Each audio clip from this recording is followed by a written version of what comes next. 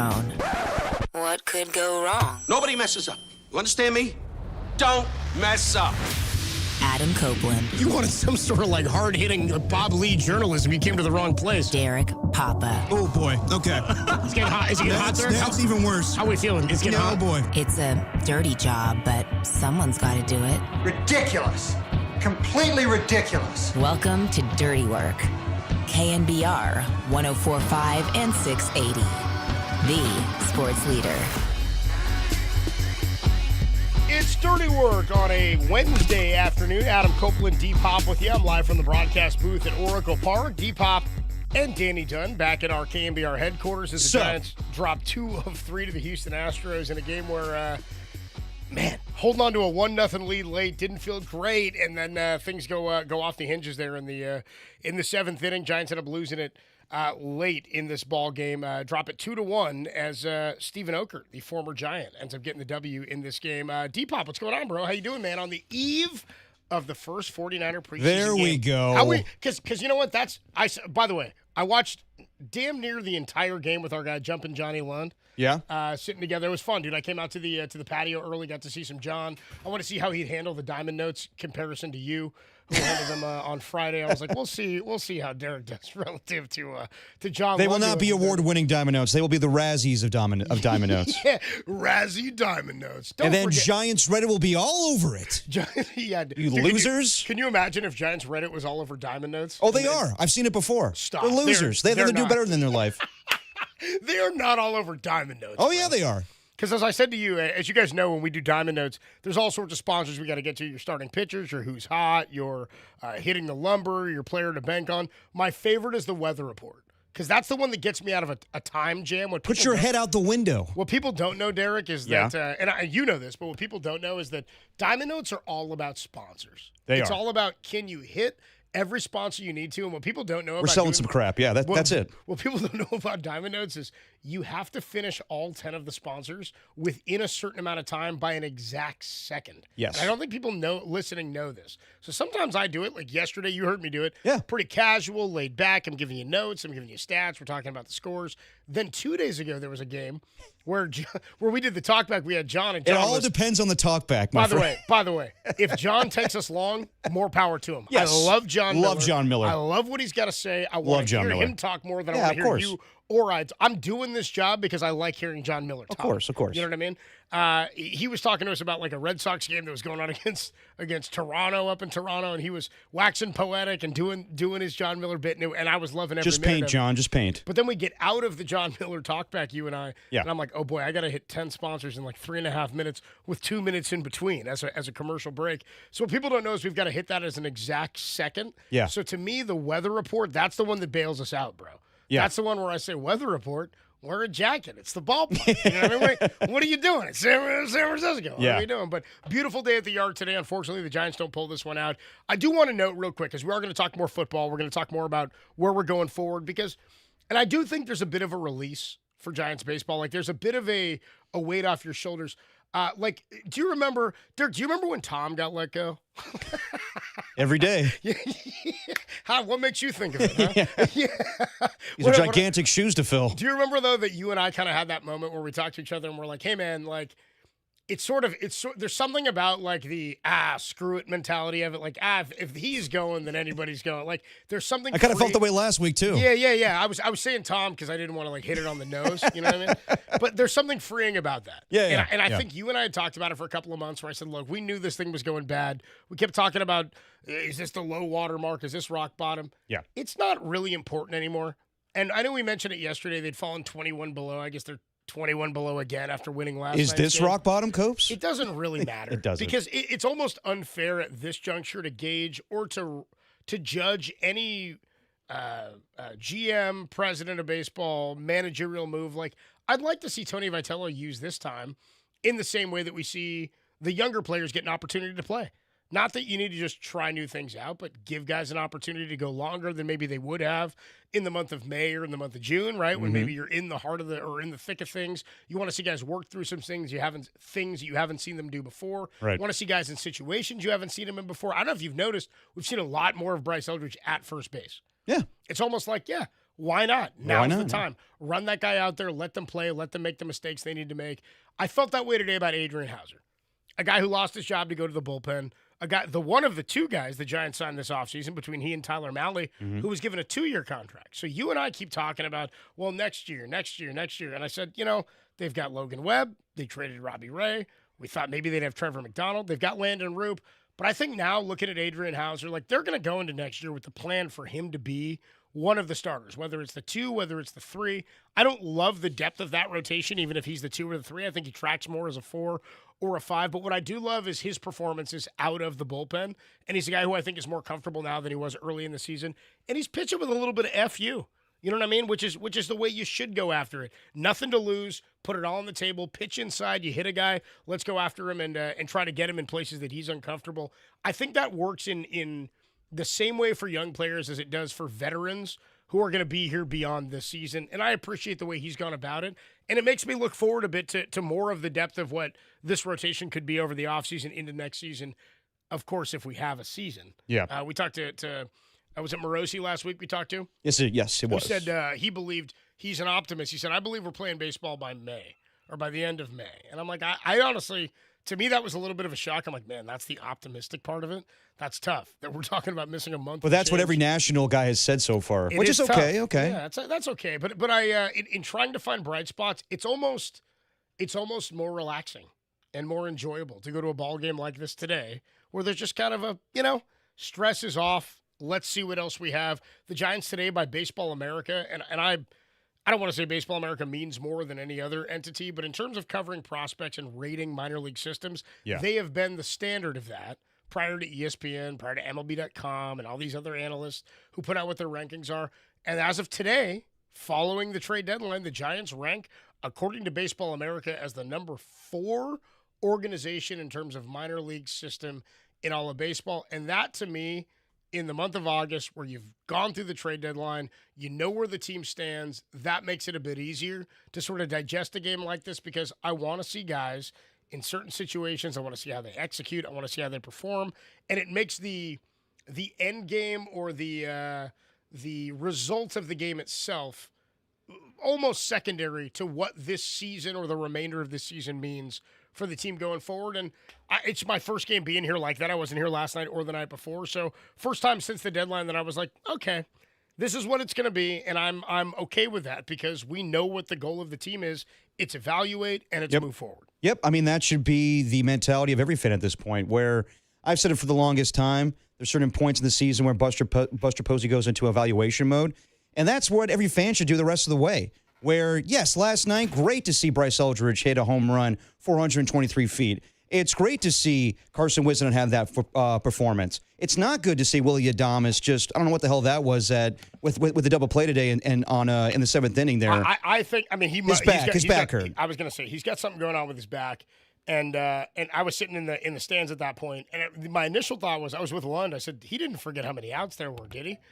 And clearly that before. But that was kind of the initial thought. Yeah. Clearly that was not the situation. He's dealing with a health issue with his back, and that's why he didn't sling it to second, which meant he didn't sling it to first base.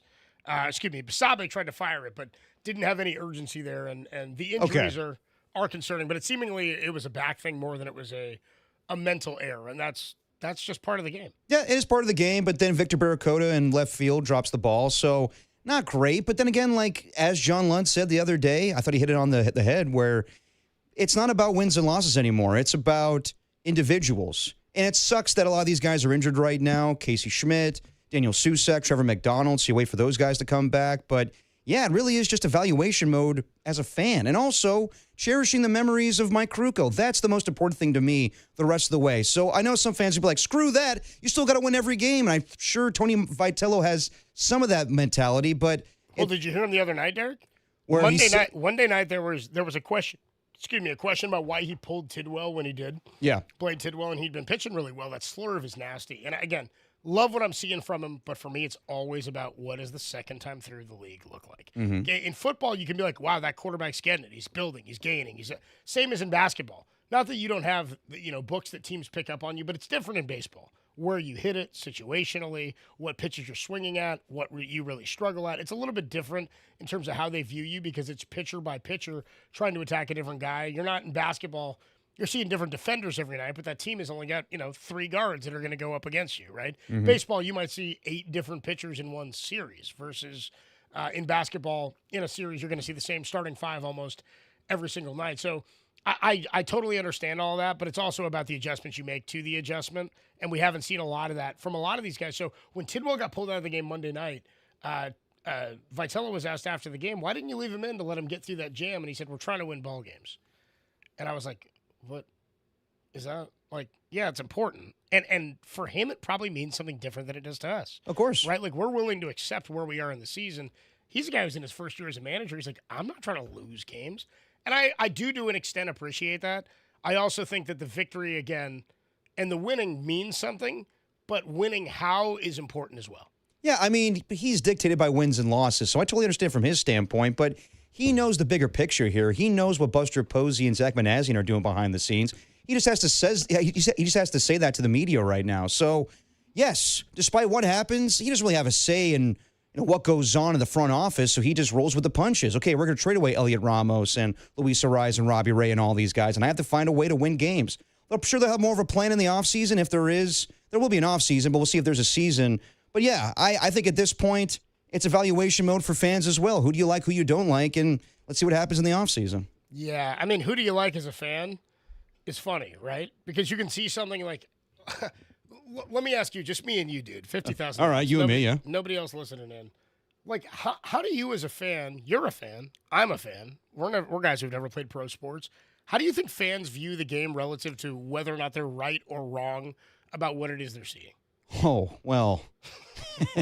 Go ahead, dude. That's where you and I step in and tell them how wrong they are. I'll let you answer this one, bro. What do you think? Because, like, dude, there's a great scene, and I know people hate on it. That movie, Fever Pitch with Jimmy Fallon. I actually never seen it. Yeah. It's to me, I don't hate it. I don't think it's a great baseball movie. Yeah. But there are scenes in it that make me laugh.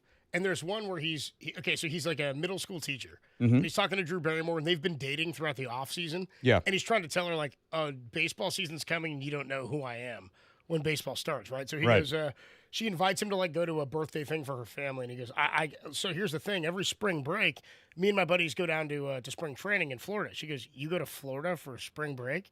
At your age? He's like, no. It's not spring. It's not spring break. It's spring training. Yeah. She goes, and the Red Sox let you train with the team? And he goes, no. We don't get to train with them, but we look at the team and we decide who we like, who we don't like, who they should keep, and who you should get rid of. She goes, and the Red Sox listen to you? And he goes, well, no, not.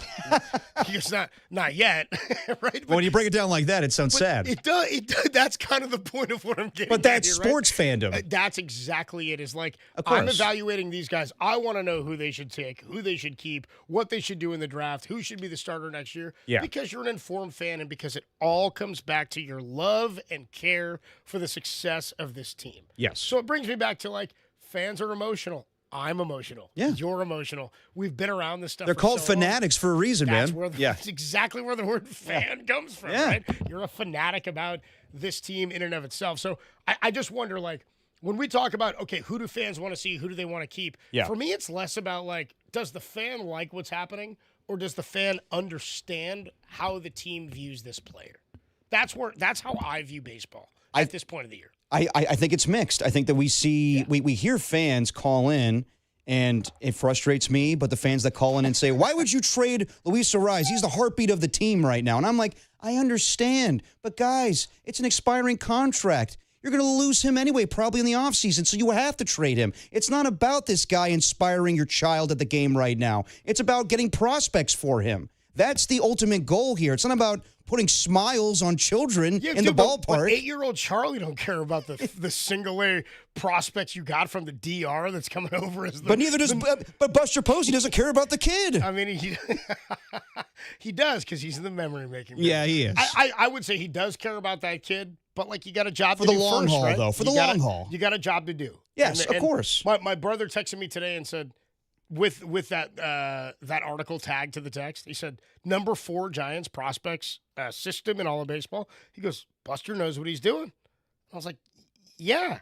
I also think that in Hunter Pence's comment from earlier I saw that, today, he said, look, it's going to take 3 years before it's Buster's team. I've been saying that to you since Buster took the job. Yeah. I told you that. I was like, dude, when Farhan took the job, people were pissed. Day one, year one, season. People are upset because it's the move on from Boach. It's the hiring of Gabe Kapler. It's all this stuff people were upset about. And I go, dude, the guy doesn't even have his system in place. Now, we find out his system wasn't operating at a super high level. There are pieces from that system that are working out. Bryce Eldridge is one. Casey Schmidt is one.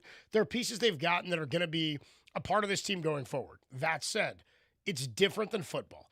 And by the way, even Kyle Shanahan needed a bit of time. Took till 2019. He took over in 17, 18, and into 19 before you were the team that he was capable of winning with. And now we have the expectations, right?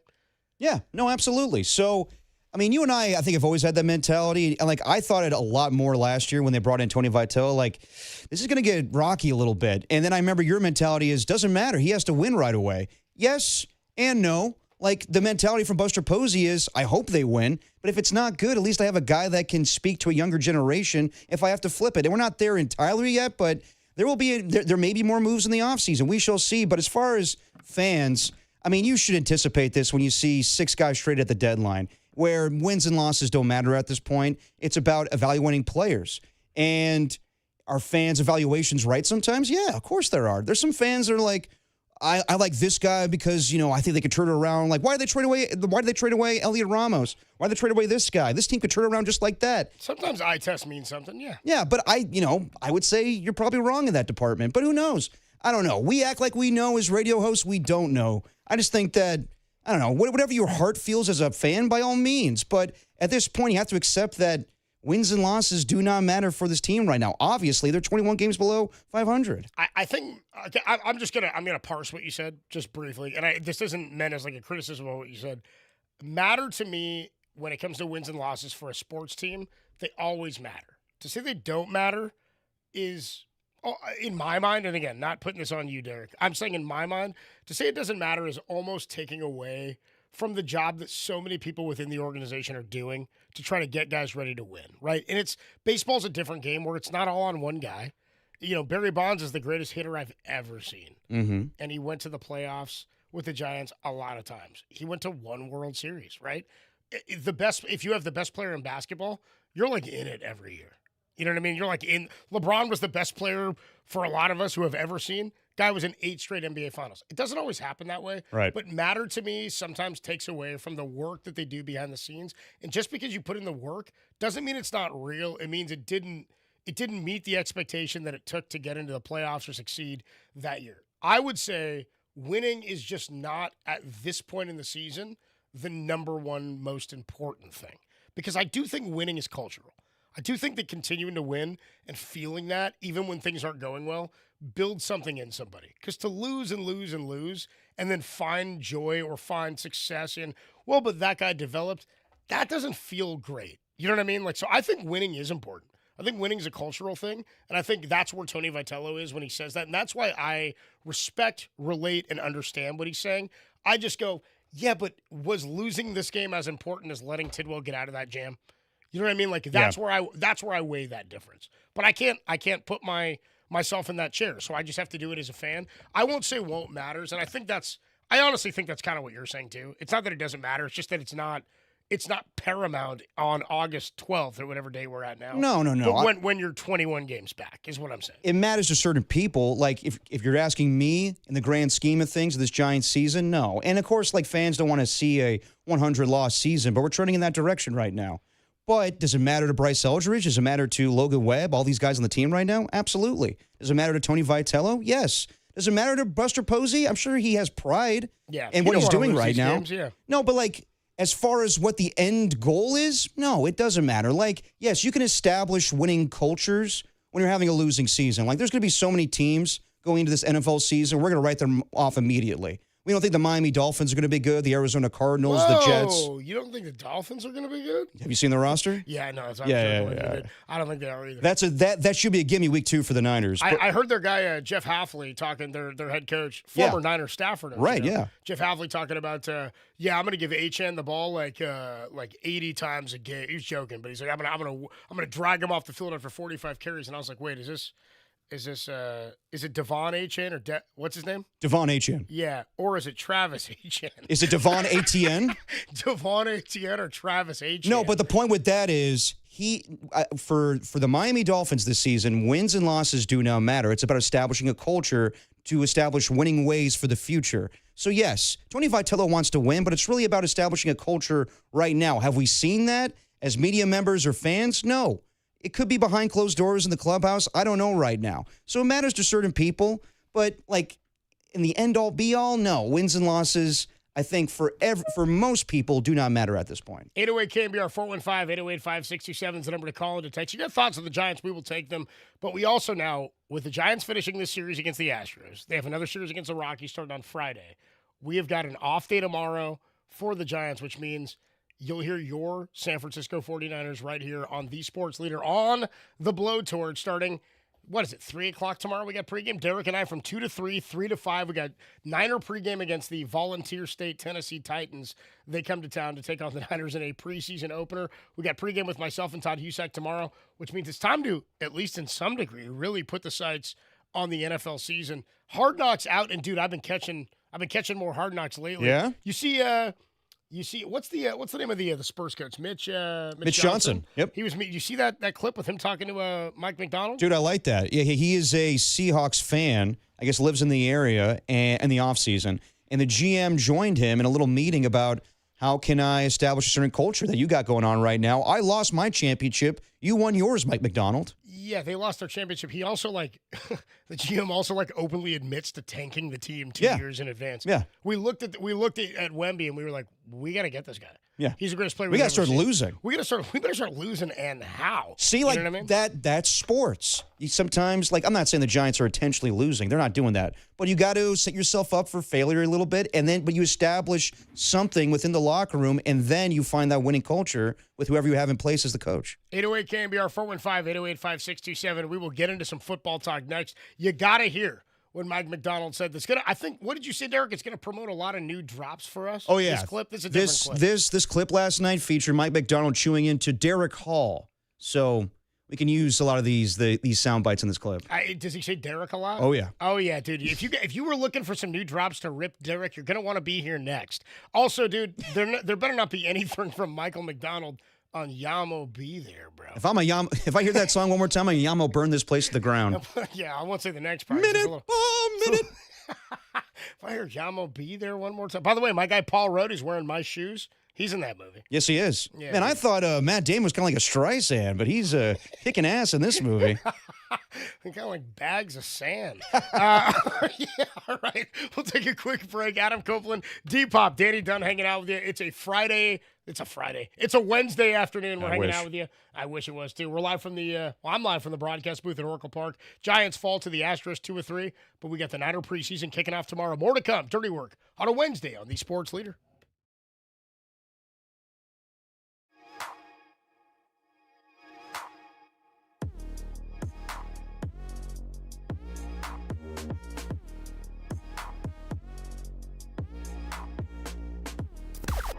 Now, from the O'Donnell Financial Group Sports Desk. Learn more at odfigroup.com. O'Donnell Financial Group, because planning is a process, not a product. All right, good news, bad news. Giants lost 2-1 to the Houston Astros today. Ooh, that's bad. That's the bad news. Good news, the 49ers are back in action tomorrow. That's good. They take on Robert Saleh's Tennessee Titans. Pre-game at 3 o'clock and kickoff at 6 right here on the Sports Leader.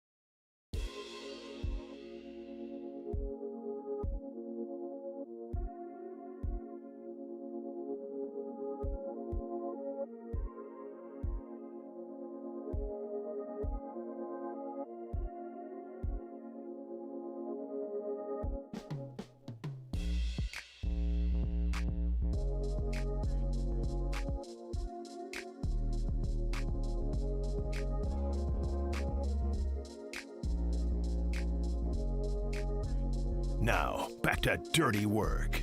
Adam Copeland and Derek Papa on KNBR 104.5 and 680 AM, the sports leader. Hell yeah, Danny. Hell yeah, Dan. Dirty Work on a Wednesday afternoon. Adam Copeland, D-Pop, Danny Dunn hanging out with you. Dude, I got on a crow kick yesterday, Derek. Yeah? Yeah, dude. I was all over it this morning. This song applies to what's going on with the Giants right now. Yeah, if baseball makes you happy, it can't be that bad. There are 21 games below 500. Yeah, but then why are you so sad? Oh, it's a 21. Oh, yeah. 2100. Yeah. We're just trying to laugh. Trying to have a good time. Just trying to have a good time. Trying to poke some fun as we. It's a little easier when you're not in July. Yeah. You know what I mean? When things are. I've long thought the worst thing for a baseball team, especially like in the job that we have, is being like a 77 win team. 78 win team, because you're not good enough to be in it. Yeah. You're just out of it. You're clamoring all year. But at least at those points, you're more interested in can we do something to be relevant? Can we be a playoff team? Versus this year where we kept thinking they can't be this bad, right? They're not this bad. They've got more talent than this. They can't keep losing the way they're losing. But they are. And they just couldn't turn it around. And then after July, you get to the trade deadline, and Buster Posey, to his credit, has made a change in his focus for the organization. I mean, he took over with a team that he thought was capable of winning and made a move. I still, to this point, am a little perplexed about the Vitello hire. Like, if you hired Tony Vitello and you told me that they were going to go the path that they went at the deadline, I'd be like, this makes sense. Yeah. This is a somewhat rebuild. But it was almost like they tried to do the Joe Lacob 2 timeline thing, right? Like, let's try to win with this team, but also develop with a manager who we think is a guy who's capable of developing young talent like we saw at the college ranks. And instead of that, we saw a team that, not to his complete fault or detriment, has not succeeded. And yet, anyway, we're in the spot where they need to rebuild and develop talent. But you look today, and Baseball America's got them ranked as the number 4 farm system in all of baseball. And more to that point, it's not just that they're ranked number 4; it's that their top prospects are all having very good seasons, and that means a bit more. So, still perplexed about that, but we've got plenty of time to talk about that. Well, go ahead. Real quick, would you feel better about? Let's say they have the same season going right now, but Nick Hundley is the manager. Are you feeling better about the Giants situation?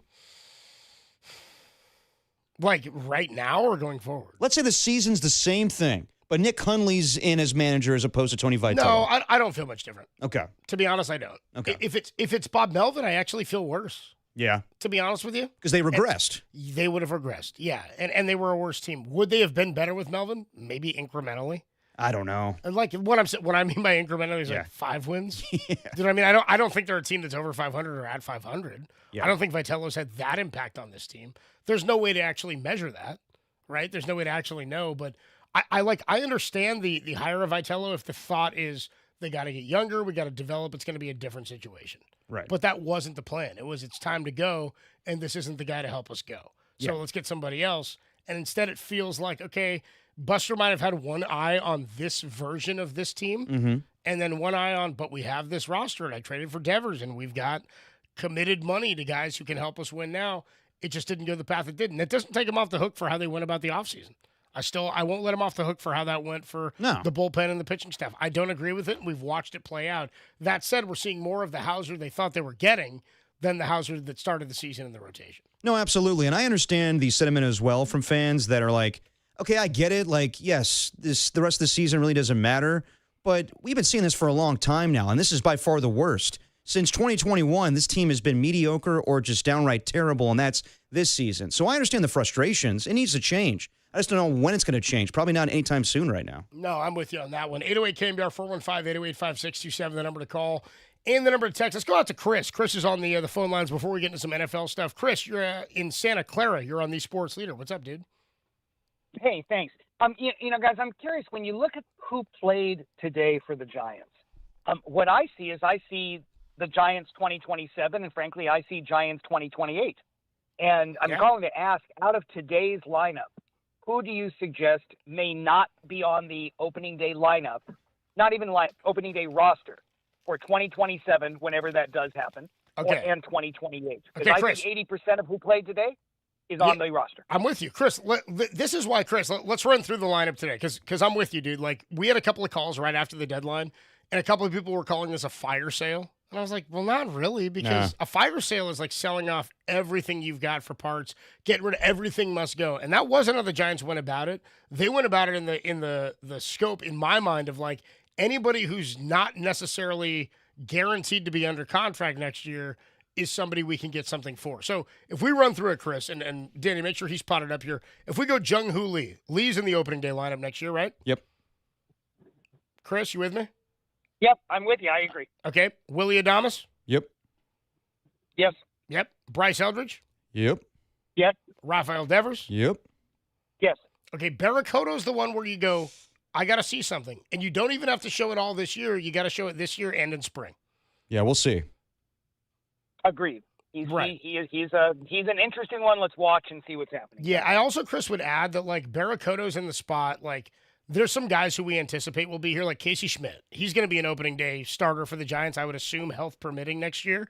But he's a guy who it's like they have an option to figure out, is he going to be the second baseman? Is he the left fielder? Where is he playing? But Schmidt's a guy I think gives them versatility. So Barracoto, to me, is not an absolute for sure. He's out there. Drew Gilbert, I'm going to go opening day roster, not necessarily starter, but I think he's opening day roster. Are you with me there? 100% agree. Yes. I think he's a platoon guy. Unless they find somebody who's an everyday center fielder, he's a left-handed bat who's not good against left-handed pitching, but has been pretty damn good against righties. Connection to Tony, too. Yeah, connection to Tony. Dude, Oslevis Basabe is maybe my favorite didn't know he existed dude in the last 2 years. You know what I mean? Yeah, I think he's been kind of interesting. I mean, if he's going to stay, that's actually interesting just to kind of watch him. He really hustles. My kid loves him. Yeah, he's a guy who's got a glove. He swings out of his ass, which I love, dude. A guy swinging hard every time out. Also a guy with a little bit of big league experience. He's a dude I look at as like he'll have a chance to make the team next year because he's versatile. I see him as a guy that could be the Christian Koss version of the around the diamond infielder backup that the Giants are looking for, because I don't see Koss as a guaranteed everyday guy. Do you see Koss as being on the roster? I think he's in competition. I think if a guy like Basabe performs here at the end of the year the way he has, I think it's a spring competition. I think bench roles oftentimes, unless under contract, are kind of up for grabs. And for a team like the Giants, who have been lacking in a lot of areas, I think there's a true opportunity for some guys to make noise or to try to claim a spot. So I would say it's up in the air, but I would say Basabe and Koss, one of the two, is an opening day guy. Yeah, fair enough. And I think Kavanaugh's got a shot to at least be on the roster, right? Yeah, exactly. I'm with you. It's like, dude, I think he's a good. Right now, what I've seen from him, and he had a nice game today. Hit the ball hard a couple of times. Had a nice swing a couple of nights ago. I think he's struggled a bit at the plate, but his numbers aren't as bad as you might think. But I view him as more of a, if he gets comfortable catching a game, I love a backup defensive catcher, and I think he offers you that if Susac is your opening day dude. Yeah, sounds good. So the reason why I asked the question, I really appreciate the conversation. Yeah, man. Is that this is not what used to be a late September calling up a bunch of minor league Right. chapter of a sucky season, right? Yep. This is the next 200 games of Yes. who the Giants are going to be. You're right.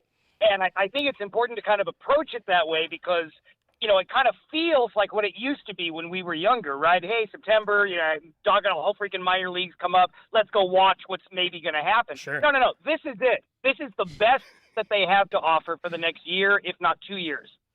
Yeah, I do agree with you. And what's funny is I don't hate this lineup, man. Like, and I know Chapman's probably a guy who's a part of this as well, right? And Casey Schmidt, who we mentioned. But that was kind of my point. It's like, I think we enter next year, dude, with like at least seven of the same guys that we opened this year with on opening day. What's going to be different? Hopefully the pitching staff. That would be my hope, because that's the side that really let him down. All right. Well, okay. I figured I would at least just kind of bring it up because. No, you're right. I don't disagree, man. Yeah.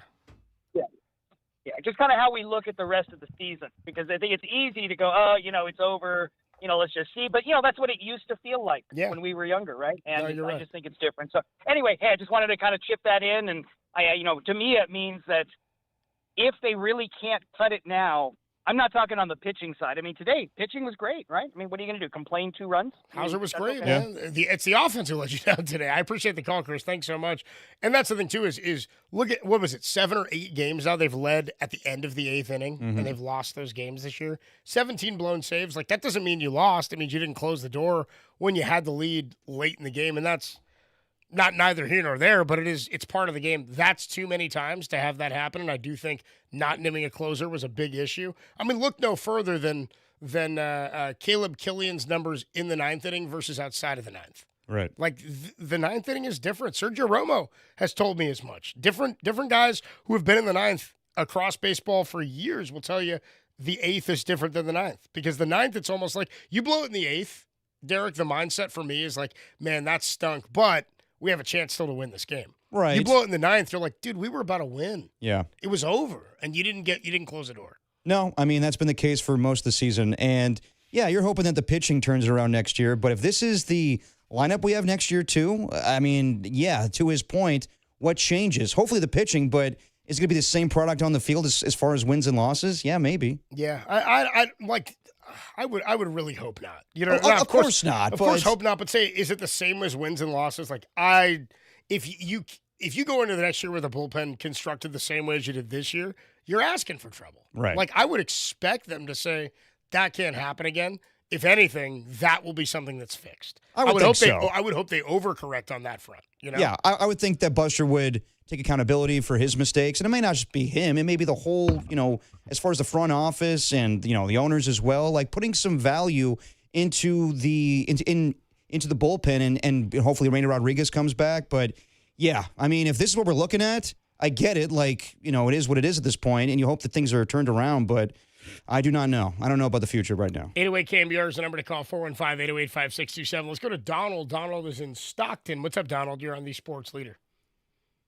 Hey, you guys. I was kind of upset that Logan Webb pitched such a great game the other day, and I wish he would have taken a day off and they moved him into the second game.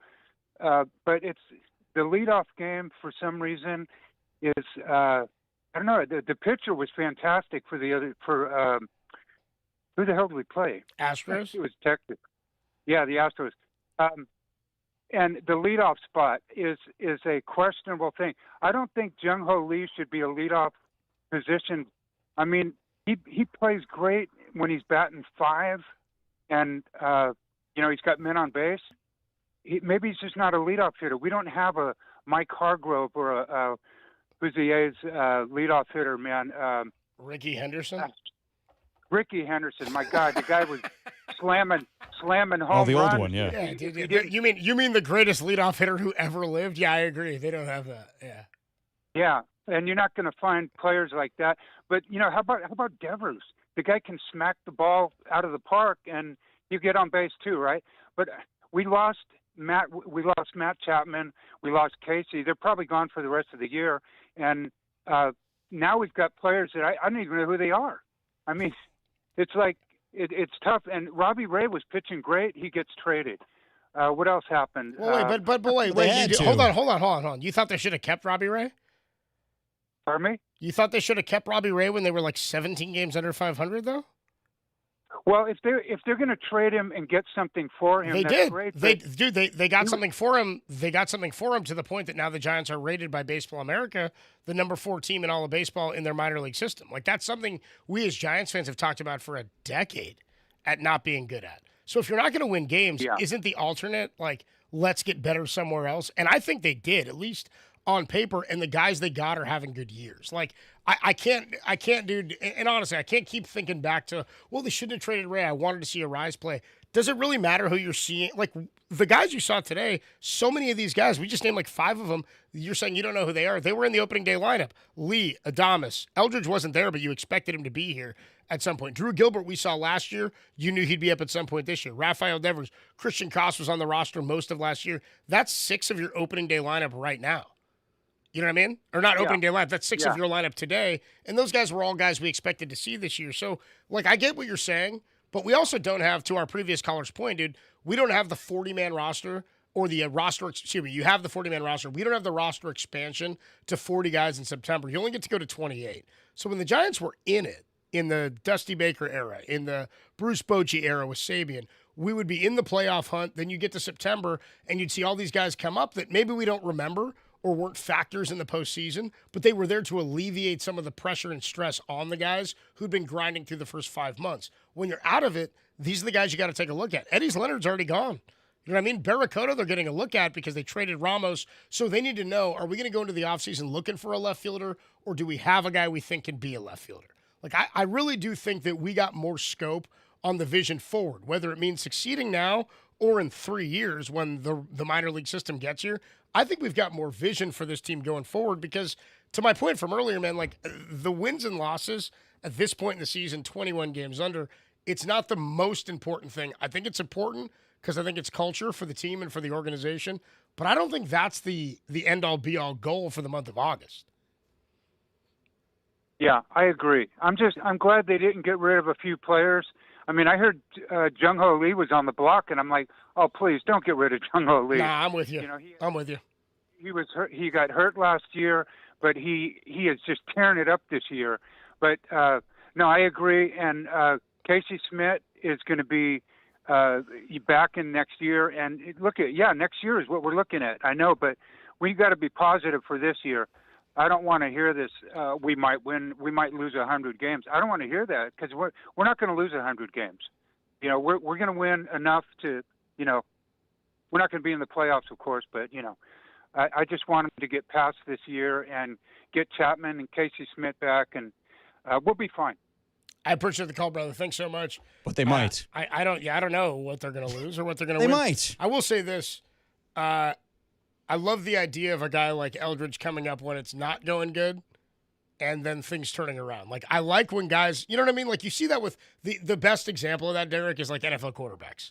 Because the number one guy gets drafted to the worst team, right? Were the Bengals good when they got Burrow?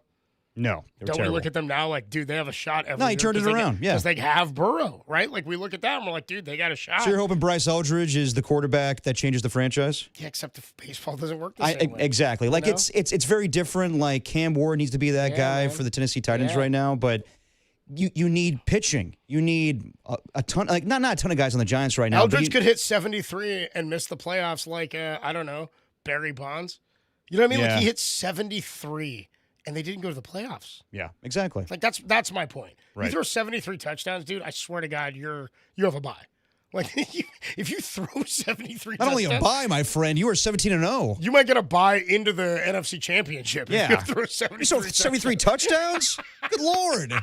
That's what I'm saying. Is like, Joe Burrow threw 60 in a college season. you can give up all the touchdowns you want. If he's going to throw 73, I don't care how good your defense is. Dude throws 73 tutties, you're going to the playoffs. That's happening. Yes. Without question. Yeah, come on. You hit 73 Some bombs. Madden seasons you play, you don't get 73 touchdowns thrown. You hit 73 bombs, you're like, oh, dude, that team's got Schilling and Johnson. We're not going. Yeah, exactly. You know what I mean? That's literally how it worked out. Yeah. 808 KMBR, 415-808-5627. Danny, a little on-air producing. Were we behind? I don't even know what my clock is, brother. I think we're in the Yeah, we're behind. Okay, yeah. Okay, all right. We're really Then- behind, I think. Yeah, well, say, you know what, Danny? Stuff your behinds in a sack. Oh, all you right? asked him. Yeah, I know. It was like he came on the air and be like, guys, we're behind. He's in my ear. He's like, we got to go. And I was Okay. like, come on, baby. It's my birthday. It's not. 423. All right. This is never a time we've ever gone to break. This is actually an exact time we would never break, right, Derek? Not usually. At This is a time where 23. we'd come back. Yeah, exactly. Yeah, okay, Danny. I don't need you talking ass either, okay? I don't need you telling me I'm late always. No, I like this. Come on, Daddy. Let's go. Let's go. Tell him off. 808 KMBR. Yamo be there and a little Michael McDonald I'm gonna burn this down. Seahawks action next on the Sports Leader. The pitcher was fantastic for the other. For who the hell did we play?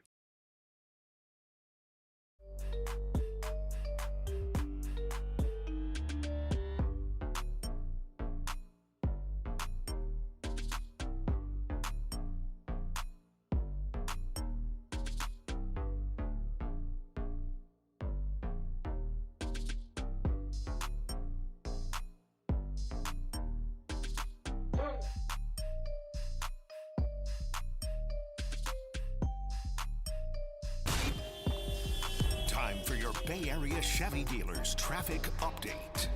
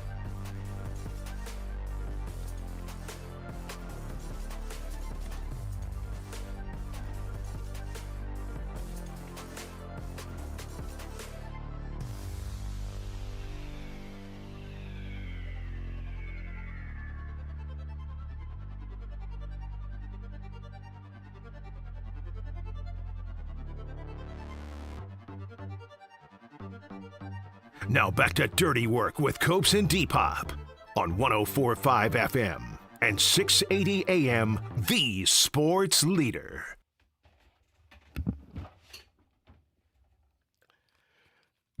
Dirty Work with you on a Wednesday afternoon. Adam Copeland, Depop, Danny Dunn hanging out with you. I'm live from the broadcast booth at Oracle Park. Giants fall to the Astros 2-1.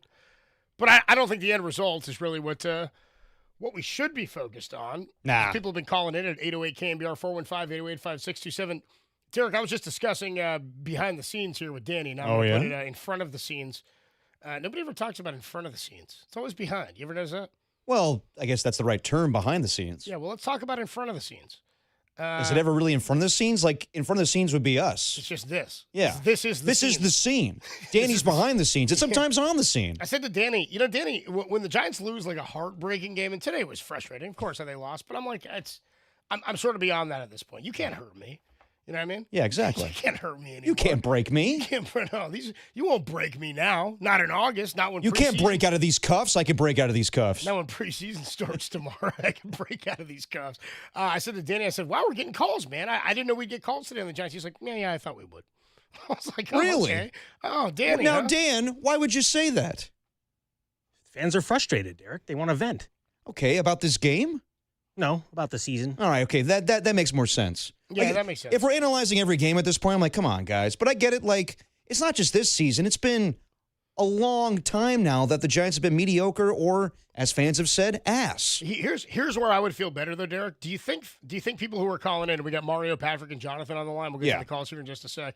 You think people calling in turned on the radio and were like, I'm provoked. I'd like to call. Or do you think they saw the Giants lose the game and they were like, I got to get this off my chest? A little bit of both. I like to think it's us. Well, yes, it's probably us. We probably provoked them a little bit. But also, I'm sure people are like, I kind of want to hear that Mike McDonald sound, too. Yeah, people are like, you going to play that Yamo B there or what? Let's go to Mario. Mario's in Marin. Mario, when did you decide to call? You're on the Sports Leader.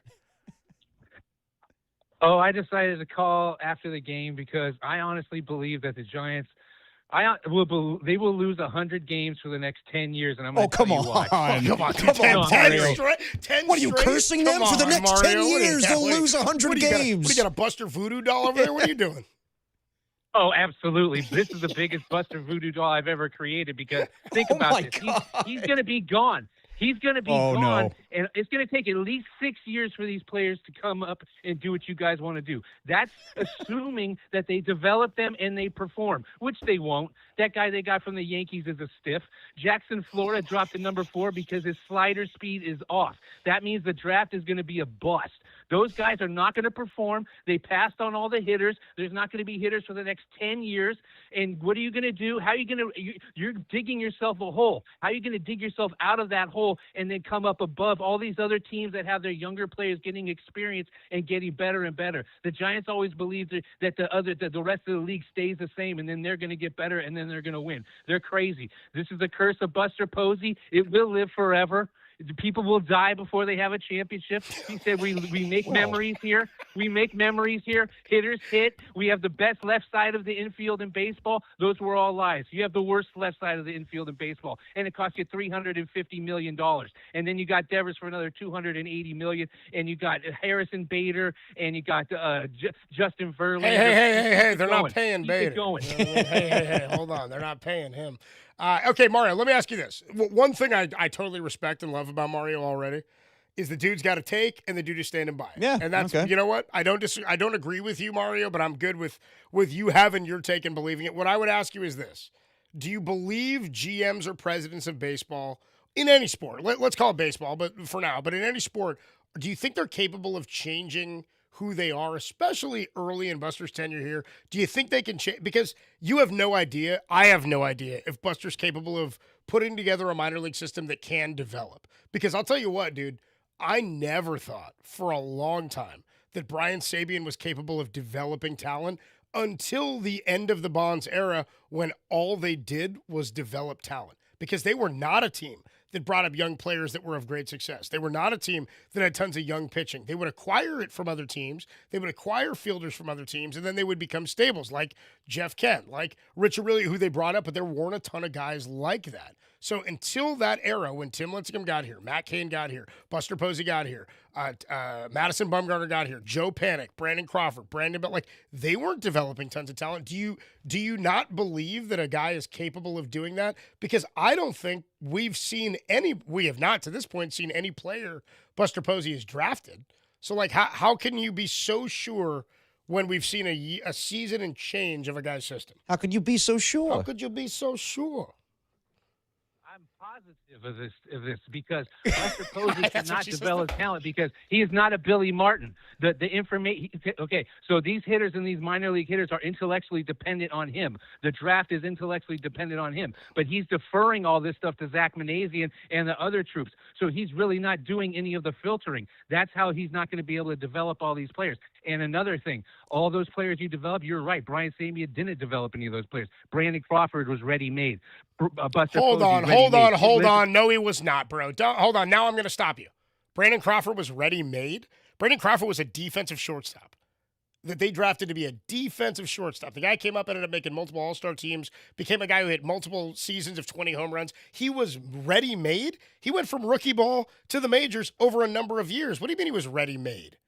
What do you mean? Well, hold on. So Brian Sabean couldn't draft a guy who was ready-made until Brandon Crawford showed up? Is that what you're saying? Buster Posey was ready-made. Madison Bumgarner was an 18-year-old, a 17-year-old when they drafted him in 2007. He was the same grade I was in high school. He turned 18 in August of that year. He's 4 months younger than I am. None of these guys were ready-made. Matt Cain was a high school pitcher. Tim Lincecum was a guy who was drafted 3 times and wouldn't go as high as he did because he was a 5'0", threw 100 miles an hour. They thought he'd break down, and he did, but the Giants capitalized on what he was capable of. You're not going to look at a player now and say, well, he doesn't count, so you're going to take away credit from Buster when you haven't seen any of his results from anybody he's drafted, but you're not going to give credit to Sabean also because you think that Brandon Crawford was ready-made? Brandon Crawford would tell you to your face he was not ready-made.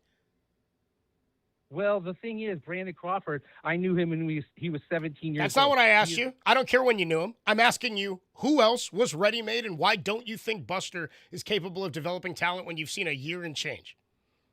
Okay, Buster Posey was ready-made. No, he wasn't. He was ready-made? How? Florida State made him into a superstar. He was not going to be anything. If he didn't go to Florida State, he would have been nothing. He'd have been a fat shortstop in Georgia. So then, who's the best GM in baseball? Who do you think? Right now, the best GM in baseball. Wow, that's a good question. Better question. How many GMs can you name in baseball? I can name. I've met almost all of them. And then name one. Name one. Name the best one. Then Brandon Gomes. Dave Kaval said he wanted me to work with Dave Kaval was the president of a team, and he's not even there anymore. Wrong. Give me another one. David Forst. David Forst got fired 2 days ago. Give me another one. You named all of the ones all the ones in baseball. You named a dude who's not employed anymore and a former president. Go ahead, give me another one, bro. How about John Mozeliak? How about David Sampson? John Mozeliak? Yeah, okay. So you've met him and you know him. He's the best in baseball. I met AJ Preller. Who's the best GM? And how many rings does AJ Preller have? Who's the best GM in baseball? Because you clearly don't value them. How do you know all these guys? If you think they're me? No. I'm just saying, like, he's met all these GMs. Yeah, where do you hang out, dude? Yeah. No. I want to know who you think the best one is and what their good qualities are. How do you gauge a GM by saying, no, they were ready-made? Don't you get credit for drafting a guy? By the way, Buster won the number 1 pick, won the number 2 pick, won the number 3 pick, won the number 4 pick. How are you going to say that this guy was ready-made, had to go through years of minor league baseball before he got here, and that he was ready-made, and you shouldn't get credit for drafting him? What are you talking about, bro? Are you trying to say Ron Wotus helped Brandon Crawford? I didn't say anything. You're the only person saying names, brother. You are the only guy saying names. I haven't brought up a name. You came with a name. I'm asking you to answer the question because you're naming things as fact that are completely your opinion. Okay, well, I'm going to drop another name. Mike Martin made Buster Posey. He made Cal Raleigh. Okay, J.D. Drew, Stephen Drew. J.D. Drew and Stephen Drew. Okay, J.D. Drew, who was the greatest college baseball player we'd ever seen since, we thought he was going to be Mickey Mantle, and he wasn't. So I guess the GM of the, who drafted him? The Cardinals, the Braves, whoever it was, what team, whatever team drafted him, you're saying they ruined him then? He was ready-made and they ruined him, I guess, right? Oh, I didn't say that. I didn't say any of what you claimed I was saying about Ron Wotus. So give me back to who's the best GM in baseball right now. You named 3 guys. One of them was a president, and 2 of them weren't employed anymore. Okay, I met Brian Cashman of the Yankees. He's Thanks really for nice the call, guy. dog. Thank you for the call. Yeah, he lost me on the original point that they would lose 100 games for the next 10 years. No, I just wanted to hand him the shovel. No, that's fair. I was like, you take the shovel, you dig. I mean, he made some good points initially with the Giants when it came to, why they would lose 100 games, but that's not happening. Like, what is he, Stephen Colbert and Curb Your Enthusiasm? You shall lose. I was like, dude, I love him saying Cavill. The guy I saw at Connecticut Yankee last week? Yeah. What are you talking about? He's hanging out with GMs all the time? Dude, you hanging out with I met Maziliak. Okay. That was interesting. I said, who's the best? I met Cashman once. All right. Yeah. Good You for sure? you. He's been winning a lot lately. A lot of rings since 09. Well, no, regardless. and also, dude, Judge was ready-made. I don't know why you're giving him credit. Yeah. Judge was ready-made. Let's go to Patrick in San Francisco. Patrick, I promise I'll be... Oh, no, he's gone. No. All right, we're going to wait. Oh, what, we got a break again, Dan? You're being real communicative, dog. What was that? Get that other... Danny, why don't you tell me who the best... No, I don't know. You just start yelling at him? Start yelling at Danny. I don't know all the GMs. 808 KNBR. I'm not even mad. Who the hell do we play? I told Danny to keep that around. I'm like, dude, that caller That's a good one. That was great. The guy was like, yeah, Webb was great the other night against... Who the hell did we play? Man, who the hell we play? Same team you played today. Yeah, and yesterday, too, man. 808 KNBR, 415-808-5627 is the number to call. Dirty work on a Wednesday afternoon. I don't know how many more breaks. Danny's just rolling them out at you on the Sports Leader.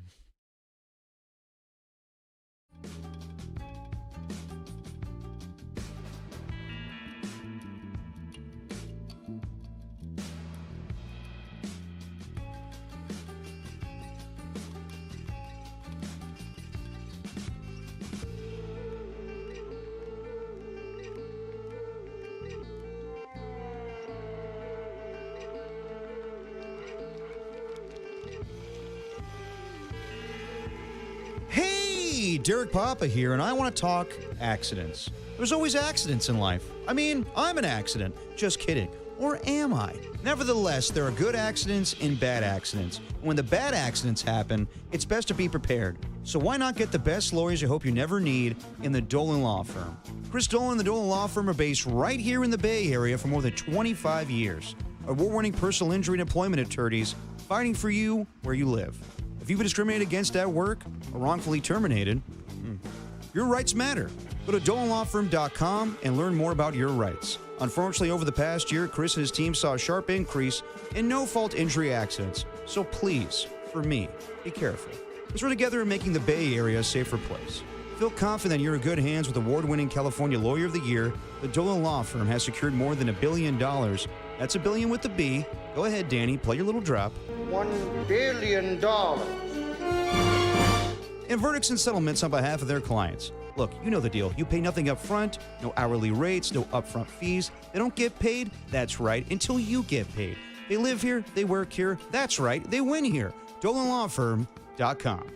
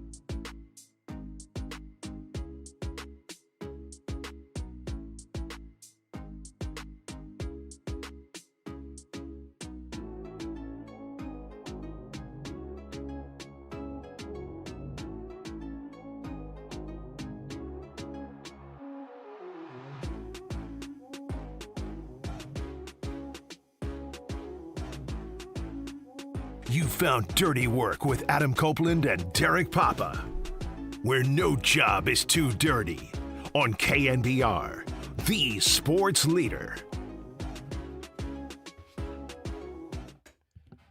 Dirty Work with you on a Wednesday afternoon. Adam Copeland, D-Pop, Danny Dunn hanging out with you. I'm live from the broadcast booth at Oracle Park. Should let you know that Dirty Work is sponsored by Redwood Credit Union. For you, for community, for 75 years. Join RCU today at redwoodcu.org.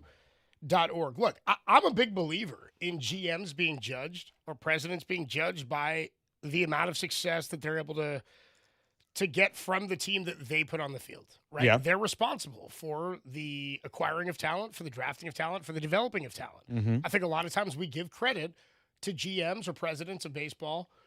And mostly it's baseball, I mean, because it takes, as I said, a long time for guys to reach their potential. Yeah. Right? Like in football, Kyle Shanahan showed up in 2017, and I talk to you about this all the time, Derek.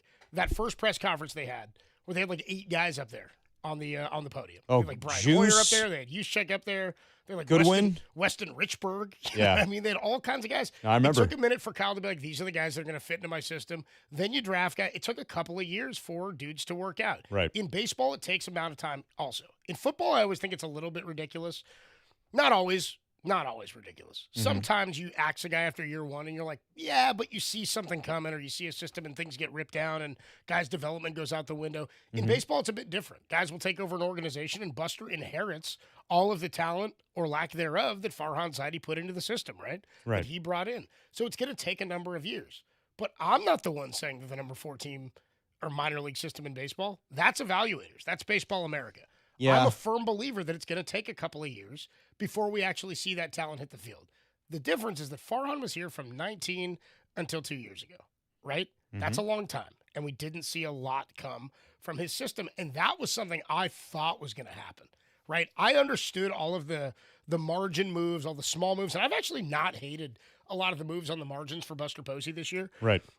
It's the moves of magnitude, of things that are supposed to be tectonic plate moving moves that are supposed to make a difference for the organization. And it's the margin moves that can make you better or incrementally better than teams that are also quality teams. The margins don't matter as much when the meat and potatoes aren't doing what they're supposed to do, right? That's where I'm at. So when you're telling me that this isn't going to work because Buster doesn't know what he's doing in developing talent, I'm like, how do you know? How do you know? None of us know. No. And to tell me that I don't know, or that you know and nobody else does, is outrageous, because you're just giving an opinion. You're preaching it as fact. And there are GMs and talent like Brian Sabian in 2006, dude. There were people wearing, and this was a whole thing with Ralph on the air and Tom, there was a firesabian.com that was out there. I remember seeing guys at the ballpark wearing shirts with a cartoon face of Brian Sabian that said "Fire Brian Sabian." Yeah. Because we were getting to the end of the Bonds era, and to that group of fans or that mindset then, and I was not a big believer in that, but at that point, we hadn't seen an NLCS. They hadn't been to a World Series. They'd been invested in the Bonds era, but like Steph Curry, your job was to put talent around the best player in the game or the best player the organization had seen, and that's what Brian Sabian did. As soon as Brian Sabian's gone, or not gone, as soon as we know it's the end of the Bonds era, what happens? Tim Lincecum came up. Tim Lincecum and Barry Bonds played together, bro, from May until September of that year. They were on the same team in 2007. Brian Wilson was on the 2007 Giants, played with Barry Bonds. I think people forget that. They were moving towards that generation 3 years prior to winning a World Series. Matt Cain was here in 2005. He made his debut. He played with Barry for 3 seasons, right? So you've got to be willing to look forward and say, all right, we've got a vision for the future. I think now, based on what happened at the trade deadline, we've seen that Buster has, and he told us as much, we've got to shift gears. We've got to focus on that, while also probably trying to fix a 2-timeline system where I don't think the talent on this team right now is incapable of being a team that is competitive, far more competitive than what we saw this year. But in my mind, you do not compete in baseball if you can't pitch it. It's the number one thing. I'd rather be a pitching team than a hitting team 8 days a week, because you can win games like you won today, right? You can win it 2-1. And winning 8-7 is sometimes harder to do. You got to keep scoring and you got to keep runs off the board. Defense wins championships, as they say in every sport, because it turns into offensive opportunities. In baseball, that's not exactly the same, right? Because you make a great defensive play, you don't get good field position. You don't get a transition bucket out of it, but you do build momentum and you do shut down the opposition's offense and you build momentum for your offense. So it's a different situation, but I'm a big believer in drafting and defense and pitching for the future. And to say that Buster's incapable of that or is not able to do that, I think is ridiculous. No, I would agree. I don't think we can say that. Yeah. No, and let's not act like Buster's not going to get like a huge leash here. He's Buster Posey. Some people are saying like, well, he's not going to be here. Why? Because he chooses not to? Yeah, I can see that, but he's not going to be fired. So he'll get plenty of time to develop players. I think that's ridiculous to say that. Now, could you question him on what he did this offseason? Yes, absolutely. But as far as what he'll do in the future, no, that's ridiculous. But we should be able to criticize GMs, especially when they have press conferences yesterday or whatever it was, media Zooms, and you give up a hypothetical that maybe you'll trade away your star athlete if he wants to have that conversation. Well, you're not talking Steph Curry, are you? Oh, I am. You know what I'm not hearing? I'm not hearing Mike Greer being like, yeah, dude, we'll listen and we'll talk about it with Macklin because he's I got to say, dude, I've not criticized Mike Dunleavy Jr. on a lot of things. He's in a hard position. But that quote yesterday, like unprompted, Danny Emmerman asked him like about Steph Curry's future. But out of nowhere, out of left field to be like, now, if Steph wants to have a conversation about, being traded away, we'll have that conversation with him, and he's earned the right to be granted that. Why would you say that? Why the hell would you say that? You don't need to bring that up. Yeah. No, I'm with you. I don't know. What are you talking about? I don't want to. It almost sounded, and we'll talk more about it, it almost sounds as though they were like greasing the skids for Steph to request a trade. Until Joe Lacob went on Tim Kawakami's podcast and said, oh, no. We're not doing that. No. So there's a lot of audio we'll get to, but I think Joe went on Tim's podcast today to be like, let me put out the fire a little bit. 808 KMBR 415-808-5627, the number to call and text. We got this guy who hit us on the YouTube chat. Okay. The Sports Leader and KMBR YouTube video stream. I don't know if it's Seconds or Seconds 4. But All of Seconds. Yeah, I bet you do. He says, side note, I went into a local dispensary over the weekend. Yeah. The Dirty Work song was being played. Felt like I was walking into heaven. Hell yeah. That's man. our audience, baby. Yeah, boy. I like it, dude. My tablet died here, Danny, and I can't find my charger while we're in segment. Can you let me know who's next on the phone lines? Let's do Patrick in San Francisco. Patrick in San Francisco, you're on the Sports Leader. What's up, bro? What's up, guys? I'm going to take the opposite track of Mario and his 50-year-old Billy Martin reference here and have a little optimism. All right, dude. Yeah, me too. I'm trying to be more optimistic, bro. You can look 24 months from now, August of 2028, there is a very good chance, if they keep playing like they are, that Parks Harbor, Gavin Keelan, and Johnny Level could be on the Major League roster with Bryce Eldridge under team control and Casey Schmidt in his first year of arbitration. Behind that, a year after that, could be Luis Hernandez and Joshua Gonzalez.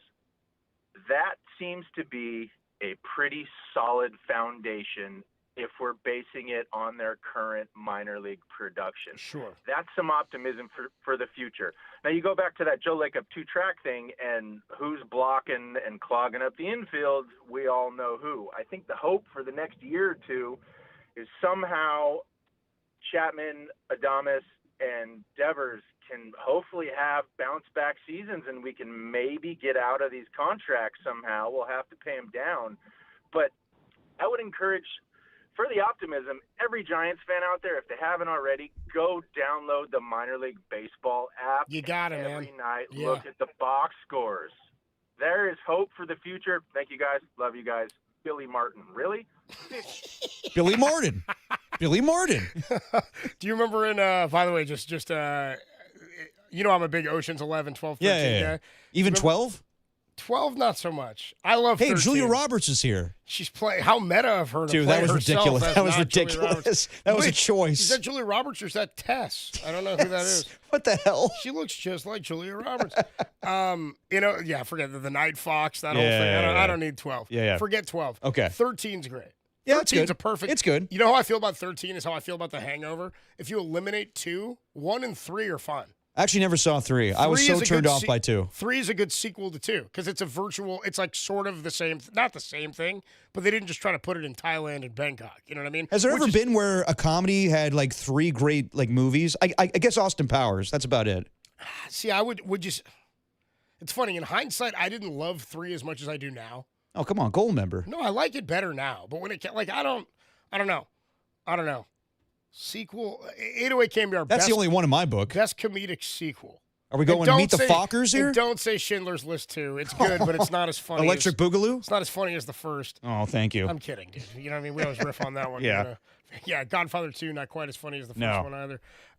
Godfather 3 is hilarious, though. yeah, 'cause it's Sofia so Coppola, bad. she makes me laugh. Dying on the steps and Yeah. all that, dude. You got Andy Garcia out there. Yeah. Just when I thought I'm out, they pulled me back in. Yeah. By the way, I saw somebody, and I'll get back to Ocean's 13. Okay. Speaking of Pacino, I saw somebody put out a video on Twitter earlier today. It was a bootleg VHS of Heat, the original movie Heat. Yeah. And you could tell it's like literally it's like somebody brought a video camera into a theater. Right. Right, in whatever year that movie You came talking out. about the audience reaction? And yeah, did you see this? When he screamed, she had a great ass. Yeah, she got a great ass. Yeah. But you hear the whole crowd in the movie. How could you not laugh at that? I laugh still. You got your head all the way up it. And then Hank Azaria, like, it's not scripted. He actually says Jesus. He's quoting Greg. It's actually Greg Papa's quoting Hank Azaria. Yeah, exactly. But in Ocean's 13, just back to Billy Martin. Do you remember in the Ocean's movies, they've got names for all the moves that they put on? So in like Ocean's 11, they're looking for somebody, and they end up getting Carl Reiner, who plays Saul. Yeah. They said, we need the biggest Ella Fitzgerald there is, right? They have all these names for it, right? Yeah. Who's going to play our Ella Fitzgerald? Saul would be a great one. Right. In the third one, when they screw over Saul, they steal his hotel and all that, and Willie Bank is the character, and it's Al Pacino. And the group of guys, Danny, Ocean's 11, are talking about, well, what should we do to get back at him? And he goes, out of respect, because he's an old school guy, he shook Sinatra's hand. And there's a code amongst guys that shook Sinatra's hand. Right. He goes, you got to offer him an out. It's the Billy Martin. It's almost a second chance. Oh, Yes. yes. And I always try to figure out what the meaning is of the fake names they use for it. Right. My understanding, and just because I've seen the movie 1,000 times, I assume that Billy Martin is a second chance to make it right. Because Billy Martin got fired by George Steinbrenner 3 times, right? Of course, That's the story, right? So fired by Billy Martin 3 times. He goes, and then at one point, Danny Ocean, George Clooney goes to meet with Al Pacino, and he goes, "I'm going to give you a chance to make it right. Give what's his name? Carl Reiner? No, the other guy who he steals a hotel from. I'm blanking on it. He goes, give him his half share. Give him his Andy share of the Garcia? hotel." No, not Andy Garcia. It's, What the hell are you talking about? It's the dude Elliot Gould. Oh, Elliot Gould. Okay, yeah. I'm blanking on his name now all of a sudden. Oh, the character? I don't Yeah, know. I don't know. He goes, give him his half share, and then at one point, out of nowhere, you get Pacino going, "Is this a Billy Martin?" I pass. If he was too dumb or too stupid to not know it was coming to him, but he knows the Billy Martin is a second chance. Right, which I exactly. like that. I like that reference better than I like Mario's reference to Billy Martin. No, it's code amongst the Vegas, It's the elitists. Yeah. Not even elites. It's the guys who are in that crime Right. community, right? Yeah, Billy the Martin, con artist, I yeah. passed. Yeah. Ruben, that's his name. Ruben, okay. Anyway, the Billy Martin in Ocean's 13. Danny, who's our next caller on the line? Jonathan leaving the game. Jonathan, well, I bet he's long left because I'm looking at Seagulls now. Jonathan, you're on the Sports Leader. Hey, what's up, Coach? With D-Pop, love your show. Thanks for letting me on. What's up, bro? Leaving the game, sitting in traffic on the way home to Sacramento, so I'm obviously extra frustrated, but totally understand your guys' view on letting the young guys play, and that's super exciting. I do get a little frustrated with we're all excited that Buster Posey made all these great moves at the trade deadline this year and last year, but it's a little frustrating that it's like he's making those moves to get back to 500, which, we fired Farhan and Melvin for being 500, and he's like trying to make up for what he kind of has already messed up, and I know that Buster Posey he's God as far as a player, right? I mean, that's a different thing, but as a GM, it's like, man, like we're just trying to get back to normal, which normal apparently is 500, and it's like we're like, yeah, great moves, but I mean that's all we're doing is getting back to like being average, and it's just I thought he was hired to like excel us to the next level, not break us back to even, if you know what I mean. And sorry guys, but thank you for letting me on to the laid off leader at KMBR. So No, I appreciate the laid off leader. That's pretty good. Yeah, better than who was that guy the A's had? Who was that leadoff guy the A's Oh, yeah. had? You talking about Ricky? The greatest of all time? Do we have that caller? I thought I was asking like their current leadoff hitter. I thought he was too. I was like, Jacob Wilson? Who's he talking about right now? And I was like, he was like, that leadoff hitter the A's had. You talking about Ricky? I was like, Ricky Henderson? He's like, yeah, Ricky. Oh, yeah, Ricky. He was out there smacking him out. Yeah. I was like, yeah, you're right. You got it. Yeah, Ricky. What's Rick up to these days? Yeah, He's acting like that. And he said, yeah, the Giants don't have one of those. I was like, dude, nobody does. No, he's the greatest leadoff hitter of all time. No, but I mean, I understand what he's saying. Like, yes, it's hard to say. Are these moves great? I mean, right now, yeah, to set yourself up for success, but we don't know. We have no idea. I mean, like, are you saying like he made these moves to get back to 500 in time or right now? Because they're not going back to 500 right now. Look, I'll tell you this right now. Buster Posey's goal is not to get to 500. Yeah. Buster Posey's goal is not. He wants to blow past 500. His goal last year was to finish in the playoff race or in the postseason. I think Buster would tell you to your face. And Derek, you know I'm big on truth serum. I've always got vials of it laying around. If Buster were to drink some of that truth serum, it's more hooch than truth serum. Oh. It's prison wine in my toilet. But it is. Don't forget, my toilet's it's nice, Derek. Remember. Got that big shower. The Smurfs, whatever. The Smurfs enjoy it. How many Smurfs could I fit in the shower? Is the fridge and the toilet apparently? Yeah, well, that's a little smaller room, but it is off the main. Forget about it. We won't get into the dynamics. Fair of the enough. bathroom at home, but the Buster Posey's goal is not to get to 500. No. Buster Posey's goal is to make the postseason and to compete for world titles. So to say the goal is to get back to the status quo. The status quo, unfortunately, became 500, and Buster didn't want that at all. Yeah. He doesn't want mediocrity. Buster wants to be elite. Right? So to say these moves are just to get back to 500, if they go back to 500 next year, I don't think people are happy. Do you, Derek? I don't. I think we're like, yeah, it's better than last year. Happy? That's No. just back to where we were when you took over. That's not what's going to make anybody happy, and that's not what's going to make Buster or this organization happy. No, it's gonna make them happy progress. is turning to that caller's point. I don't know that that's progress, depending on how you get there. Right? Well, if you just compare it to what's going on this season and say that Tony Vitello made strides as a manager, then yes, it is progress. But in the grand scheme of things, what we've seen for the last 5 or 6 years, no, it's still disappointing. Absolutely. Yeah. I don't think the goal is 500, but I hear what he's saying. It's not the goal. He made these moves, and I'm like, I think they underachieved this year. I don't. Wouldn't you say? Even with the roster they had, I think that was an underachievement. You know what I mean? Like even though they didn't add to the bullpen, even though the rotation wasn't where we hoped it would be, I can't help but feel like this team underperformed even what we thought they were capable of, which means I still have got some hope for next year, and I think people will have lower expectations next year because of what happened this season. But I do not think that you should be in the mindset that Buster Posey's trying to get back to 500. Buster Posey's trying to make the playoffs. The goal is not next year. All right, well, let's just get back to where we were 2 years ago. That's not a way to go about building a winning team. No, he's not trying to do that. That may be the case, but no. His end goal is to get this team back in the memory-making business, to win World Series. That's what he wants to do. It just may take longer than anticipated. 808 KMBR 415-808-5627. We got to take a quick break. Another one. Danny, is anybody still on the line, or can we get into some sound from around the sports world? No, we're good. Is that okay with Danny? We can do Niners? Yeah, All right, we're getting into some Niners. Are we doing Niners, or are we getting into to Michael McDonald? I'd say let's save Mike McDonald. Let's get to this Joe Lacob and Dunleavy sound real quick. I swear to God, this McDonald sound better live up to it. All right, as much as we've been teasing it, dude, let's get into this because I think this is a big story. You got Mike Dunleavy yesterday saying, hey, if Steph Curry, if some team called for a trade, we would ask Steph about it because he's earned that right. And I'm like, yo. Why are you talking about trading Steph? Come on, Mike. After you're like, hey, by the way, we took a lot of calls on a lot of players. I cold called a lot of teams. I'm trying hard. I just haven't succeeded. Yeah, I'm trying hard. That's maybe the most frustrating part of this. Yep. 808 KMBR is the number to call. Mike Dunleavy taking calls on how he would go about trading Steph Curry. Why is he even talking about this? We'll do it next on the Sports Leader. Because she got a great ass.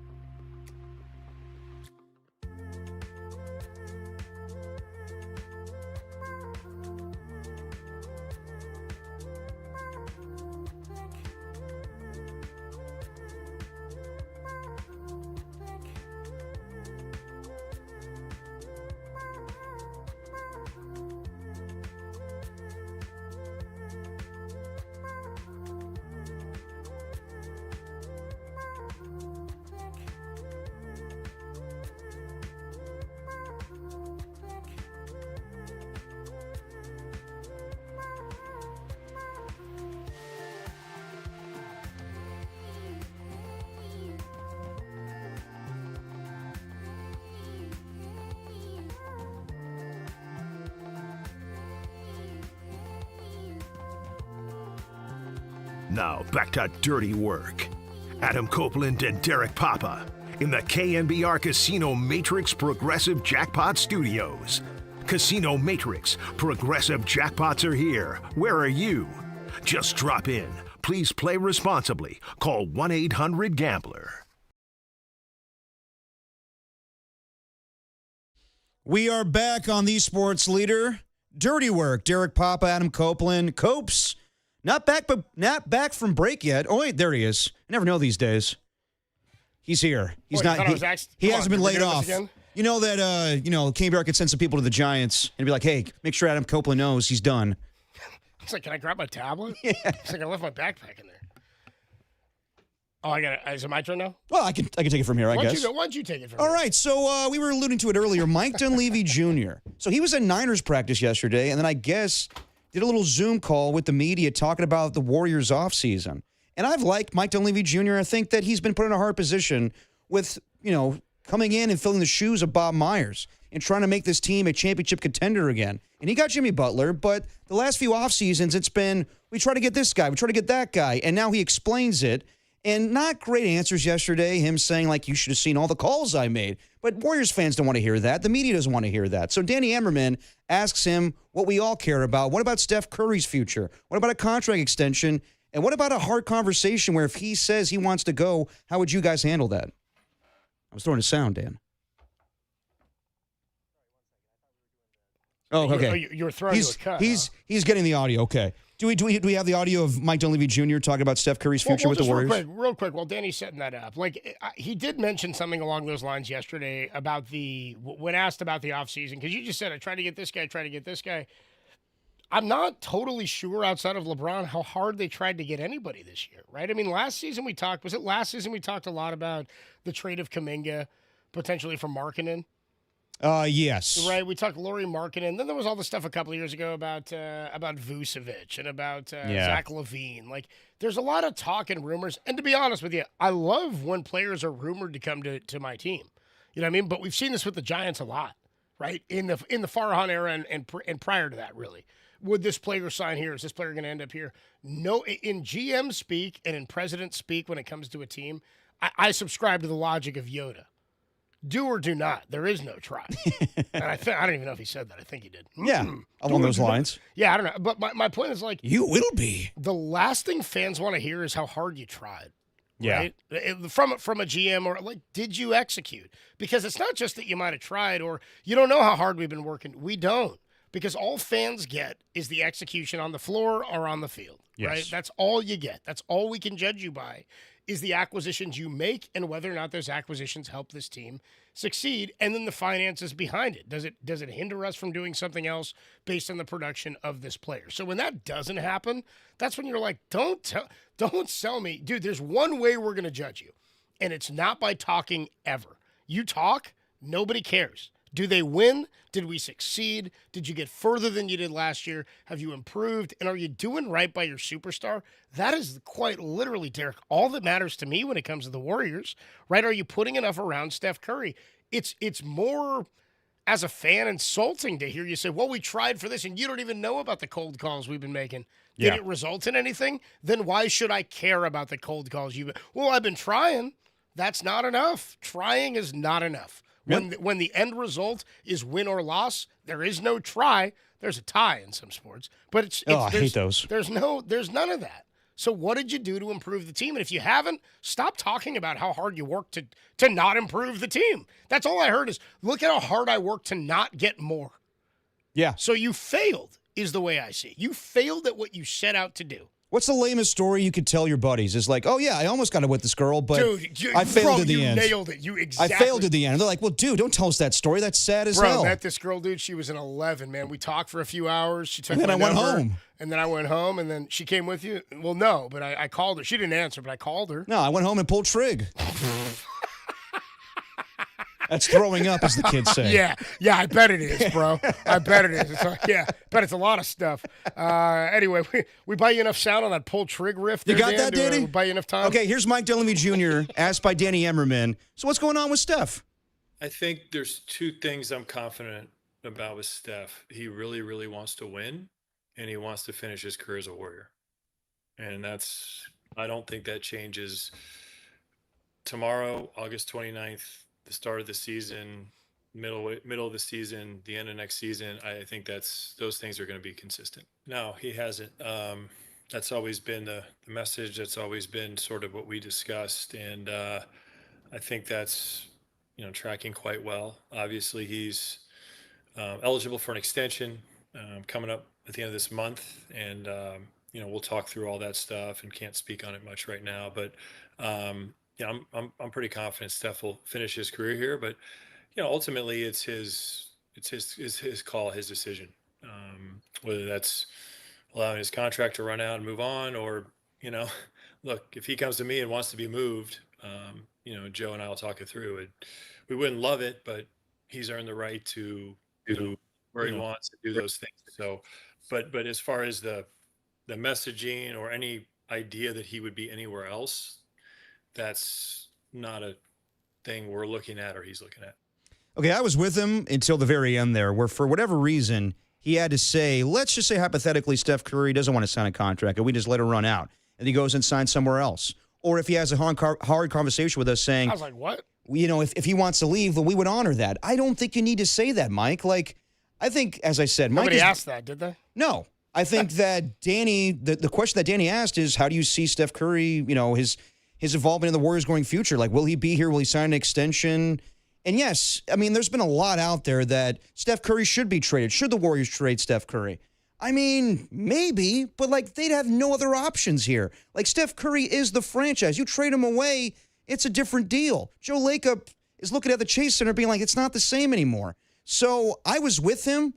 I get it. It's been hard this offseason. And I wish he wouldn't say we tried so hard. I wish Joe Lacob wouldn't say we tried so hard. It's been definitely different from a couple years ago where he said, I don't care about the rules. Now he's like, well, the 2 aprons and all this stuff. I get it. It's hard to trade for Jaylen Brown when you're trying to trade away Jimmy Butler on a torn ACL. I get it. It's very difficult, but fans don't want to hear that stuff. They want to hear how you're going to make this team a championship contender with Steph Curry with however many years left are on his contract when you sign a new one. But don't say hypothetically, if Steph wants out, we would grant that. Why would you say that? That's like the Nuggets GM a couple years ago being like, if ever got down to it, we may have to trade Nikola Jokic. Fans don't want to hear that. He's like, we might have to trade him to Greece, just hypothetically. Yeah, exactly. If it comes up, we'd have to talk to him. So I've never really criticized Mike Dunleavy Jr., but this is the first time where I'm like, dude, what are you doing? Yeah, I've wanted to give him the benefit of the doubt, but I also have been and I actually said to you, I think, earlier this offseason, like, there's a lot of talk about Dunleavy's done nothing. Right, he hasn't done anything to improve the team. And I say, I kind of think it's a bit unfair based on the optics this offseason when we were like, it's LeBron or nothing. Because I'm like, Dunleavy didn't think he would be in this spot, right? Like, I think when he traded for Jimmy, he didn't think this would be the place they'd be. Right. Right, that they committed that money to Jimmy. They thought this will be the end of this championship-type era. Jimmy Butler, Steph Curry, Draymond Green, that's where the money's committed, right? We've replaced Klay Thompson with Jimmy. This is going to be a nice piece for them. And when Jimmy got here, remember how good they got? They went from 10 to 6 or to 4, like, really quickly. Yeah, they did. They were unbelievable when he got here because he took some of that pressure off of Steph Curry. Then when Steph went down, what happened? 0-4 in the playoffs against Minnesota, right? Like, so it's tough to fault him, but this was the hand you were dealt. And every GM gets dealt a hand they weren't expecting to get.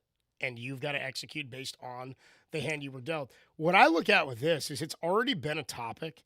And it's odd because it's like he brought up a topic that nobody was asking about, yet was being talked about. Yeah. Right? Like there was all that speculation after LeBron signed with with Miami. Not Miami, with Philadelphia. Philadelphia. I don't know why I said that.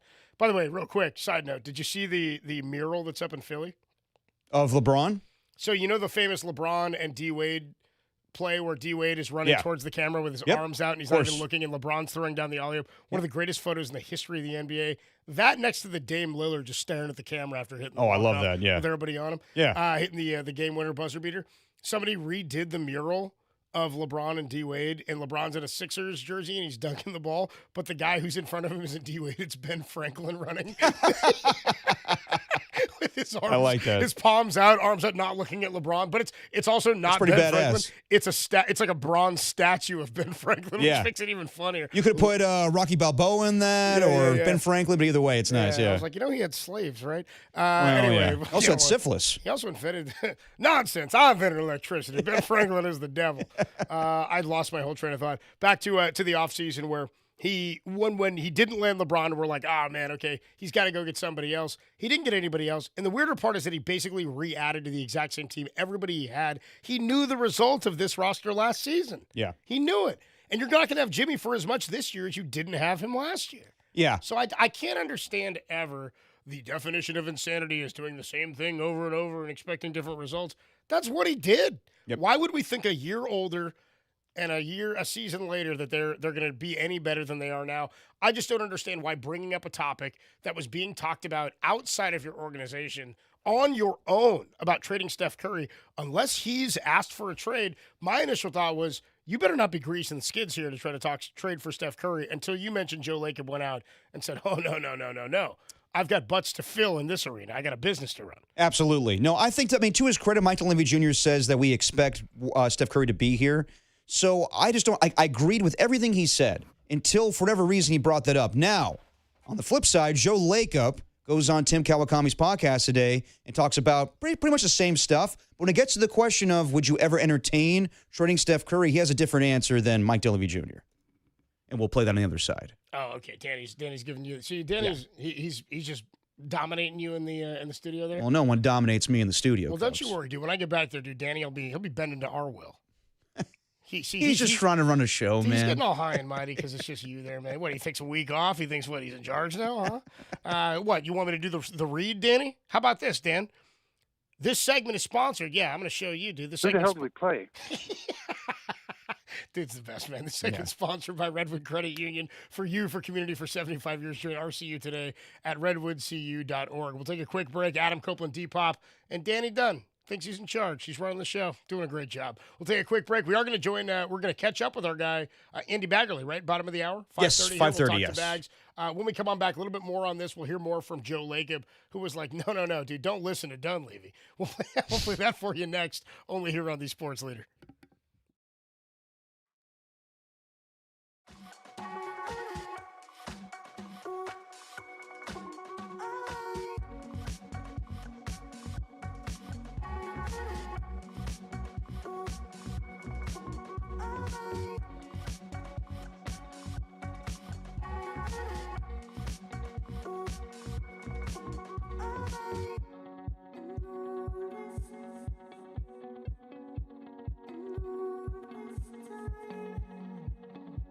Everybody, Adam Copeland here. My good friend Steve Moskowitz is hanging out on the line. Steve, we talk about a variety of tax issues, but you've told us many times for many years that one of the most common and biggest issues people have with taxes is they get a bill after filing and they think, I can't pay it.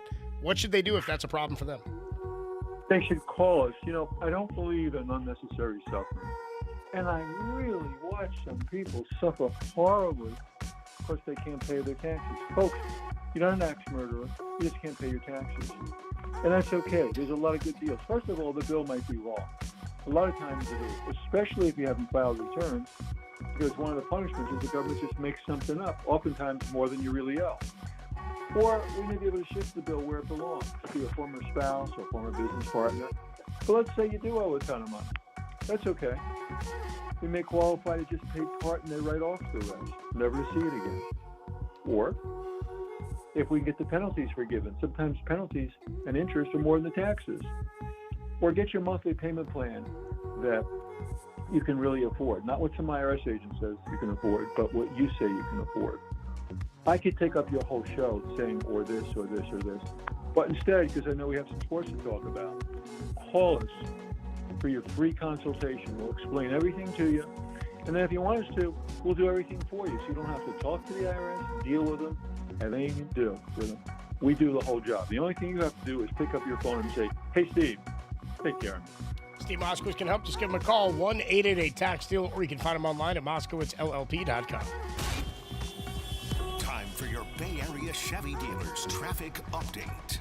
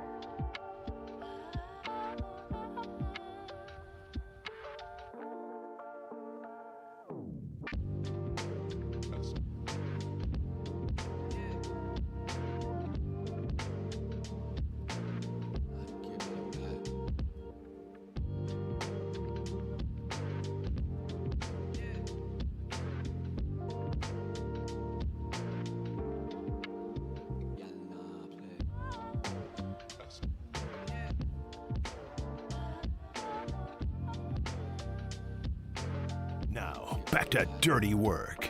Adam Copeland and Derek Papa on KNBR 104.5 and 680 AM, the sports leader.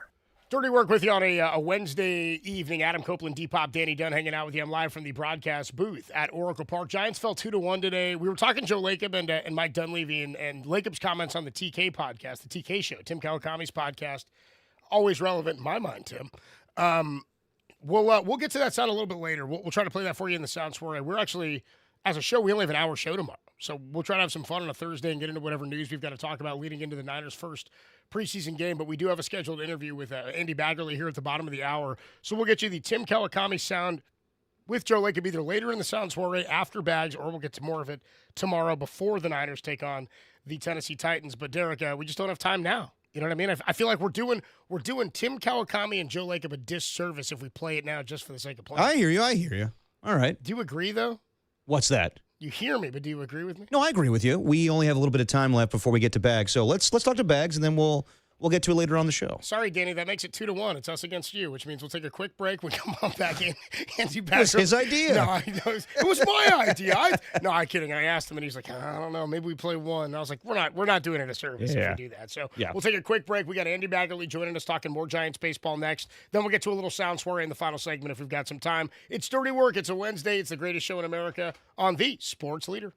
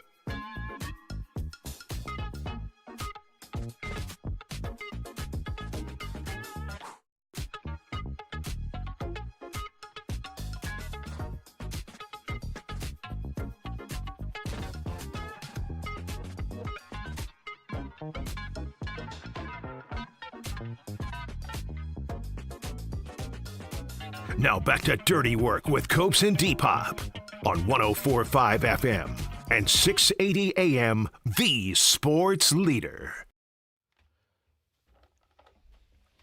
Dirty Work with you on a Wednesday evening. Adam Copeland, Depop hanging out with you. As the Giants dropped the series to the Astros and lost this one today 2-1 to drop the series. Joining us on the UMA guest line, it's Andy Baggerly. He covers the Giants for The Athletic. Bags is sponsored by the Dolan Law Firm. They live here, they work here, they win here. DolanLawFirm.com. Andy joins us on the UMA guest line. What's up, Bags? How you doing, man? Doing good. How are you guys? We're doing well, man. I was saying to Derek at the top of the show, and I was at the ball game today. I said, it's a bummer to lose a game like that, but I am encouraged by what we saw from Adrian Hauser, a guy who threw 6 shutout innings, was relegated to the bullpen, and then found his way back into the rotation after some injuries and trades. And I said, it's almost a relief after the trade deadline to know, like, the team has a direction and it's focused sort of on the future and something else. These losses for me are easier to digest as a fan or somebody watching it when you know the goal is to get some of these guys some work and to see really, you're kind of taking inventory on what's going to be around and who's going to compete for what when you get to spring training. Yeah, I mean, they're still competitors. They still, want to win. They still get mad when they don't win. And, I think of something Brian Sabian said, the best teams that he put together or was a part of are the teams that hated to lose more than they even loved to win. So, yeah. But we're kind of past that point of the season. You still want them to be upset when they lose. And I think the team's preparation is still good. I think their attitude is still good, which is actually kind of remarkable, given, everything that they've kind of been through this year. I mean, there's no redefining this Giants season. They are who they are. They're 10-21 in one-run games. And, there's just a lot of ways that they haven't measured up, that they've gotten out-hit, out-pitched, out-maneuvered. But you do not take it for granted the fact that the attitude's still pretty good when the game starts and things aren't devolving into a bunch of finger-pointing. And there is that positive. Seems like Willie Adames aggravated his back on that play today to Basabe, and I guess post-game, Tony Vitello talked to. It doesn't seem like he'll, be out for a while, go on IL, but he'll probably miss Friday's game. Well, that's what Tony said. He said, looks like Friday they're ruling him out, and that's pretty early given that, they don't play tomorrow. But I think everyone's realizing it's past time that, you want players who want to be out there. You want players who want to play every day. And you can't fault Willie Adames there. You can't fault Rafael Devers for there. The veterans who are still here, there's only a couple of them really, Jung-Hoo Lee. But the part of being a manager is stepping in and, kind of saying, hey, look, for your own good, you need to take this day off, or, we need to pace you a little bit here. And I think, where we've talked about the team being enthused and ready and prepared to play, I think Tony Vitello's done a really good job of that this year. And that's kind of what was supposed to be his strength coming over from college. What obviously has been tougher for him is feeling like he's someone who's got, enough status to be able to tell Willie Adames, dude, I don't care if you want to play today. You need to take this day off. I mean, you go back to that Arizona series at the very end of June, beginning of July, where he missed all 3 games. He should have gone on the IL. I mean, there's no doubt. He's been dealing with this back all year. And they could have had a chance to maybe knock it out and do some things to get him in a better position for the rest of the season. They didn't do that. And so I wonder if moving forward, things are going to be a little bit different, and they're going to step in and say, look, Willie, we need to get you right. We need to get you better and not just play through this. So, a tough situation, but yeah, I'd expect that he's going to be down for maybe a few days, and they'll read and react and see just how he feels over the weekend. I'm talking to Andy Baggerly on the UMA guest line. Like years ago, it used to be, Bags, you get to September. It was one of my favorite things when the Giants were competitive is you'd expand to 40, right? And you get all these young guys up, and they would alleviate some of the workload on some guys that were here for 5 months and trying to get into the postseason and whatnot, or you'd be getting looks at the future. It's not the same model now. Obviously, you can only expand to 28 when you get to September. But it did sort of feel like last Saturday, although it was a bunch of, sort of plugging holes and trying to stabilize the big league roster after the deadline. It does feel like that's kind of the mode the Giants are in and transitioning to the end of this season. I sort of anticipate we'll see a few more different guys come up and get some work, though there are some injuries. How much movement do you anticipate here? Because you got Barracoto back. I'm excited about seeing him in left field. I know he had a rough day today out there, but for the remainder of the year to see if he's a guy moving forward. There are other guys like Buddy Kennedy, who's just sort of a stabilizing piece. He's got some experience. I think Basabe's an intriguing guy, but are there some other positions you'd like to see guys out of that you think we'll see guys at that will set them up for maybe some competition when we get to spring? Yeah, Jonah Cox is a guy That's that comes one, yeah. to mind, I think, there. They obviously optioned him and he came to the end of his rehab assignment, but he could be coming back. And they needed Barracoto back just because, they're so left-handed that basically, they've got they can create one lineup pocket where they can really be a threat. And that's when they have Eldridge, Adames, Devers, Jung-Hoo. And, three of those guys are lefty hitters. And so you saw what the Astros did today. They just had a lefty opener, and it was really easy to pitch around him. And I think that's been kind of true from the very start of the season. The Giants, they aren't a tough puzzle to crack, really, even when they were at full strength. They kind of made things easy for other teams to game plan around them. So that's just sort of the way they were constructed early, not having a right-handed hitter on their bench to start the season. And right now they really need right-handed hitting. So if Barracoto can have a nice final 5 or 6 weeks, I think that would be good for him. Obviously, the team needs it too. And like you said, whether it was the sun or he just took his eye off the ball, it was a pretty damaging error. And before that, Adames, if his back doesn't tighten up there, he probably makes a crisper throw, and that's a tailor-made double play. So Sam Hent just really had to wear it in that inning. A couple of plays that just weren't made behind him that any team should be able to make. Just going back to last Saturday, Bags, with the Wall of Fame ceremony and bringing back, the Brandons and Pablo and Panic and Buster Posey. And it felt like the ceremony was kind of overshadowed with Mike Krukow, but that's obviously a good thing. But just, everybody after the game, everybody reflecting on the past, did it kind of feel like Buster Posey was at ease for the first time this year, not answering about the team and the criticism, going back to the playing days and kind of reveling in the moment of, back in the day when he won 3 championships? No, I don't know. I think everyone just had a fun day, really. Just putting all the rest of that aside, I think, they all appreciated being able to go in together, and because they were just all a part of it together. And they were able to not only enjoy the recognition, but being able to recognize each other. And I think that's just sort of what I took away from it. And it was kind of neat they could put in all 5 guys at one time. And hopefully we have a day where they can put in Lincecum and Bumgarner on the same day, and we see both those guys at the ballpark, which obviously I think Giants fans would go nuts if they'd be able to cheer for those 2 guys, Timmy in particular. Hopefully that's in the future as well. And then, there are other people who are going to go on that Wall of Fame too, like Brian Sabian, Bruce Bochy. There's plenty of other candidates. So. I think any time you're just reminded of that time in their lives, and it goes for me too, even though I was in the press box and, obviously not a part of it in the same way, but, you can't help but smile when you think of all the energy and all the positives and all of the amazing things we saw during that time. I'm talking to Andy Baggerly. A few more minutes here on the UMA guest line. Back to the guys on the field for this team. One of the other guys I've been intrigued by in the last week or so, and he had a great game the other night. I thought it would be a fun Tony Vitello victory, and he mentioned after the game they're still trying to win ball games, but a couple of nights ago on Monday, Drew Gilbert is the guy I'm talking about. I thought he played really well, and clearly he's a pretty good player when it comes to right-handed pitching. He can play some good defense out in center field. He's got a little bit of pop. He sort of reminds me a bit of like what Harrison Bader was when he first came up, maybe not as much power, but is he a guy you think that they would be open to using as an everyday center fielder if you had a right-handed platoon? Well, he fits in a platoon, that's for sure. You take the numbers against lefties out because it's been pretty bad. I think he's 2 for like 31 or something, which is why, he probably shouldn't have hit for himself against Josh Hader in the 8th inning, or I should say in the 9th inning, right. 2 days ago. It's just, obviously he's a platoon fit. And if he can become another kind of Mike Yastrzemski type, that's a really, really valuable player.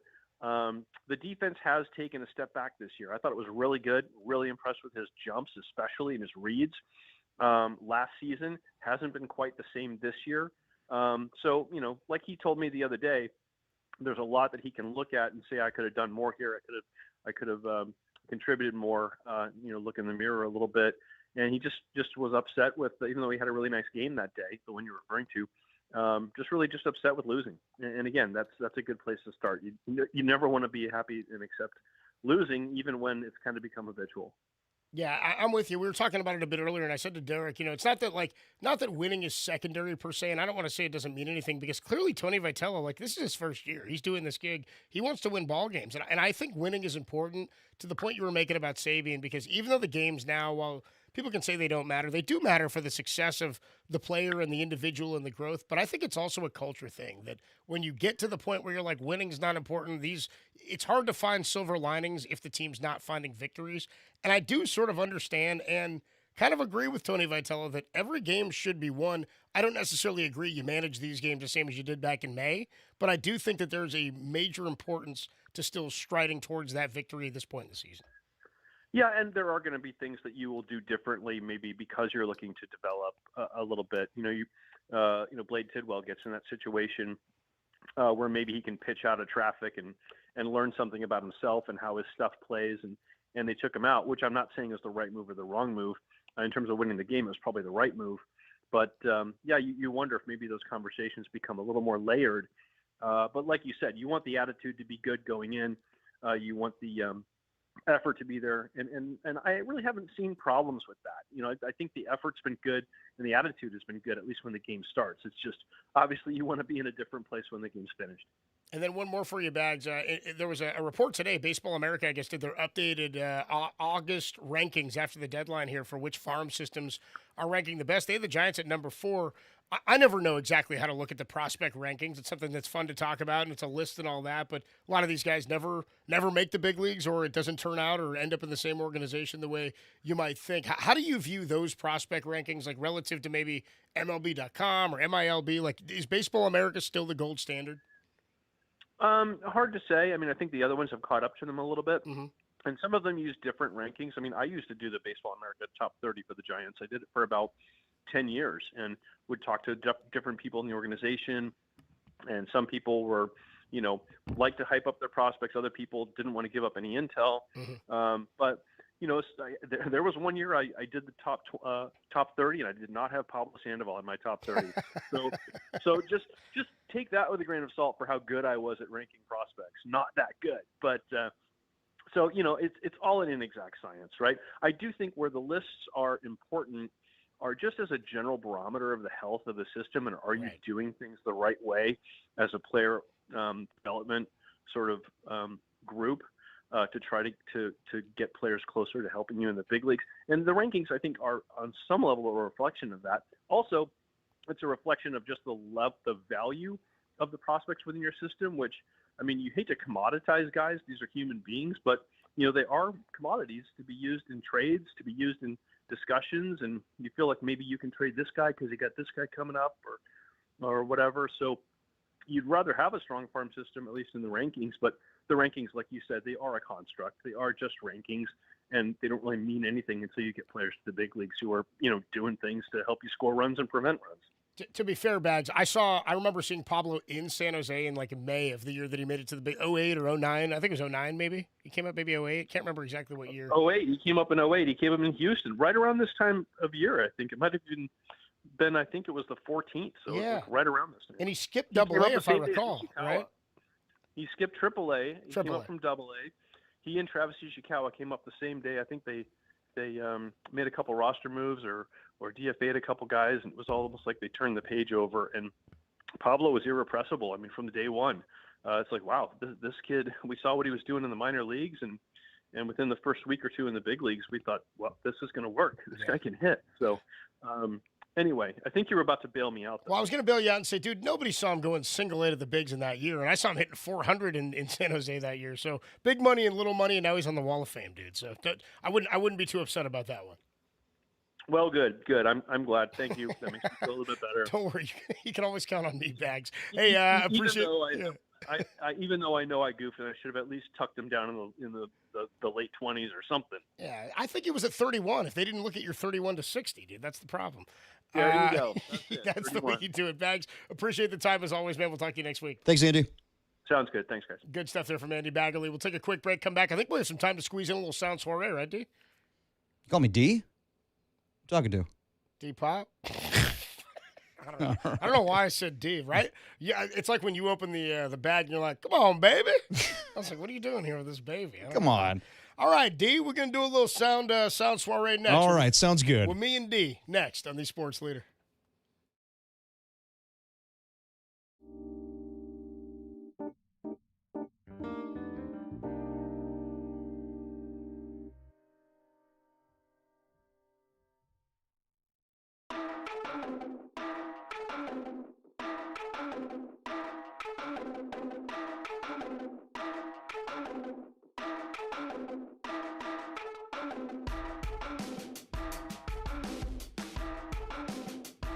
Hey, what's going on, everybody? Adam Copeland here, talking Taco Bell. I went by Taco Bell on my way to the ballpark today.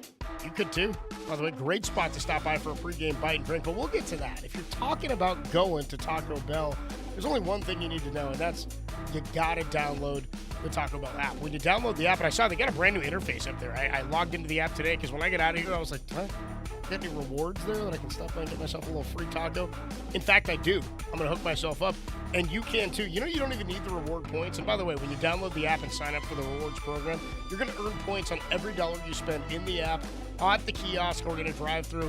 Plus, they're going to hook you up just for signing up with a free menu item. A soft taco, a chicken cantina crispy taco, or a beefy 5-layer burrito for free just for signing up. Plus, you'll earn those points on every order in the app. Plus, you got to be there for the special Tuesday member drops. They give you cheap items, discount items, a buy one, get one, all sorts of stuff every Tuesday on the Taco Bell app. Anything better than getting hooked up for eating your Taco Bell favorites? The answer is no. I saw it today. I'm stopping by on my way out of the stadium here. Absolutely the best place to stop by on your way into the ballpark. It's just off 3rd and Townsend, a block from the stadium. And a great place. They've got the dirty Baja Blast. You can get one of those. You can get yourself a beer, a taco, a burrito before you head into the yard. They're open till 3 a.m. Stop by after for a taco. Keep the good times rolling. Also, check out the brand new Taco Bell Cantina in Fisherman's Wharf for a cold drink, good food, and your taste buds will thank you. And as Danny reminds me to always remind you, don't forget to live Moss.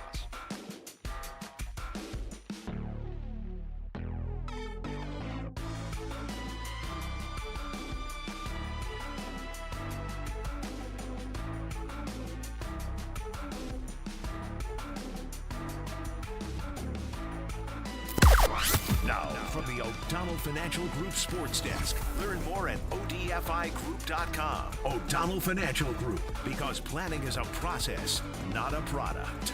All right, good news, bad news. Giants lost 2-1 to the Houston Astros today. Ooh, that's bad. That's the bad news.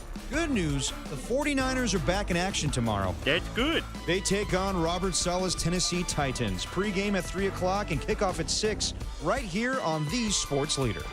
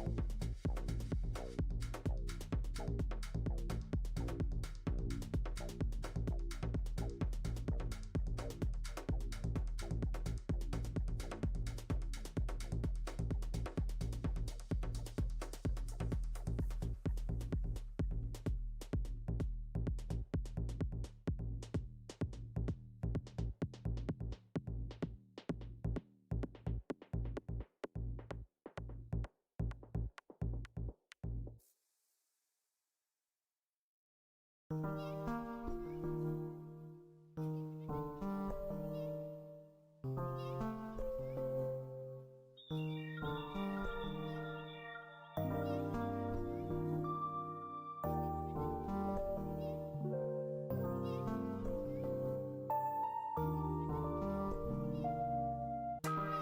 for dirty work to put the show to bed. Are you crazy? I don't need a bed. On the sports leader. Now you will go to sleep, or I will put you to sleep.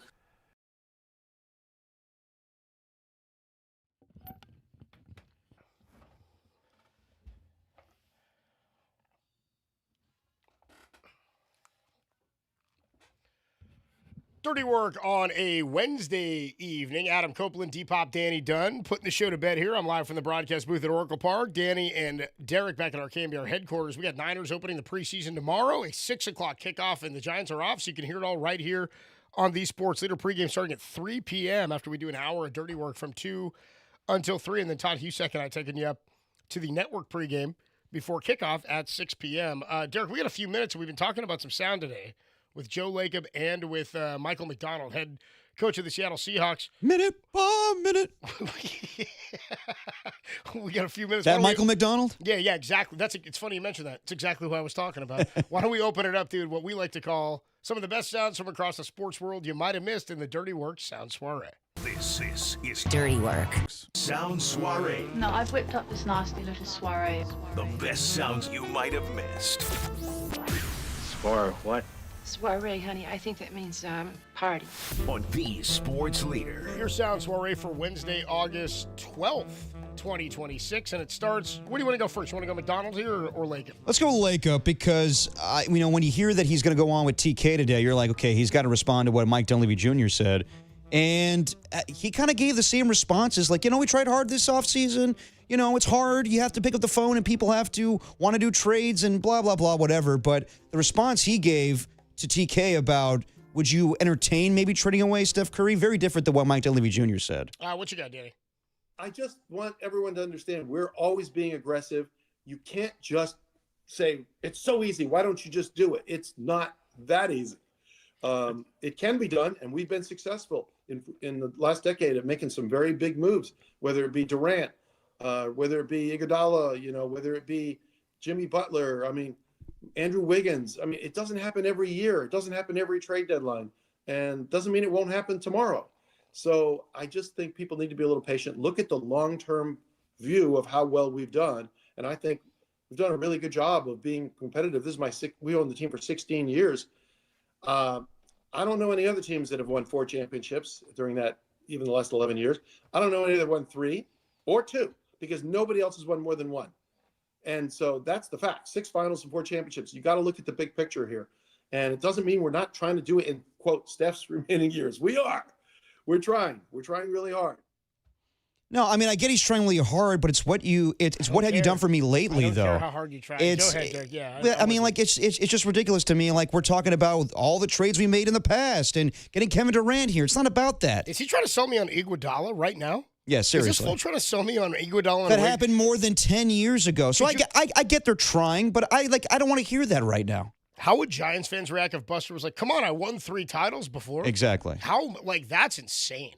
To me, I'm like, I know what Dunleavy said, but I'm like, Joe, this is the fear I have, man. The fear I have is this is really hard. You got to think big picture. All I'm hearing is you're trying this year by not mortgaging the future, and I don't think that's the right move. I think fans are willing to mortgage the future, and this is another situation where I think you don't think the fans are smart enough to know that it's hard to make trades. Tell that to the Dodgers, bro. You know what I mean? Tell that to some of these other teams are making trades. Other teams are pulling off moves for big players. No, they haven't won the number of titles. But how many titles have you won in the last 5 years? You've won 1. How many have you won in the last 4 years? None. 3 years. Like, we can go on and, we can go on all the way back to the first title if you want. Right. But the point is you are not a contender and haven't been a contender for some time now. And you haven't done a lot to change that. What used to be, if the Jimmy Butler thing happened in the middle of that championship run, is there any doubt in your mind they would have moved heaven and earth to make sure they had somebody else? Oh, yeah. I believe that. I don't believe Joe Lacob's the same owner as he was when they were getting Kevin Durant. I No. really don't. He was willing to pay extra for Kelly Oubre. Show me you're willing to pay over. And he would say, show me this is a team that's a contender. And I'm like, it's both you. You're both of it. You can't say, well, show me X, Y, and Z. Well, dude, you're the guy. Nobody else has won more than that in this span, sure. But nobody else has got Steph Curry. Nobody else has this window. So how can you act like you should be operating the same as everybody else? It's ridiculous to me. I don't like it. And I don't like counting your championships as a way to say, we've done it before, because this is not the same team. And you're not the same owner because you're in a new arena. And you've got a different agenda now. No, it seems that he's content with the status quo, and that's just not that hasn't been their mentality in quite some time now. He also referenced, well, we got Jimmy Butler. When he comes back, we'll be a different team. I'm not so sure about that. I mean, Jimmy Butler, let's face reality here. He's going to be 37, coming off a torn ACL. Let's stop acting like it's Jimmy Butler from Miami. Stop. Yeah, I'm with you. Real quick, I do want to play his response to what Mike Dunleavy Jr. said when it came to entertaining trades for Steph Curry. Could you even imagine having that discussion actually right now? Yeah. No. I don't think this is even a thing. This is just a clickbait thing from all these people that do this kind of thing these days, and there seem to be a lot of them. Mm-hmm. I don't believe that any of that's true. I'm very close with Steph. He lives right near me. He's incredibly happy, I think, with the organization, with his life. He's got a great life. And his kids are very involved in schools and all that. I just don't see any of that. I've never heard a word about that, and I can't imagine it. And we certainly don't want him to go anywhere. That idea that somehow we want him to go, we do not want Steph Curry to go anywhere. Love Steph Curry, and we think he's a great player. And I just think people are completely making a bunch of crap up. It's just totally not true. He's not making up crap. He's responding to what Mike Dunleavy Jr. said yesterday. Your GM said it. Yes. What are you talking about? Your guy brought it up without being asked about it. Yeah, that's the problem. That's the problem that I have. Like, stop acting like it's come out of thin air. No, your GM brought it up yesterday. That's a problem. I didn't clickbait anything. Your guy said it. Now we got to talk about it. But that's the reason why he talked to Tim today. It's why you're talking, because your guy brought it up. This wasn't a big story. This was a Twitter thing that wasn't even of discussion. Right. In the Bay Area, we're like, I'm sure people think that, but we were like, nah, whatever. You and I didn't talk about this. No. Anyway, sorry, you're not getting Mike McDonald till tomorrow. A little Yamo be there tomorrow. That's a tease. A little Yamo be there tomorrow. At 2:00. We got to get out of here. Larry Kruger's coming up with some Niners Nightly, and we want to hear it on the eve of the first preseason game of 2026. I'll see Krug down there at the stadium tomorrow at Levi's. Why don't we put the show to bed here? Danny, you got a note to self for us? Note to self. Yeah, note to self. I guess Steph Curry lives near Joe Lacob. No, he lives by me. His kids like school. No, he's got a great life. It's a great life. He lives right near me. It's good to know. Note to self. Note to self. Apparently, the Giants are going to lose 100 games for the next 10 years. Yeah, shout out Didn't know Mari. that. Shout out Mari. He's like, they're going to lose for 100 He's years. a seer. For 10 more years. Yeah, I don't know. Hopefully, he's like Papa C. Note to self. Note to self. Who the hell are we playing? Who the hell did we play? That caller is like, yeah, I didn't like Webb out there 2 nights ago against who the hell did we play? Who the hell did we play? That's going to do it for Dirty Work on a Wednesday. Great stuff today after the Giants lost 2-1. Appreciate Danny. Great work back in the studio today, man. Always fun, and you run a great show. Derek, I will talk to you tomorrow. I'll be at Levi's. You'll be at the studio, so I'll talk to you tomorrow, bro. I shall see you through the stream. I will see you through the video stream tomorrow. And thanks to Andy Baggerly, our guest. All the, that interview is available, and each hour of this show available, thesportsleader.com and the The Sports Leader app. Larry Kruger's coming up next, and for anybody that needs to hear it, it gets easier every day. It gets a little easier. Just got to do it every day. That's the dirty work, but it does get easier. You are listening to KMBR and KMBR FM San Francisco, the Sports Leader, a Cumulus Media station. Larry Kruger, the last Niners Nightly before football, starts now on the Sports Leader. I'm a fool to do your dirty work. Go, yeah. I don't want to do your dirty work no more. It's time to bring the 49ers to the forefront. It's go time. This is the best team that they can put on the field this year. Welcome to Niners Nightly. You guys are going to hear it. The latest from the locker room, the latest from the podium, the latest scuttle from the players. On your proud home of 49ers football. Touchdown! KNBR, the Sports Leader. Your faithful fix with your host, Larry Kruger, begins. We'll take phone calls. We'll talk Niners for a full hour. Fired up. Really excited. Now. And away we go. Welcome. Larry Kruger back with you. It is Niners Nightly nightly, sometimes on YouTube, sometimes on the radio. Tonight on The Sports Leader on the radio side. Happy August the 12th. Your football off-season has one more official sleep. And then tomorrow, Niner football, the pads will be clicking. They'll probably be the Niners' second and third teamers going up against the Titans starters. So just factor that in. If the 49ers have some super impressive win tomorrow, that will be very, very good sign because, as I said, Shanahan's game plan is to sit a lot of the starters. Robert Sala's game plan is to play everybody. He's got a young team they're trying to develop. So he's going to play everybody, and we'll see if the Niners 2s and 3s can take down the Titans 1s. And if so, it won't be a good sign for the Titans. We did see a joint practice, or I should say a joint fight yesterday. Man, I mean, these guys, I've been to so many of these, and the coaches always claim they don't want to see fighting, but they want to see fighting. They want to see their team have some fight. They don't want to see the practice get, disturbed, or definitely they don't want to see anybody get hurt. But I don't think they're being 100% truthful when they say, we don't want to see any fighting. The whole damn sport is a fight. Yes, you want your guys to be able to fight. And man, they fought it out yesterday. And it's funny, I was standing next to Dieter on the sideline right before it got rolling. They were stretching. I said, hey, you think we're going to see a bunch of fights? He's like, I'm not sure. And I'm, what? We're going to see a bunch of fights, bro. And sure enough, that, and why? So why do we see a bunch of fights yesterday? Couple things. One, we're getting down to it. I mean, it's just right. This is the ultimate reality show.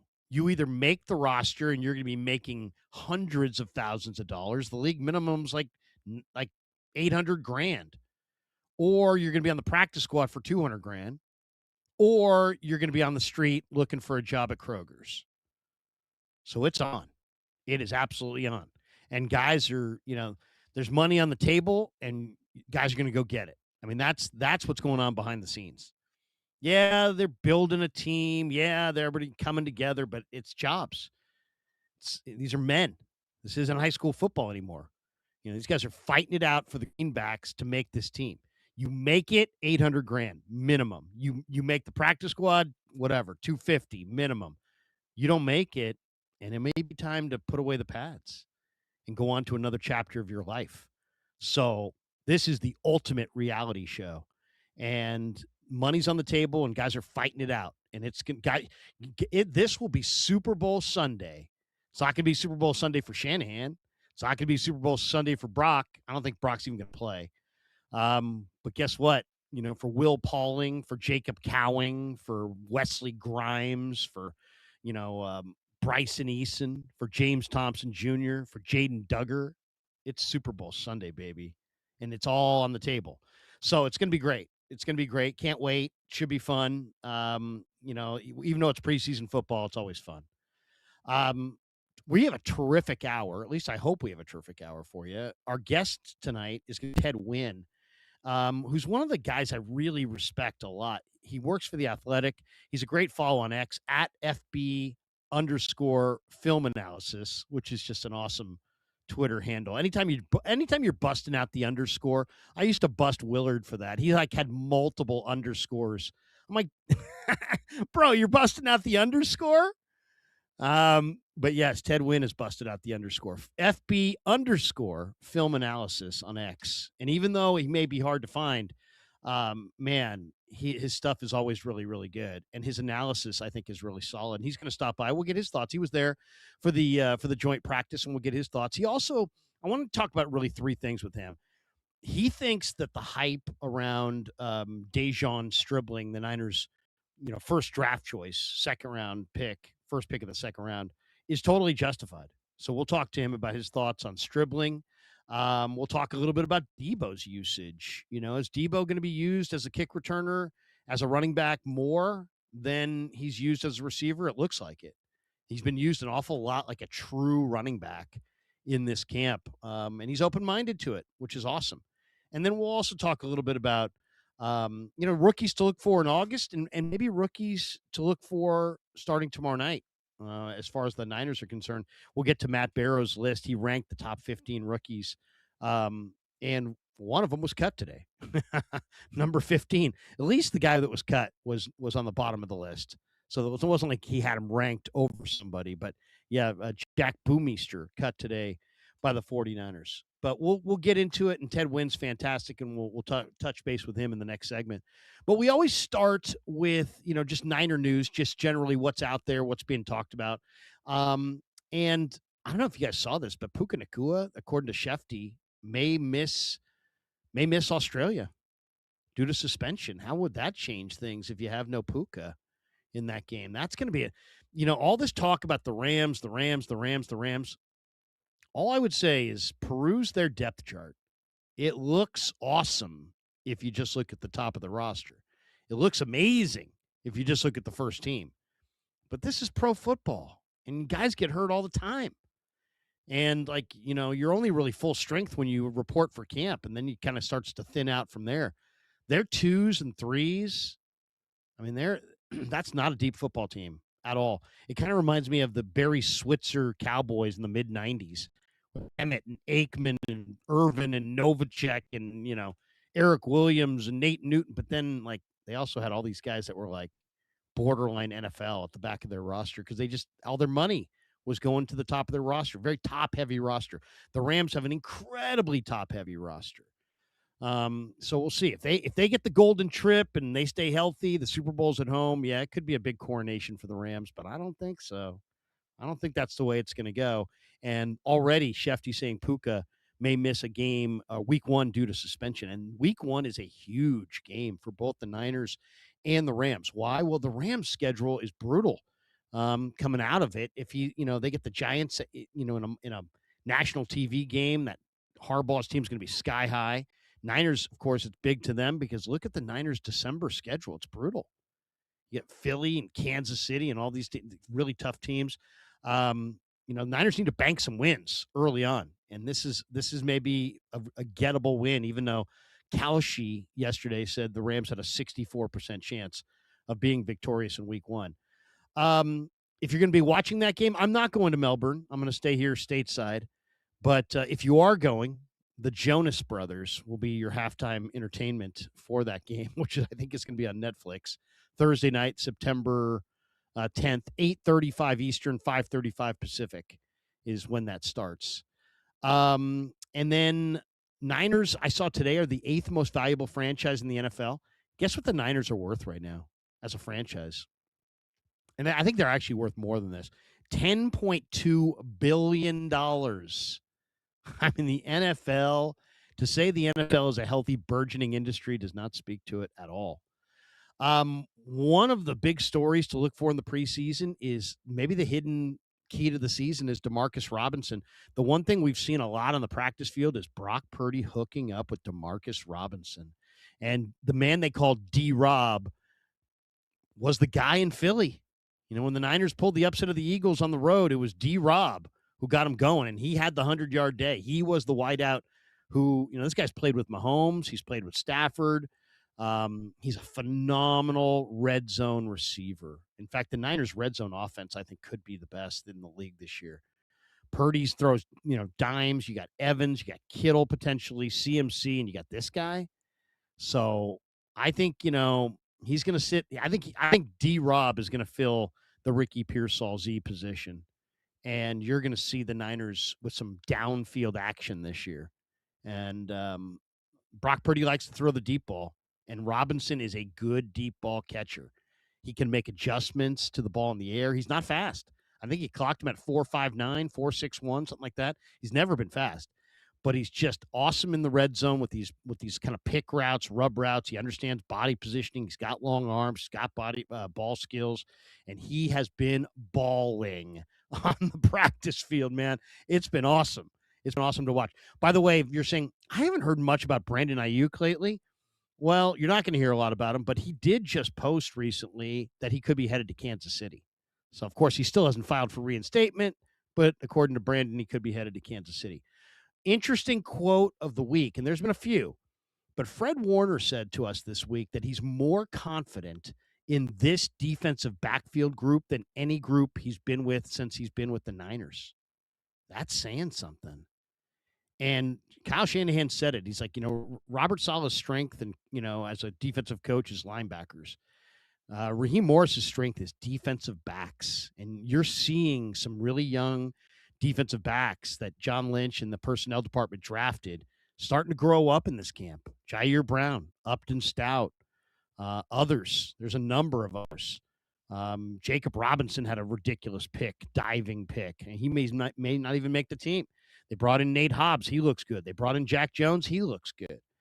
This is a good group of DBs. I was filming their individual workout before the joint practices, and these guys are challenging one another. There's a lot of type A in that room right now. Jack Jones is like, he thinks he's pretty good, but so does Demo Lenore, and so does Upton Stout, and so does Darrell Luter, and the list goes on and on. There's a lot of dudes in that room, and there's going to be some guys cut from that defensive backfield room that can flat out play in this league. So that's going to be something to watch. As I said, it's going to be a total contrast tomorrow night. It's going to be the Niners 2s and 3s against the Titans 1s. But so, that's just what it is. I wouldn't go wagering on it or try to grade the Niners super harshly if they get their doors blown off. It is their backups against the Titans starters.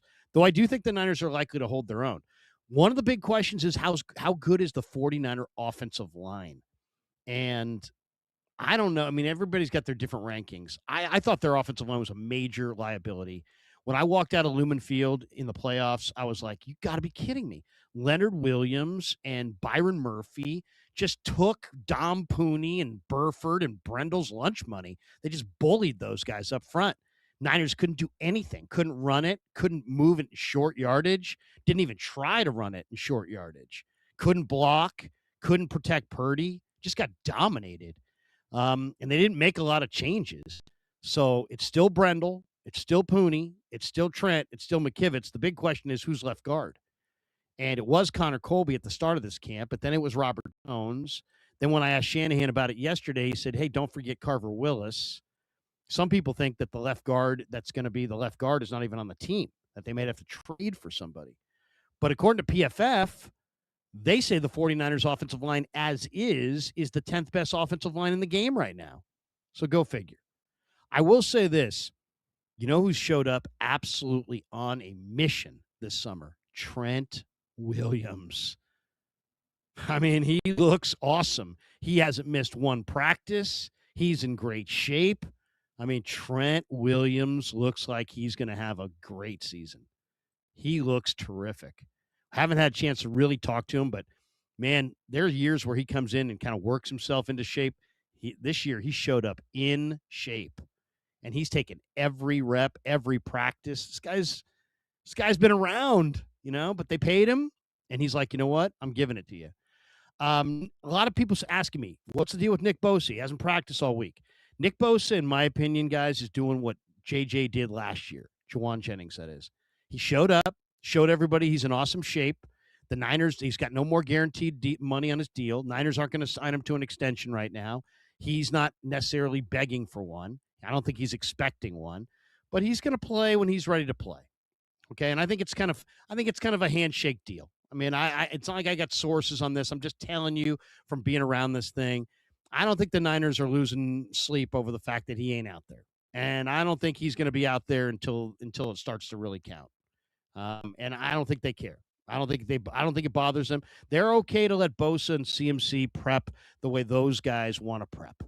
They want those guys to be in Australia. Somebody suggested the other day on the radio that Bosa would not even be in Australia. What? No. He's going to Australia. If he doesn't go to Australia, that's a huge negative sign for the 49ers. Kittle, on the other hand, I don't expect to go to Australia. But Bosa, I do. And I think Bosa, as I said, I think he could, if the Super Bowl was tomorrow, he'd be out there. But it ain't. It's not for a long time. So I think they're just being, extra cautious with CMC. Why? Because he's essential. Extra cautious with Nick. Why? He's essential. And that's really it. I don't really believe that he's got some, tendinitis. Sure. But I mean, whatever. I'm not saying it's bogus. I'm just saying I think He showed up. He's in awesome shape, and he'll play when it counts, and maybe not until it counts. Couple other Niner notes. They signed Eli Apple back today, always looking for more corners in the preseason. They also signed Zamir White. He signed a one-year deal, the former Raider. So you'll see a lot of Zamir, a lot of Patrick Taylor, a lot of Sincere McCormick, a lot of Khalil Herbert.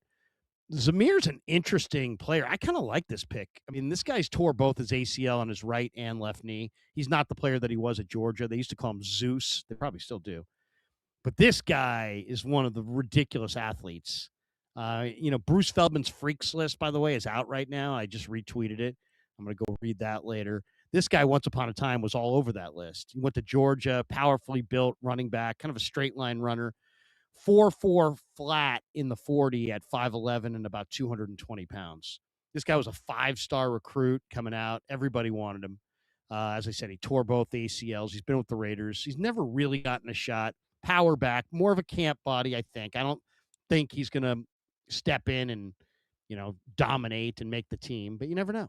And it'll be fun to watch starting tomorrow night. All right, let's talk a little ball with Ted Wynn. I want to get his thoughts on a number of things. If you want to jump into the conversation, feel free. Bang the number. What is your expectations as a 49er fan for this season? Are you like Chris Sims and you're like, hey, you know what? They don't got it. They're old. They're not going to do anything. Or are you more like me? I think they're one of 10 teams that can win the Super Bowl, and I'll tell you who the other 9 are. Or one of 11 teams. I've got 11 teams that potentially can win the Super Bowl. I'll tell you who they are before the end of the hour. I think they can win the Super Bowl. I really do. I know they've got some age on the roster, but if it's managed well, if they get a good trip hand, if they don't just have a ridiculous injury-plagued campaign, if they don't get bit by the substation, as so many people are joking about, I do think they're one of the 10 best teams in football. Why? Because Brock Purdy is playing at a very, very high level. And, there are years where teams are great, but the quarterback play is not there and they don't win. Quarterback play means a lot, and Brock's playing at a very high level, and I think you're going to see that. I don't think you'll see it tomorrow night, but I think you'll see it maybe twice in the preseason briefly, and then you'll see it in Australia week 1. All right, let's do this. Let's take a timeout. Ted Wynn from The Athletic joins us next, and 808 KMBR is the number if you want to jump in on the conversation on The Sports Leader.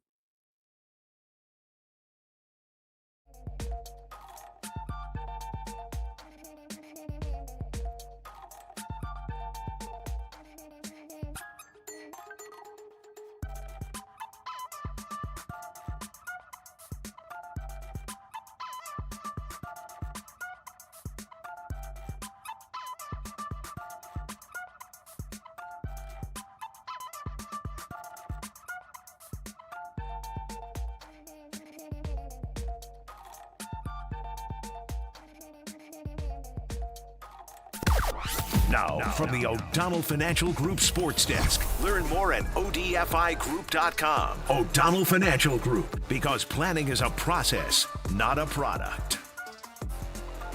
All right, good news, bad news. Giants lost 2-1 to the Houston Astros today. Ooh, that's bad.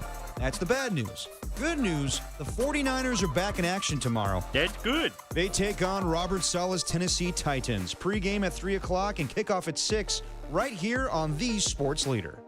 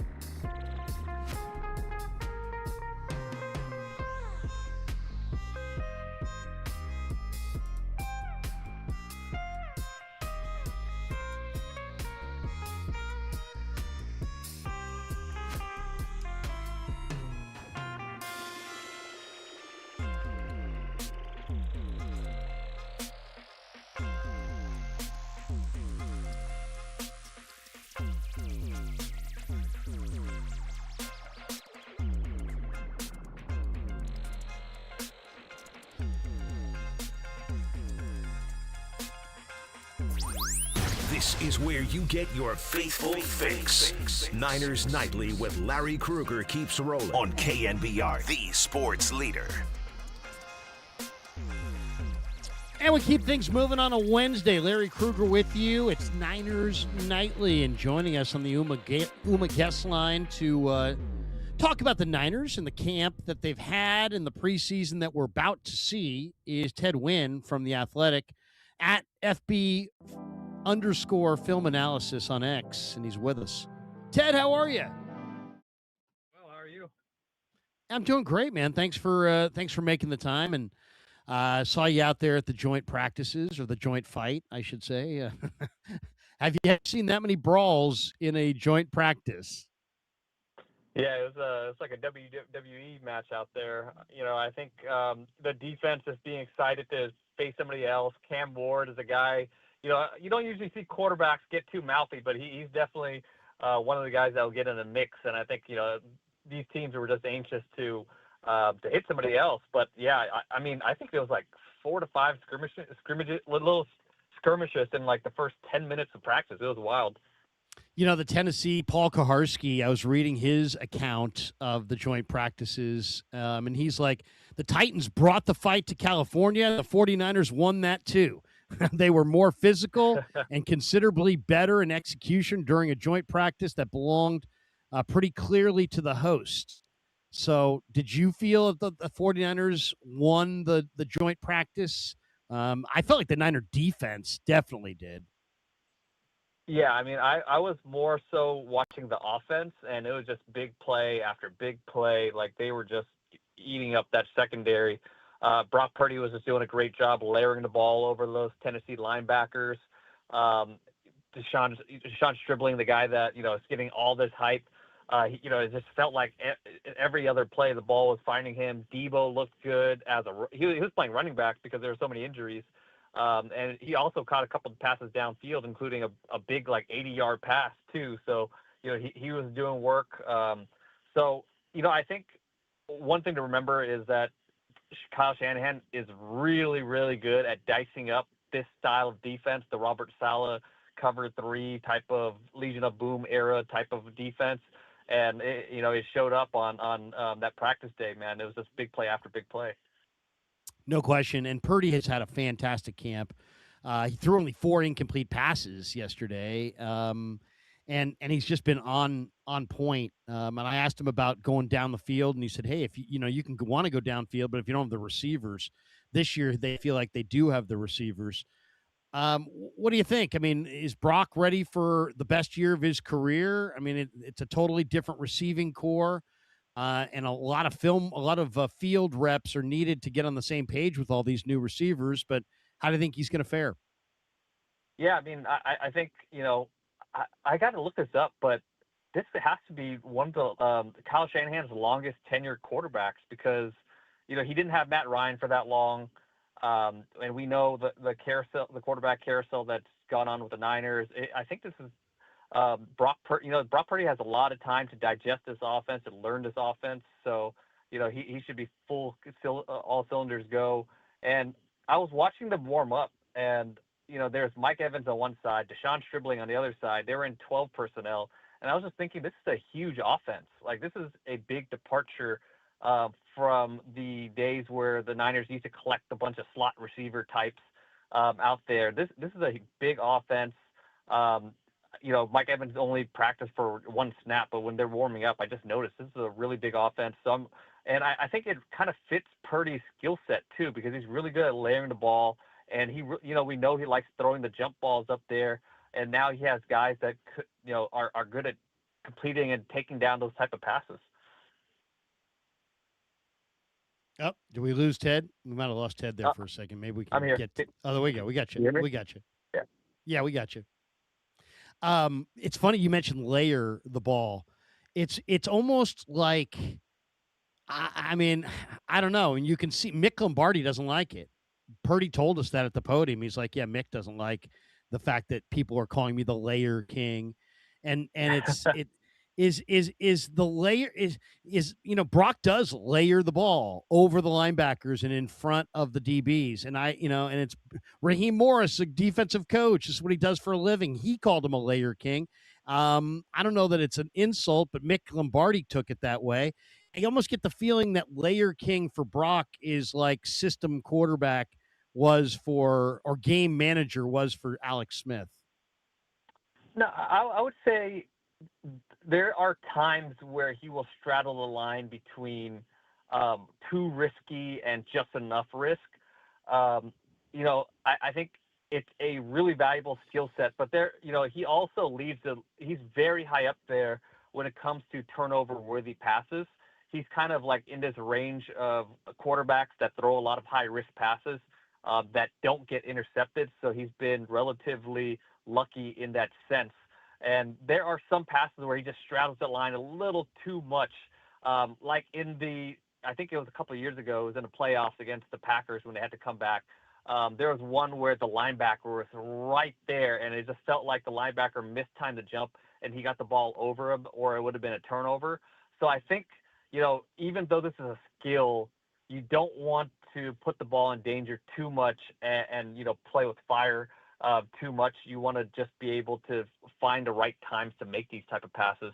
So I think, I guess I could see where he could kind of wants him to cut down on it, or Mick Lombardi wants Purdy to cut down on it a little bit, but it is a skill that he's good at. He's just got to balance it out so he doesn't get into a funk where, he does get unlucky and all of a sudden you have a game where you have 3 turnovers or whatever it is. The guy that he kind of reminds me of is Brett Favre. Brett Favre took all kinds of chances. Now they don't look alike, they don't throw alike. But Purdy's an aggressive down the field thrower. There's so much more speed in this wide receiver core than in last year's wide receiver core. I mean, when they got to the playoffs last year, that's the slowest core I think I've ever seen. Now they got a bunch of guys potentially that can really run. Some guys who are sub 4.4. The route combinations should look different, I would imagine. What are you anticipating? It's going to be the same plays, but you're going to run combinations that are more conducive to the skill sets of your wideouts. I think it could look quite a bit different. Yeah, and I think so.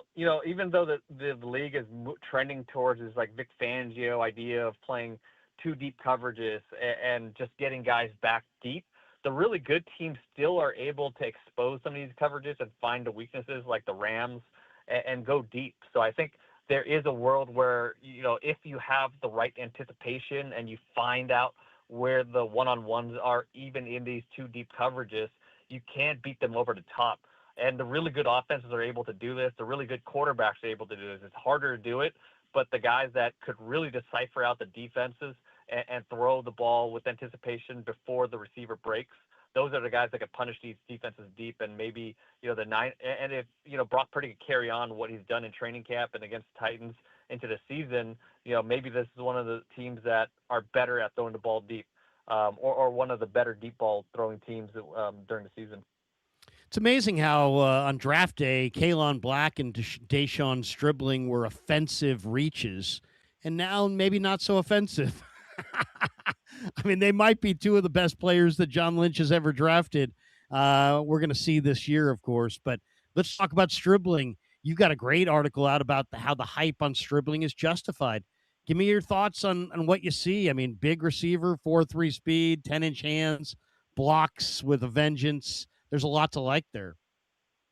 Yeah, I was a guy that was high on Stribling before the draft, so I didn't think he was going to go early second round, but I really thought there was a good chance he was going to go late in the second round. So, and it seems like all of the news that are coming out and the rumors that are coming out that there was teams looking at him early in the second too. So I really didn't think it was. I thought it was a little bit of a reach, but I didn't think it was as big as a reach as some people made it seem like. And now that he's performing in camp, he's kind of backed it up. So I think, you have a guy that runs a 4.3, you have a guy that averages more yak yards than some of the bigger yak names in the draft. And he runs a 4.3. So I just think, he has all the tools that you want for a modern receiver in this league. And he's in the perfect offense to take advantage of it. I really thought that he was like a Juwan Jennings that is way more explosive with that 4.3 speed. Yeah, I mean he's very calm too for a rookie. I mean, very calm, very serious. He doesn't flinch on the practice field at all. He didn't look like a rookie. Man, and I thought at the end of the year, I'm a big college fan. I thought he made Trinidad Chambliss. I mean, Trinidad Chambliss just floated some ducks down the field, and this guy would go down and pick them off, and pick it out of the sky. I think he's really, really talented. It's fun to watch, and it'll be interesting to see if Purdy can attack down the field with Stribling. The other guy that I'm really intrigued by watching this summer is Deebo Samuel. He's clearly in great shape, but Ted, you were there you've been there for a couple practices, and you've seen the joint practice, the usage for Deebo. How do you think they're going to use him? Because it seems like this year they may use him. Is it possible more as a running back than as a receiver? I mean, they're using him like a legitimate, running back between the tackles. Are we going to see that this year, you think? I mean, I think part of it was that they were so injured at running back. Christian McCaffrey was out. Keelan Black was out. Even Juszczyk was out. That they just needed some bodies there, and obviously Deebo knows the playbook, and he was getting a bunch of carries. But I mean, the funny thing about Deebo is when he's in shape because he always wears his jersey up, and he pulls his jersey up so you can see his stomach. So back in a few years ago, you could see he was kind of pudgy, but now he looks like he's in the best shape that I've seen him. So I don't think they're probably going to use him as running back too much during the season when everybody's healthy, especially if Christian McCaffrey's out there. But I do think, his usage will be similar as far as just getting those slants and getting those drift routes where he could run after the catch. But he looks good, man. He looks explosive. I don't think you want him to be number 2, leading in targets or anything like that. But he looks like he could be a useful player, and they really need him to kind of take on a bigger load now that we know Pearsall's going to be out for the season. Yeah, and that was a bad break right there for the Niners. Luckily, they've got some good depth. Any of the young receivers impress you? I really like what I'm seeing out of Wesley Grimes, and I can't wait to see what he does in the preseason. Yeah, I wasn't watching too many of the younger receivers just because Stribling was kind of getting all the attention. But the tight ends fared pretty well without George Kittle. They had several big plays in that scrimmage, so it looks like they have some good tight end depth. Yeah, no question about it. You look at the 49ers, they do have a lot of rookies. And, I saw Matt Barrows did a ranking of the rookies. Now, here's his top 5. He's got Dejon Stribling 1. He's got Jaden Duggar 2. Grayson Halton, the defensive tackle from Oklahoma, 3. Keelan Black, 4. And Romello Height, 5. He's got them as the top 5 rookies this year. All 5 of those guys have really looked very, very good. Do you got a favorite of that group based on what you've seen? I mean, I'm interested to see what Duggar could do, just because we know that Dre Greenlaw has had some injury issues. He definitely has some injury issues with the Broncos.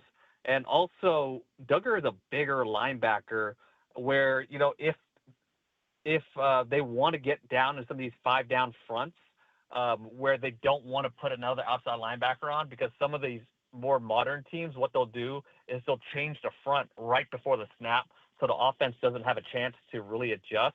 So if you have a linebacker that has the length to get in the line of scrimmage, you could do that with Duggar. And, I think you're going to see some of that where they're in nickel, but they could still be in a 5-down front. They'll be in a 5-1 front. And you could move Duggar to the line of scrimmage and play that outside linebacker, similar to what the Eagles do with Zach Bond. Duggar seems like, a player that should be raw. He's one of the youngest players on the roster. Heck, he was a safety at Georgetown not that long ago. He has very little experience as an off-the-ball linebacker. But, man, KJ Wright is just so excited and energized by what Duggar brings to the table. And some of the players are as well. So I agree. I mean, bring it on. Let's see what he can do. In fact, Chris Kasarik, I was asking him about Duggar today as a defensive end, and he's like, "Hey man, he's got some bend, he's got some twitch, let's put him out there and see what he's got. It's like as a rusher. So I don't know that, how he's going to fare. I'm a little skeptical, but you know what? As Chris said, he's got some bit, he's got some wiggle, he's got some juice. Let's roll him out there and see if he can hunt the quarterback. I mean, they were dead last in quarterback sacks last year. They need help anywhere they can grab it. What do you think of the usage of Romello Height? He's a 238-pound defensive end who's now going to play, who knows? Maybe this kind of, how would you describe this kind of like star position as opposed to the spinner position? I've heard people say that Romello might be a spinner type guy, kind of like a Bruce Irvin, linebacker size, but he's really out there to rush the passer. Yeah, I think any time I think he's a pass rush specialist. Like, I don't think he's going to be lining up as a base end or anything on early downs. But if you could provide some juice off the edge, like you said, this team really just needs some juice opposite of Nick Bosa. And if you could do that in multiple positions, whether he's a spinner, if you think that he could line up at inside linebacker and you could match him up against running backs, that'd be great too. But I just think, if you could find a guy that could fire off the edge opposite of Nick Bosa, that's a big time plus. And I think based on his college film, he can do some of that. So I'm hoping to see him do that when the bullets fly. What's the story at left guard, do you think? I mean, Ash Shanahan, hey, is it a 2-horse race? And he's like, hey, don't forget Carver Willis. It seemed like it was Connor Colby's job. And Barrows wrote an article saying, hey, Connor Colby's far and away the leader. It appeared that way. And like literally days later, Robert Jones is starting. Colby's playing some right guard. There's people that don't believe that the guard answer for left guard is on the roster. Laken Tomlinson just worked out with Cleveland today. He's out there, the former Niner. He's had some offseason, work cleaned out. I guess he had an injury on his left heel, and he had that cleaned up this offseason. What do you think the answer is at left guard? Well, I think Colby wasn't that good last year, and I think the hope was that, he would progress in his second year and really take a step up, and I don't think that ever happened. So, yeah, unfortunately, when you didn't play that well and you don't take a step up, then you're going to have, some competition. And, I think Robert Jones is a guy that has experience in this type of offense before, playing in Miami. So, maybe if he's healthy, he could provide some stability there. But the interior just wasn't good enough last year, and I'm sure they just want more push from the interior because they don't want to be in a world where the run game was as inconsistent as it was last year. We're talking to Ted Wynn on the Uma Guest Line tonight on Niners Nightly. Niners go tomorrow night against the Tennessee Titans. Preseason game number 1. Titans have gone 3-14 the last couple of years, but it's a whole new regime. Mike Borgonzi, Robert Saleh, Brian Daboll is the offensive coordinator. They've got Gus Bradley as the DC. John Fossil is the special teams coordinator. Pretty good coaching staff Tennessee's assembled, and it's a young football team that they have out there. Anybody with the Titans open your eyes in the joint practices? They've got a lot of good young talent for sure. Yeah, they do for sure. I think they also signed a bunch of free agents. Like I said, I was watching most of the defense, and obviously Jeffrey Simmons jumps out. That guy's just a monster. Seeing him close up. But man, they were just getting beat on the defense so badly that it is hard to really point out a bright spot on that defense right now. I think it's going to take some time to adjust and really get used to it. I think, the Niners are just a well-oiled machine, and I've seen them do this to teams in joint practices before, and I think the Titans just weren't ready. They're too young.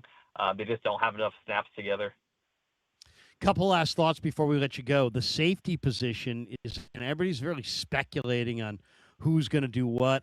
Dante Whitner, who obviously played safety, came out and said that he thought Ashton Davis was going to wind up being a starter. Ashton Davis is running with the threes heading into preseason game number 1.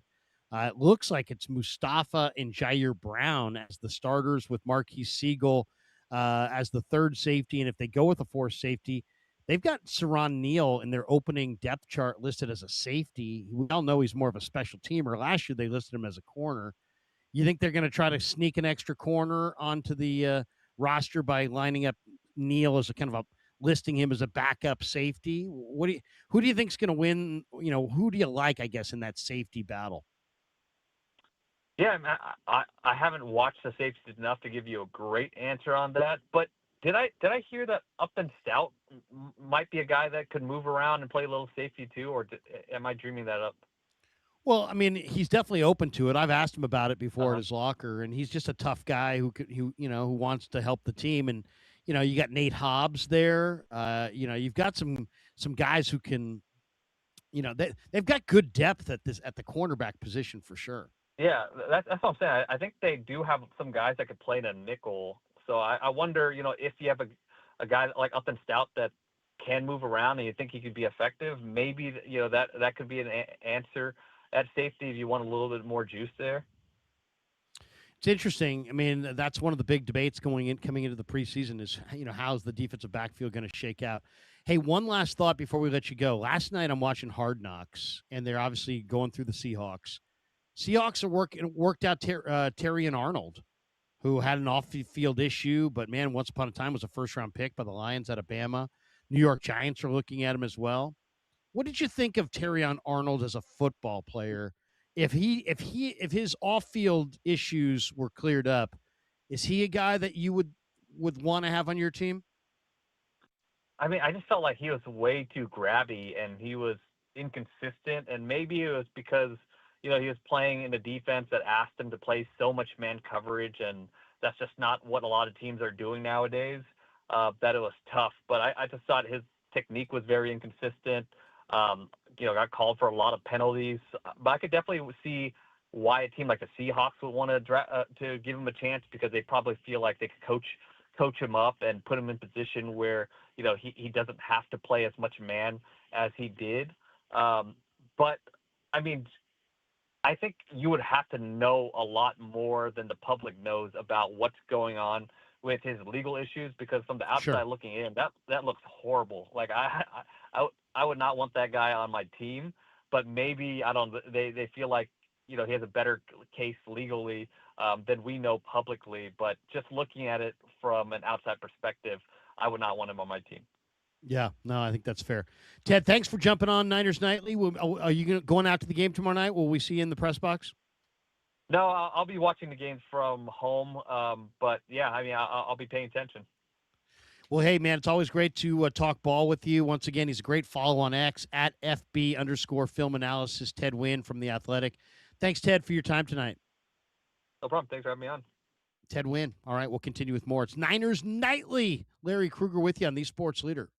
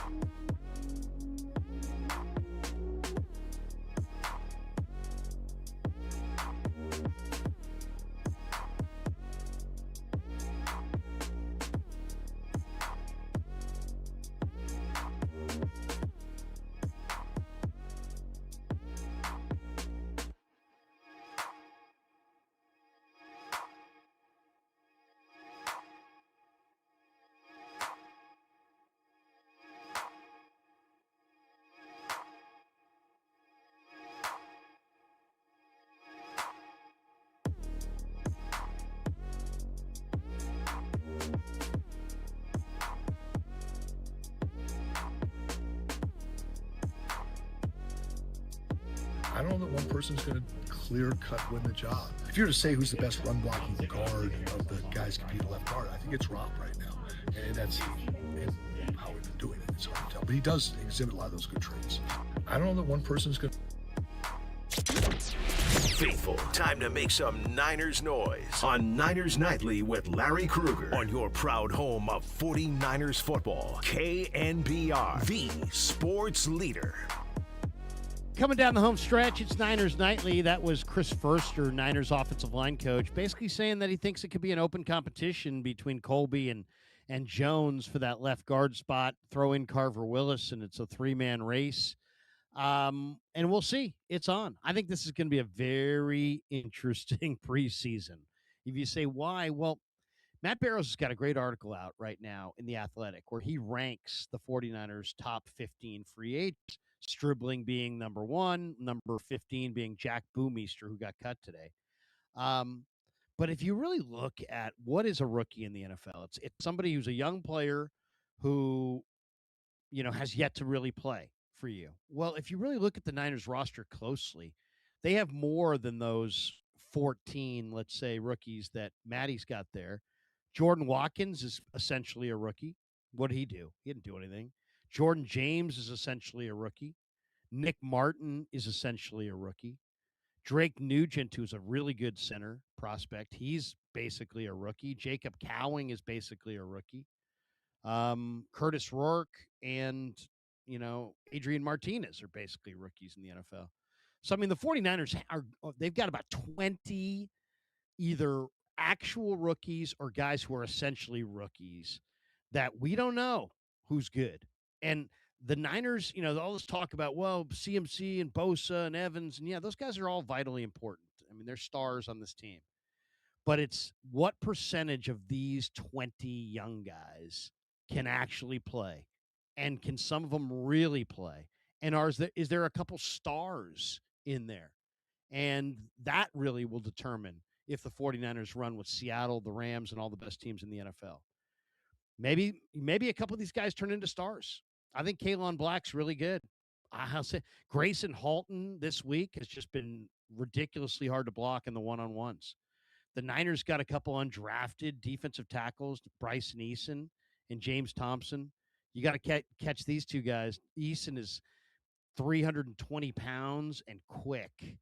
And Thompson is one of the strongest interior linemen I've seen. This guy reminds me a little bit of Chris Jones. He's 6'6", 310, 36 reps, 225. And he just did something. He bull rushed Brett Toth this week like he was me. It was unbelievable. I was like, wow, Brett Toth just went 7 yards backwards because, all because James Thompson. And I asked Kasarik about it. I said, Chris, what does this kid have? I see the 36 reps, but it's more than just, functional strength. And he's like, he's got a great knack for getting his hands inside on the chest plate and just playing that leverage game. So he's enormously strong, but he plays with ridiculous leverage.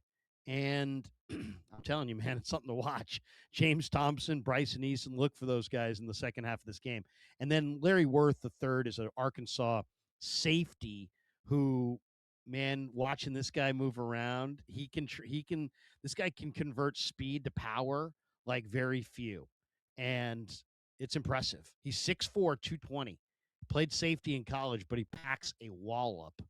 And he loves to play the game, and he's smart as a whip, competitive as hell. I don't know. The Niners got him as an undrafted player. I think he's wearing 47 maybe. I forget what number, but check out Larry Worth tomorrow night. Rookie from Arkansas. Really athletic. I'm not sure how he's going to fit in this Raheem Morris defense, but it is going to be fun finding out because he is a crazy athlete and a big-time hitter, despite the fact he's got that kind of string bean-looking look. But, man, he hits like a truck.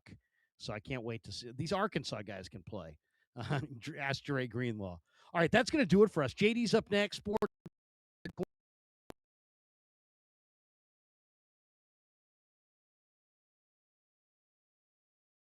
The stadium, but I'll be on the pregame, so look for that tomorrow afternoon, right around 4 o'clock. I'm stopping by. So have a great night. Enjoy JD. He's next on the Sports Leader.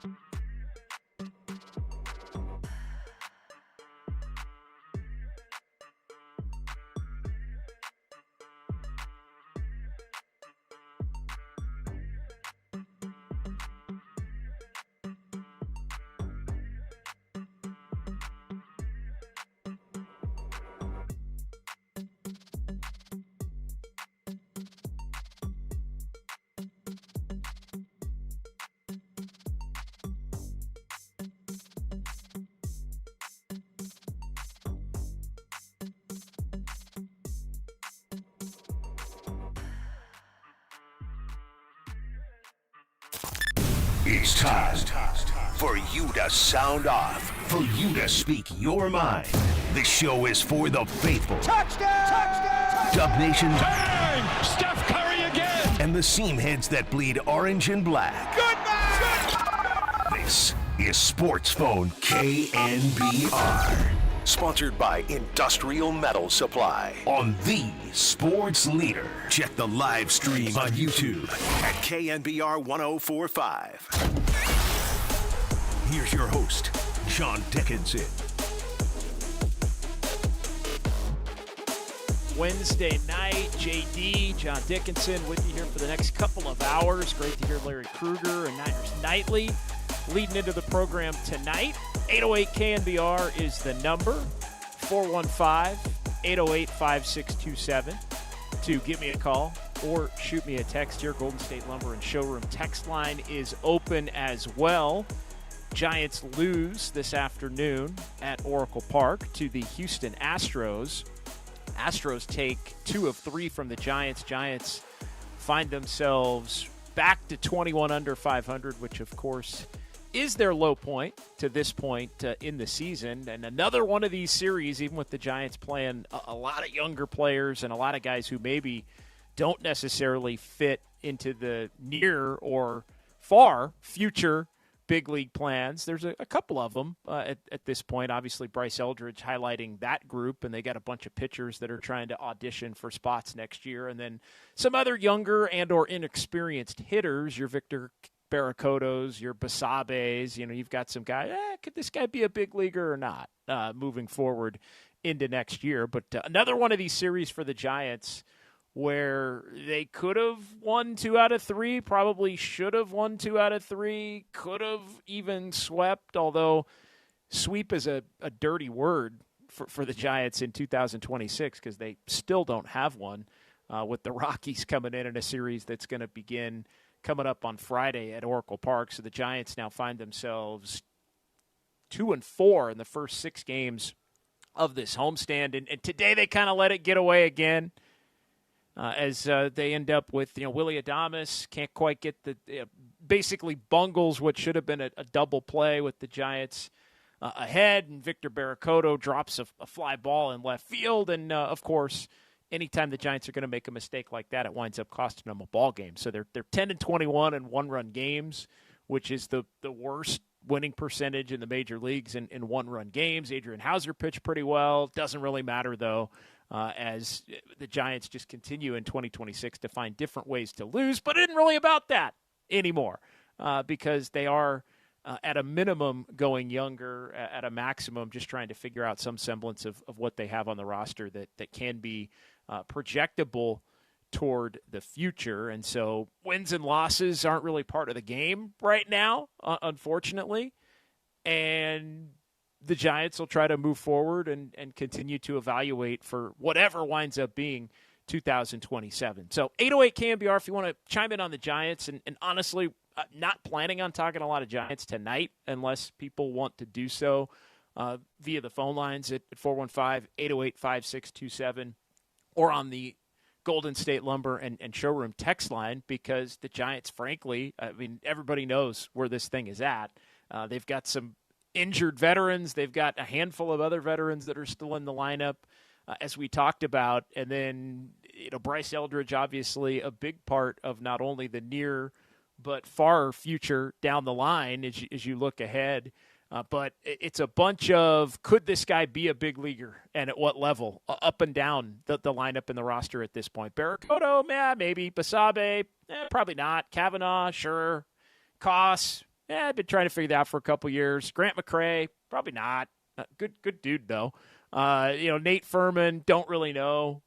Buddy Kennedy, he's bounced around to a bunch of different teams. And then, of course, the pitching staff has got a mixture of Logan Webb and Blade Tidwell, who's been impressive to this point. Carson Wisenhunt kind of up and down as time has gone on. And so the Giants trying to figure out basically who the keepers are for 2027 as 2026 winds down here now with 50 and 71. So 41 games to go at this point with 112 21 in the book. So not a lot really to get into on this Wednesday night as it relates to the Giants, considering the team that they're currently putting out on the field. 49ers. Heard Krug talking about it on Niners Nightly. If you want to get into the Niners, we can do that at 808-KMBR, 415-808-5627. The joint practice with the Titans in the books. Feisty one. A lot of pushing and shoving and guys that needed to be broken up, spread from each other during the early part of practice, and then they wind up settling in, and with Robert Saleh back in town going up against Kyle Shanahan, they're able to get some work in. What are you looking for in the 49ers preseason opener as they're going to take on the Titans at Levi Stadium coming up tomorrow? Not a lot of the starters expected to play much in this one. Kyle Shanahan saying that he hadn't made a firm decision as it related to that as far as telling the players. But historically, Kyle Shanahan will use when there is a joint practice attached to a game, and that is the way the layout of this week is with the joint practice and the Titans yesterday down at Levi's. You get the joint practice in, and that essentially counts for the work for most of the veteran types. And then I would anticipate Brock Purdy's probably going to get out there at some point in the preseason. He likes to get out there. I think Kyle does like to get his quarterback out there a little bit in the preseason, even if it is just for a couple of series. But by all accounts, not going to see a lot of the Niner starters or veteran types that aren't maybe in the mix to fight for a roster spot among those who are playing tomorrow night against Tennessee. But still a lot to look for. And I'm just kind of curious where everybody's at here now a couple of weeks into camp as it relates to the 49ers with respect to all of the injuries. And aside from the Ricky Pearsall injury, which wound up being a season ender, really, unfortunately, before Ricky Pearsall's season even started. Aside from that, though, it's not really the season-ending types, at least yet. But anytime injuries in the 49ers come up, everybody's a little bit sensitive to the subject because there have just been so many seasons that have been significantly altered by injuries. And it becomes almost unexplainable because the 49ers, it feels like, have changed their practice habits and schedule and all these different things. Year after year, they're doing studies on it, and they practice 3 days in a row, take a day off. This is in the past few years. They practice 2 days and then do a jog and then do a heavy practice and then take a day. They've done 4-day blocks. They've done 3-day blocks. They're doing this little 4-day block where it's basically 2 days of practice and then a light day and then a heavy practice day and then an off day.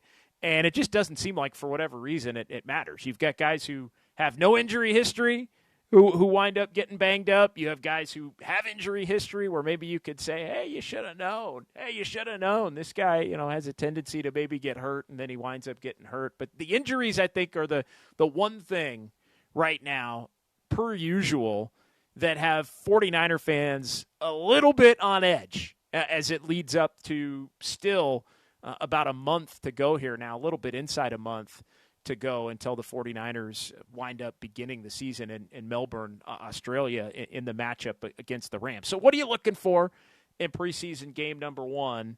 808-KMBR, 415-808-5627 to jump in and join the conversation if you wish to do so. Again, John Dickinson here on this Wednesday night, Sportsphone KMBR on the Sports Leader. I'll give you a couple of things that I'm looking at as it relates to where this 49ers team is right now. I think it's all eyes on Dejon Stribling.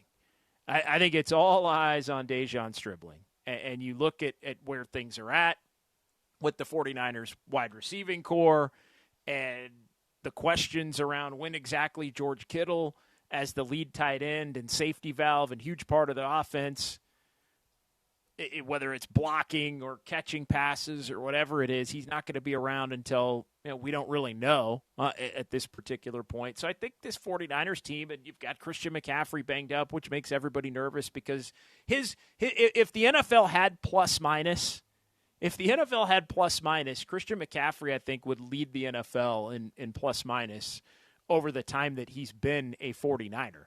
Like from the time that he joined the 49ers back in 2022 and hopped in on that Friday and then played the Chiefs on the Sunday with 2 days in the building, and the Niners got smoked by the Chiefs and then ran the table the rest of the way in every game he started in that 22 year, all the way up until the point in which they lose in the NFC Championship game to Philadelphia after Brock Purdy gets hurt.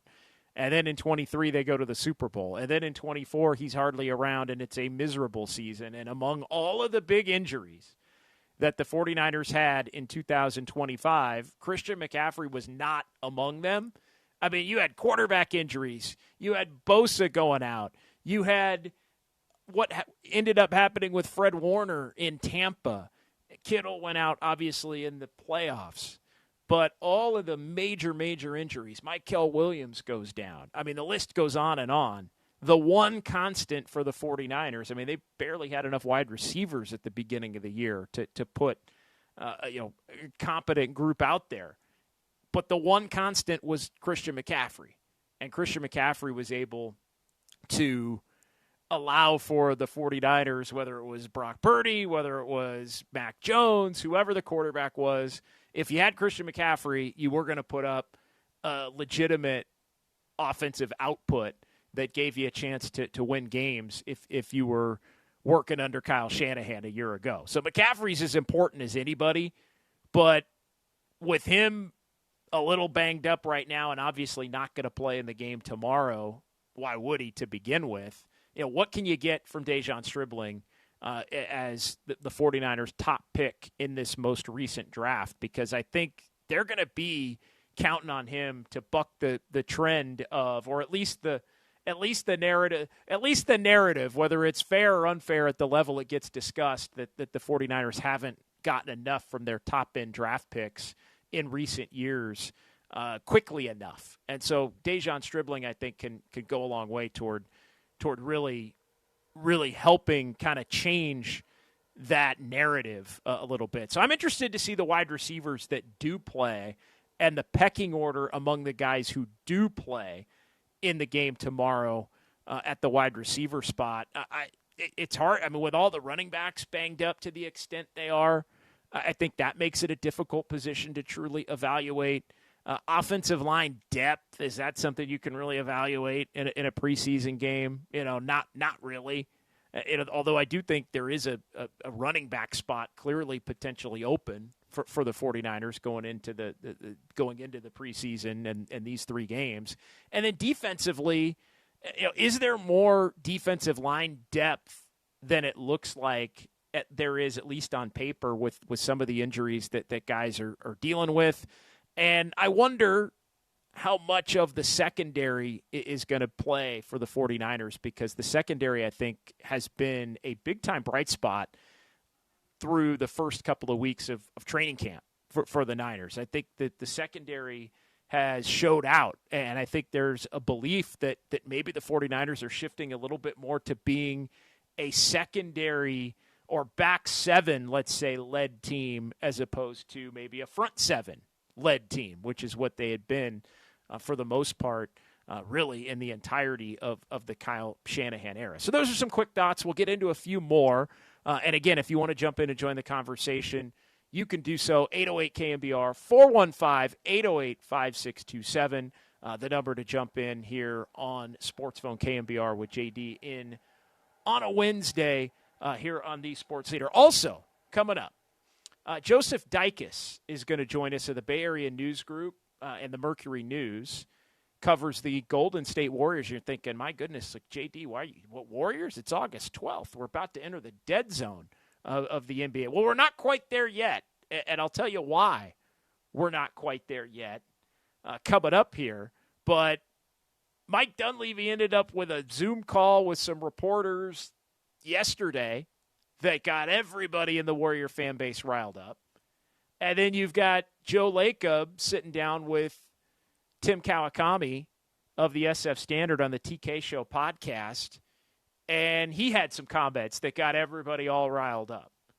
So the Warriors on August 12th, with the 49ers starting the preseason and the Giants been done out of the race for 2 months, have sort of taken center stage here on this random Wednesday pre-NBA schedule release. And that's really when the NBA goes dark, is right after they announce the schedule for the next season. And for 26 and 27, it's coming up here tomorrow at noon. So we'll get the 82-game slate, or I guess 80 now of the 82 games. And then there's 2 games that are determined by the silly in-season tournament.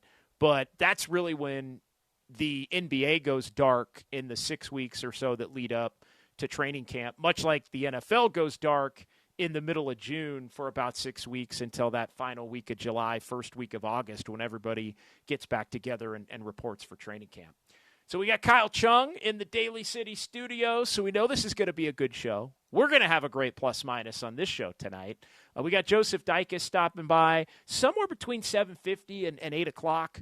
We'll talk to Joseph Dicus, but all hell kind of breaking loose, as has been the case anytime any Warrior key stakeholder speaks, and that's exactly what happened with a couple of them right at the top of the organization, and Joe Lacob and Mike Dunleavy both speaking here within the last 24 to 36 hours. So we'll get into it. 808 KMBR, 415-808-5627. John Dickinson right here on The Sports Leader.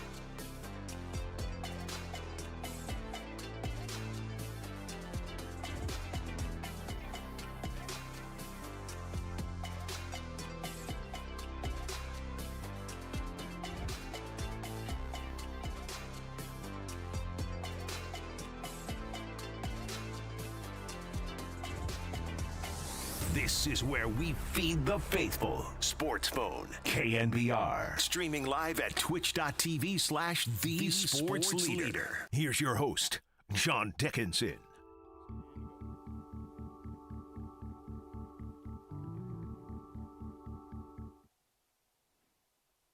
All right, welcome back. It is John Dickinson in here on Sportsphone on this Wednesday night. I thought we were going to hear from Kyle Shanahan, Kyle Chung.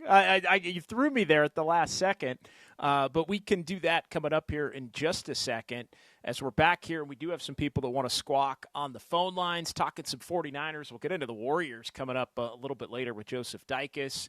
And if you want to weigh in on the Giants, I mean, you're welcome to. But, I mean, 21 under 500 on August 12th sort of speaks for itself at this particular point in time. It's football season, baby.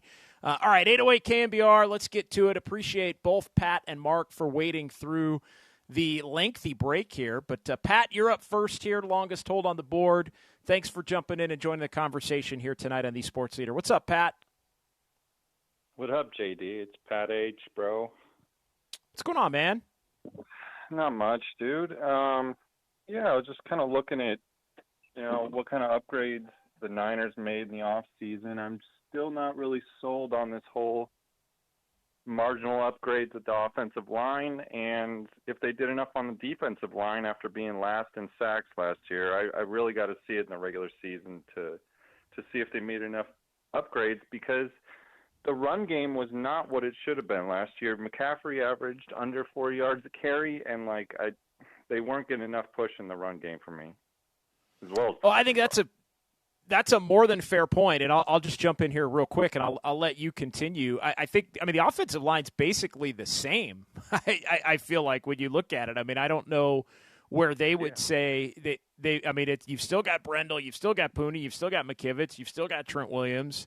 They're trying to figure out who's going to end up taking the left guard job. So if there is an upgrade, it's going to be with whoever ultimately wins the left guard spot. So that kind of remains to be seen.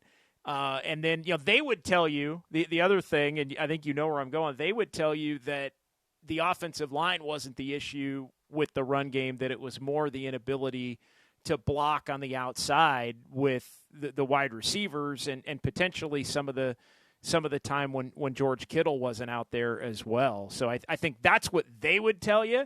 I do think it's up to debate on that. And then defensively, I think that is a major question mark. I mean, they really don't have a proven secondary outside pass rusher.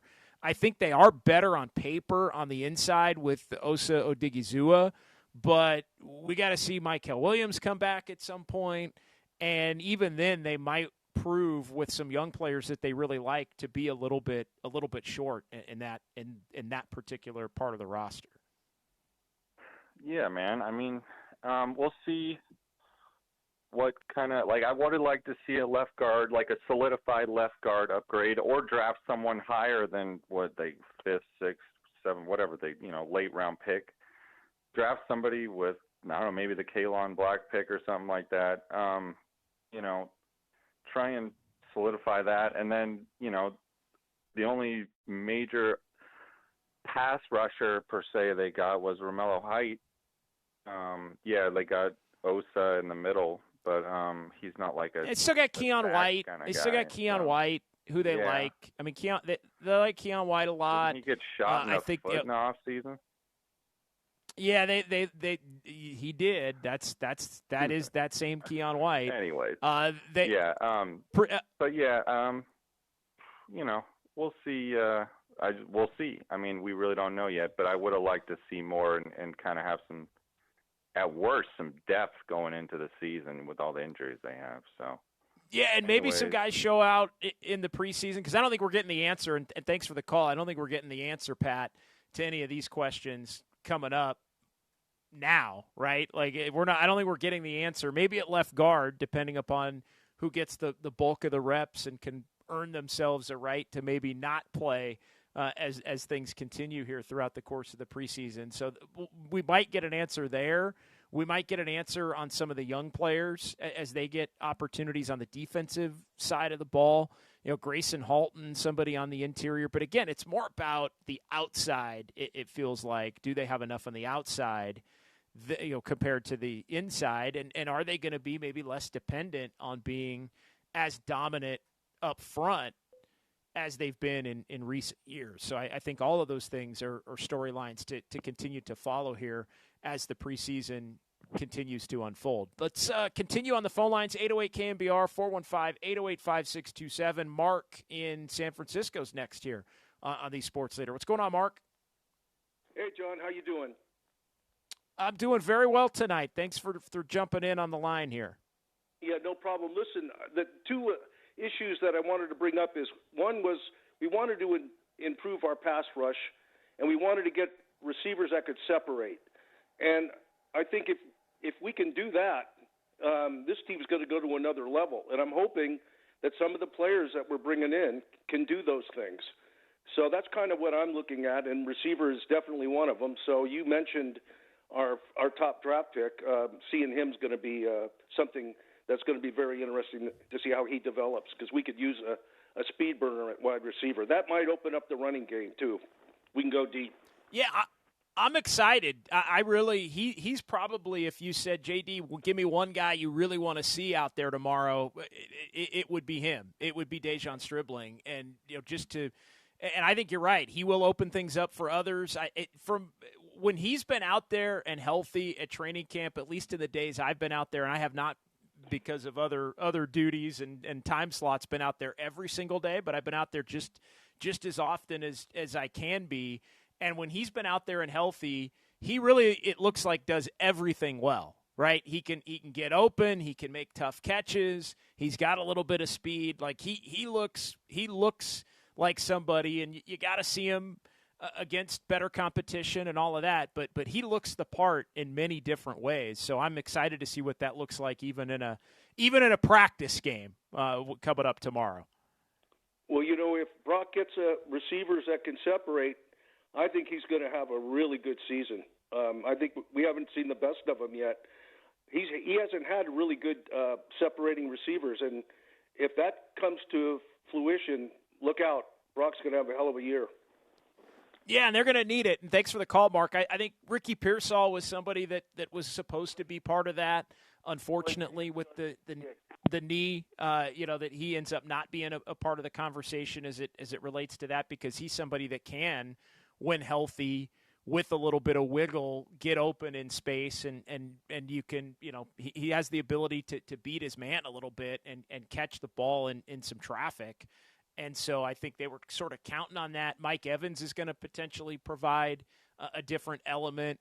I was really bullish on the 49er wide receiving core before it all came out that Ricky Pearsall was still kind of dealing with the injury from last year that was going to ultimately end up wrecking his 2026 season. And it's so unfortunate for him to be in that position. So now the question, I think, reality is, do they have enough at that spot?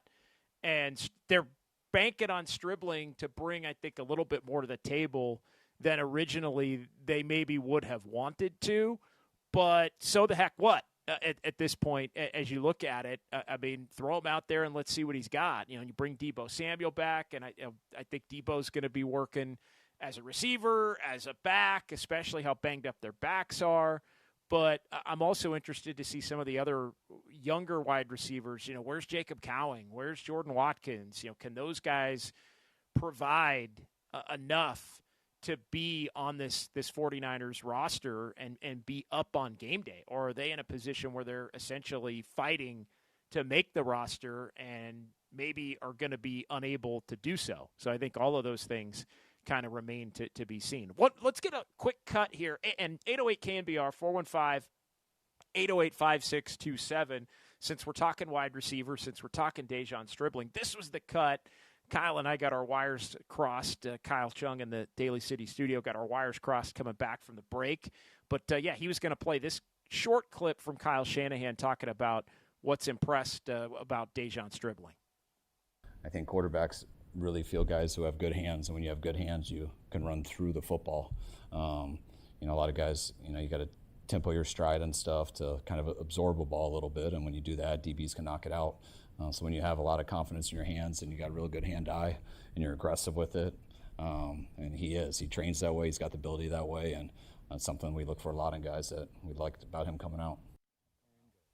Yeah, the ability to run through the football and the explanation there, I mean, that's how you get yak. And the 49ers did not have a ton of yak last year, yards after the catch. They were down in a way that honestly has defined them through the years offensively, which is the ability to hit the receiver in stride and have that receiver set up with blockers and or space to be able to turn a 6-yard gain into a 40-yard gain, to turn a 4-yard gain into a 20-yard gain.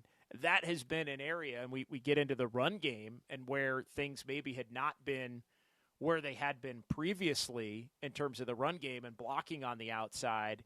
I think equally the inability to get the yak, whether it was timing, whether it was blocking downfield, whatever it may be, I think the yak has not been there, but a big part of yak is catching the ball in position to where your momentum isn't stopped, and you wind up just either going to the ground because you take yourself out of the ability to get yards after the catch because you're just trying to catch the ball first and foremost. Like that's the number one thing. You see that at times. You just if you're tracking the ball and you have to go up as a receiver, you see them track the ball and they're making sure they can make the catch. And then often it's like, all right, maybe you can get another yard or two, but it allows the defender maybe not to prevent the catch, but it allows the defender to prevent the big play off of the catch. So a lot of that is timing, but it's also precise route running and being on the same page with the quarterback to where you can catch it and go. I mean, think Jerry Rice. Right? Think Jerry Rice. And Kyle Chung brought that up during the break, and I hadn't heard the clip yet that we were going to play, and it makes perfect sense. I mean, any longtime 49er fan, think running through the ball and catching it in stride to where you can take it to the house. Think Jerry Rice. Think John Taylor back in the day. Man, I'm showing my age here on the Sports Leader on this Wednesday night. So 808 KMBR 415-808-5627.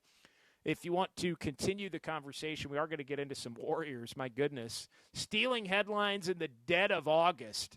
The Golden State Warriors with both Joe Lacob and Mike Dunleavy meeting. Lacob doing an interview with Tim Kawakami of the SF Standard on his TK Show podcast, and then a call that I was a little bit late for from being down at the joint practice yesterday and ended up being in the car right in one of those moments where I'm like, oh, my God, this call. And Dunleavy was at the joint practice, too.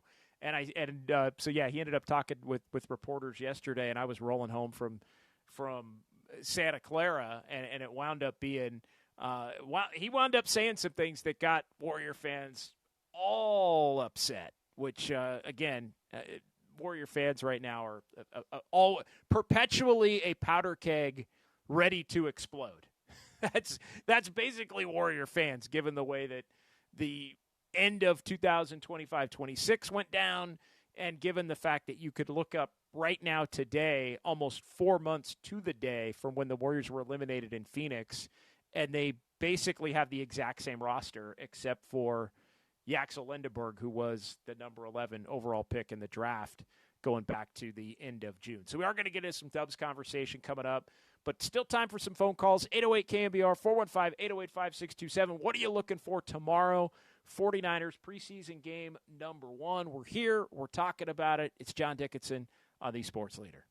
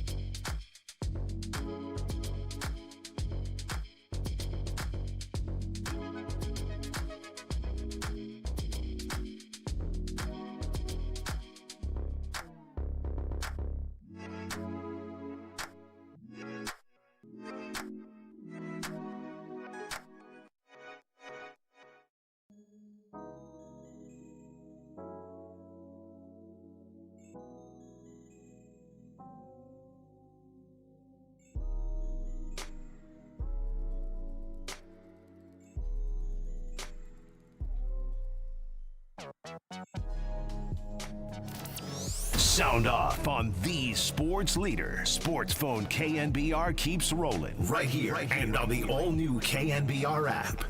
Here's your host, John Dickinson. All right, rolling along here. JD on a Wednesday night, 808 KNBR, 415-808-5627.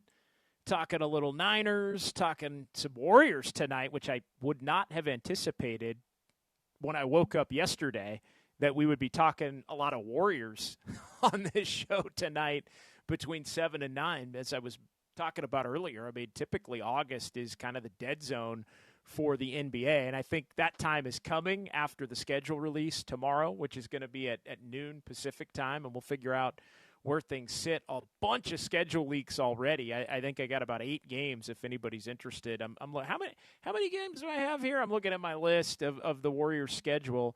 Looks like 1, 2, 3, 7, 8. Looks like I got about 10 of the 82 right now that they'll be officially released. We know the opener for the Dubs. We know they're going to play in Phoenix early in the season.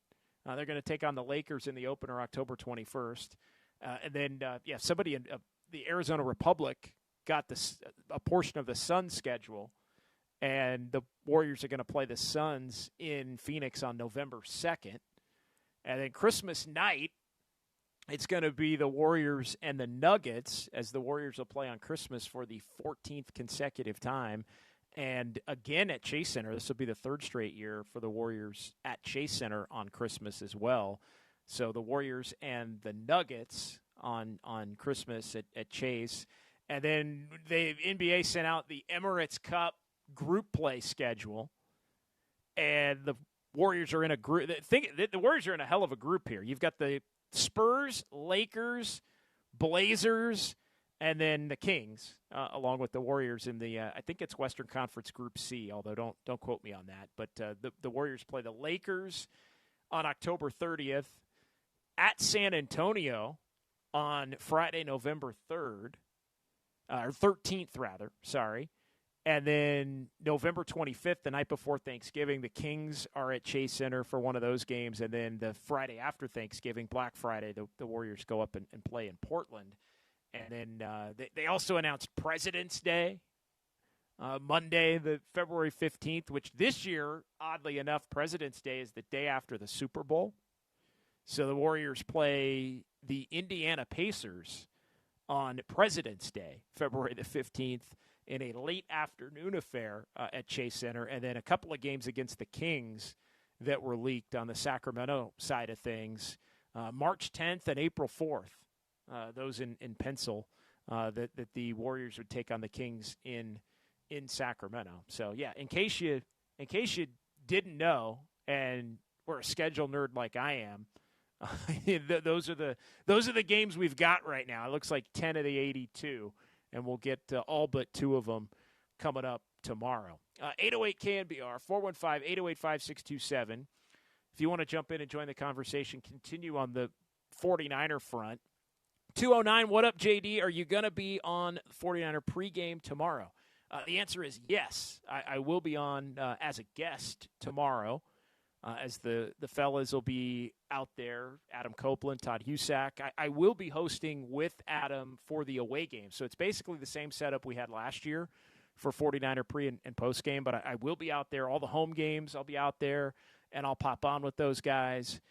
And it'll be Adam and Todd. And then for the away games, I will be on with Adam as well. And then Todd will join us as a guest. So really looking forward to another big year of 49er coverage. Don't have the time yet. Still waiting for Tim Webb. I think Krug's coming on in the 4 o'clock hour. I'm probably coming on at some point in the 3 o'clock hour as things get kicked off for Niner pregame tomorrow at 3 o'clock.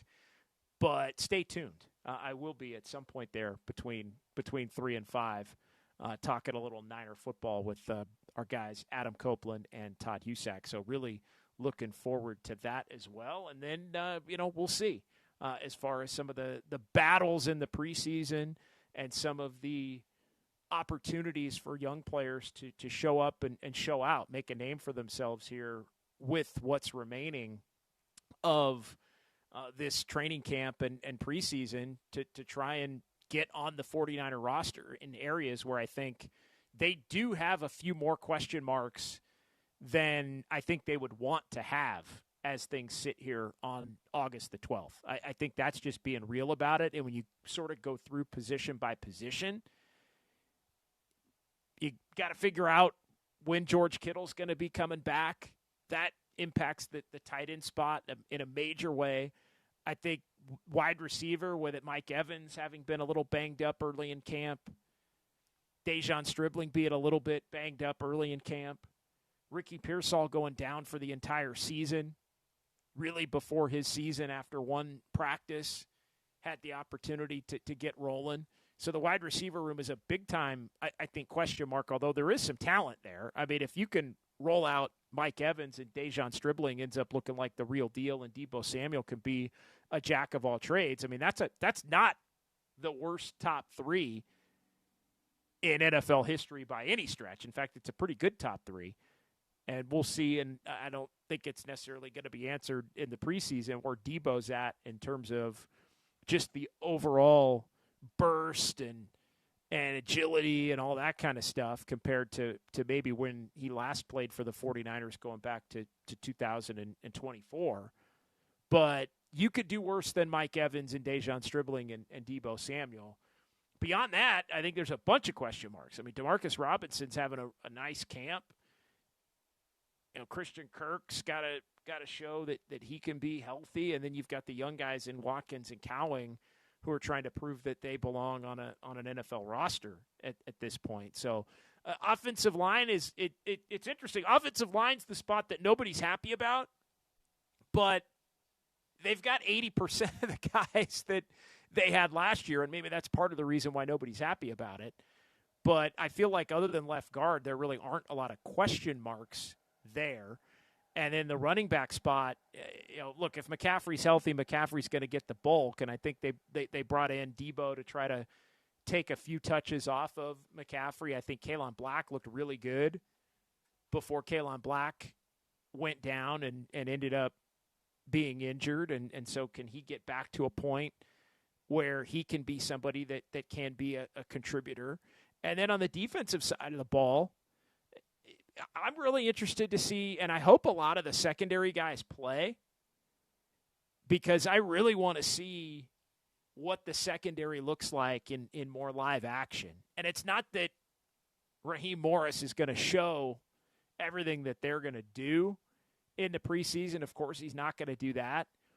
But I do think there has been a lot of discussion, as I mentioned earlier, about whether the 49ers are going to be more of a back seven-led team than a front seven-led team is probably the simplest way to put it. And then, look, defensive line. Do they have enough young talent on the defensive line? Is Grayson Halton going to come in and be a big-time force in rotation on the interior? Is Romello Height going to be a chess piece that becomes the guy who is the focal point of some of these five-man fronts with him rushing on the outside? All of those things are questions. And I think even at linebacker, how does Fred Warner bounce back in games? Not getting that answer tomorrow or even in the next 3 weeks of preseason. Dre Greenlaw, can he hold up? One guy I am really interested is Nick Martin. Like, Nick Martin, I think, is going to get an opportunity to play, and how does Nick Martin look? That's one name to sort of keep an eye on, I think, moving forward. How do they handle kickoffs? It sounds like that's going to be Deebo when the regular season comes. Who ends up handling punts? Because at times that has been an issue, I think, is probably the safest way to put it. In terms of, Jacob Cowing sort of penciling in there, but did the 49ers fully and ultimately trust him there? So you're looking at some little things like that. And then it's overall depth and young players and guys that project to be on the roster when you have to cut this thing down to 53, and then you ultimately build it back up to add another, you add your practice squad guys, and you basically have that 70-man roster. So a lot to be seen here moving forward for the San Francisco 49ers. All right, let's take a quick timeout. 808-KNBR, 415-808-5627. We'll get to some more phone calls coming up. But we are going to switch gears in hour number 2 and talk a little bit of Warriors. Joseph Dicus of the Bay Area News Group and the Mercury News is going to join me coming up next, talking about this Mike Dunleavy presser. We'll set the table on that, but Joseph Dicus next, and then we'll hear from Joe Lacob with Tim Kawakami. My goodness, Warrior fans are not happy. What's new? We'll get into it. Coming up right here on the Sports Leader. Basketball.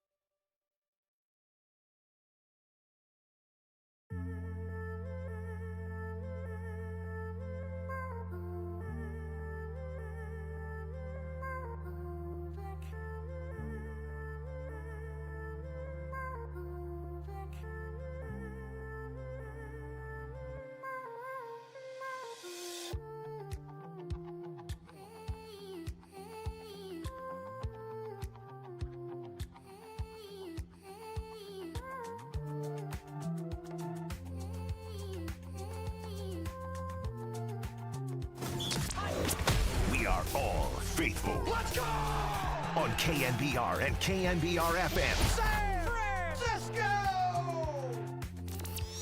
This is Sports Phone KNBR. Dial the digits or send us a text at 415-808-KNBR. We're streaming on YouTube all damn day at KNBR 1045. Here's your host, John Dickinson.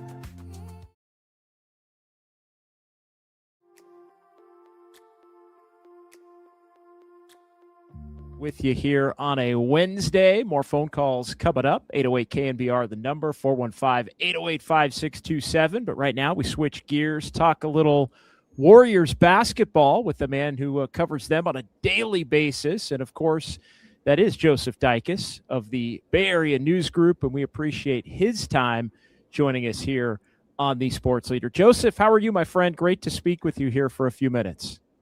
I am doing well. I did not think we would be talking a lot about the Warriors in August, but the most interesting team in basketball, never stops. So plenty of Warriors to talk about. Yeah, plenty of Warriors to talk about. And, yeah, we are about to enter what I think is the legitimate dead zone of the NBA schedule in the lead up to training camp, really that month before training camp or 6 weeks before training camp. But you got to get the NBA schedule out first. And so that's still to come here coming up on Thursday. And I know Mike Dunleavy had a media availability, kind of a midsummer media availability with free agency basically done. And so I want to get into that a little bit here with you and just kind of the overall offseason with the Warriors as well, because there are still a couple of matters of business ahead for Golden State. But I think the big topic is just how similar this Warriors roster is going to be come when they open training camp at the end of September compared to when they got beat in Phoenix going back to April and the play-in tournament. How stunned are you, given the way the Warriors themselves, whether it was Steve Kerr, Mike Dunleavy, players up and down the roster, that they are essentially running back the same team, plus obviously their first-round draft pick in Yaxel Lindeborg? I'm very surprised considering what we heard from Steve Kerr himself, where he said we can't do it again, where they have guys who aren't playing back-to-backs and they have certain guys who play on certain days or can only play so many minutes that they have to get younger. And by bringing back essentially every player from last year, they have actually gotten older because they're all a year older now. It's surprising because not like the main guys, Steph, Draymond, those guys, they're going to be there. What I'm more surprised about is bringing back Al on a 2-year deal, bringing back Melton. Not quite a surprise. He's in his prime. I guess that's a solid get. But like Kristaps Porzingis is back on a 2-year deal. These are players that I was wondering if maybe they try to shake it up in that regard. Because the way it is now, Mike Dunleavy talked about it yesterday. They're kind of banking on health because they think as he put it, they valued the talent of these players over maybe they're not going to be the most healthy, but we have a good medical staff that can stay healthy. Which asking Al Horford and Kristaps Porzingis and DeAnthony Melton, who played a combined 1 back-to-back last year, to be healthy, that's asking a lot. It truly is, and that's the thing that I would ask of you next is how realistic is it? Because in the same vein, and I listened back to Mike Dunleavy's little call with a lot of the beat writers and other media folks. I was still down at the 49er joint practice, and so I couldn't quite hop on that call. Wasn't he down there too? Yeah, he was. I don't know if he did the call with you guys there, but he was at the joint practice as the 49ers went up against the Titans on Tuesday. Yeah, he was out on the field and taking in a little of that practice and talking to – I should have got my one-on-one with him, Joseph. I should have tried to get my one-on-one ahead of the call there. That you guys were able to have. But I get there were two things that stood out. It was the fact that he said that they chose talent over maybe the potential or with the risk of a lot of the guys they chose who are talented being able to stay healthy. And of course, obviously also having Jimmy Butler and Moses Moody starting the season, missing at a minimum, it would feel like half the season. And then he also added something else that I found interesting, which is, hey, we really have to get off to a good start, which I think would be understandable, going back through the last couple of years. But I just, and we'll find out more maybe with the schedule on Thursday and the release, but how realistic is the bet that the Warriors are going to be able to stay healthy with the roster that they've assembled? And how realistic is that good start for the same reason? I mean, I don't want to sound like I'm all sunshine and rainbows here, but like, I don't see how anybody could think that this team's going to stay healthy. I mean, it's you're asking players who have, especially like the ones I mentioned, that are known to be injury prone. That's just, the track record to stay healthy. I mean, when they haven't shown they can do that. And then Steph Curry has his runner's knee that Mike Dunleavy has said they're gonna manage that. They're going to look at that. He's going to be 39. How many 39s do you know can play 70 games, 65 games, right? Draymond Green's dealt with back, was it back and all these different little injuries just because he's been playing against guys who weigh 50 pounds more than him for his entire career. I would be stunned if they stayed healthy, if you had mostly the same roster available for the entire year. I mean, it's just, can you expect 38-year-old Steph, 37-year-old Draymond, 38-year-old Jimmy Butler coming off a knee injury, Moses Moody coming off a knee injury, Al Horford, who hadn't played a back-to-back in 2 years, Kristaps Porzingis hadn't played a back-to-back in several years. I mean, that's like half the roster that I've just listed. Well, how do you think, I mean, is it fair to put on Steve Kerr to try and manage it? Because I think a lot of the belief that this team could be better than they were, let's say, to close the season after the Jimmy Butler injury. And look, Steph missed most of that time too. So getting Steph back obviously makes them a better team than whatever they were, 13-26 or whatever it was roughly in the final half of the season, where they were basically winning, a third of their games. So Steph is going to help mitigate that. But how difficult a task is it going to be for Steve Kerr to, one, manage the roster when it's fully healthy, but also on a night in, night out basis, work in, well, this guy needs his night tonight, and that means this other guy gets his night the next game. And it just seems like an awful lot to blend, and you're almost assuming that everybody else, not name the guys who immediately go into that protocol, so to speak, are going to remain healthy. Otherwise, the whole thing could really fall apart very quickly. Yeah, no, I mean, it's like having to do a puzzle where every night different pieces you're only working with so many pieces, I look, if there's any coach that can do it, is Steve Kerr. He showed last year, he is willing to try literally anything with whatever he's got. There was a game late in the year where they played Nate Williams at 6'5". They're like, let's just throw him out center or power forward when they were playing Wembanyama. Now, it didn't work very well, but it was like he was working with what he had. I don't really see them staying healthy, like you said, but also, like you also said, you're also saying that, okay, well, Brand Pajemski, he played 82 games last year. He was the one guy you could rely on to be in their lineup every single year. Well, before that, he was playing, 65 games, I think, or thereabouts each of the first 2 years. Was that a aberration, or is Brand Pajemski an Iron Man now? Guy Santos plays a style that is very taxing on the body. Gary Payton II, he played 72 games last year. That was a career high, but usually he's not someone that's going to just play every single night because he throws his body around and he's crashing the glass, right? So the guys that did stay healthy, can you realistically expect them to do it again? I don't know. And they still have, I believe it is 2 more roster spots to fill, but they're up against that second apron. They're up against that apron, the first apron, and they're going to have to look at, okay, we only have basically the veteran minimum to use. And then Warriors fans, are you going to just to put it out there, you're not going to get a star with that. You may not even get you're probably not going to get a starter level player, even if that player might actually play a lot of minutes, considering how injury probably prone this team is going to be next year. Joseph Dicus joining us here on The Sports Leader. John Dickinson in Sportsphone here on a Wednesday night. What do you make of the conversation about gap year? How could you possibly have a gap year when Stephen Curry is 38? And I get it. They've aligned up, the finances to where they could have a lot of money either to spend in free agency or probably more realistically in the ability to take on big contracts via trade that maybe another team would want off of a player that's on a major deal. And that could be the pathway toward maybe adding another star for 2027-28 to bring in around Steph Curry. And I guess, in theory, although they haven't wanted to do it to this point, depending upon how Jimmy Butler's injury rehab and stuff goes, they could look to make a move at the deadline that could change the trajectory of what the following season would be.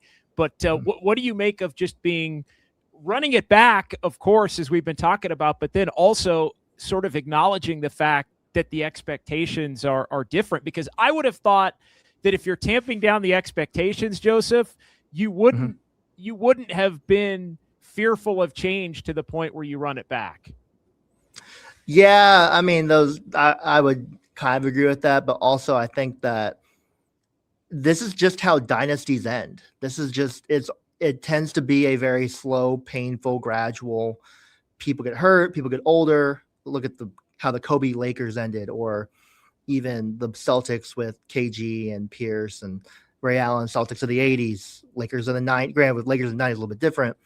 But it's, teams get old. Pieces start moving around. And this is just kind of how it is. You say a gap year, but I wonder a gap of what though? Like, okay, is the expectation going to be next year you're going to spend a ton of money around Steph and Draymond and this kind of general core? Do you want to bring this core back? Can a team led by these two guys be a title contender at this point of their careers, or would they need to be kind of, not going to say supporting cast, obviously that's an insult to them, but guys that maybe, hey, take a little bit more of a backseat, or is it, I don't know, the future is just so wide open because they have kept all their draft picks and they will have all this cap space. What does the future look like? The future could look like any number of things.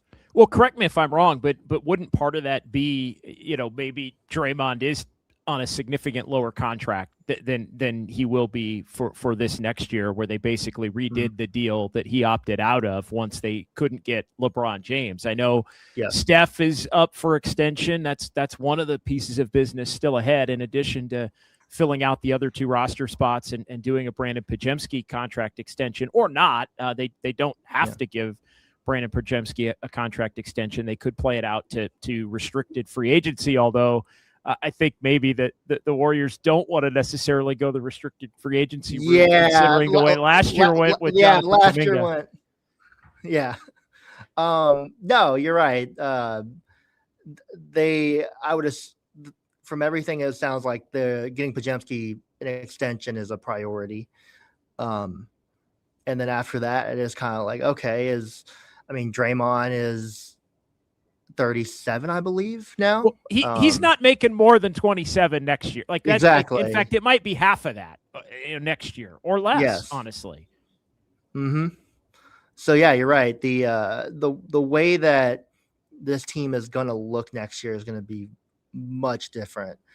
Even if with some extensions, let's say Steph is eligible for, I believe, is a 2-year, 130. I had it written down somewhere, 30-something million. Like it's a lot of money, 65 right? a year, roughly. Yes. So you would expect him to sign that. I know that Mike Dunleavy said yesterday that obviously they want Steph back. They want him to be a Warrior for life. If Steph said to them, I want to leave, him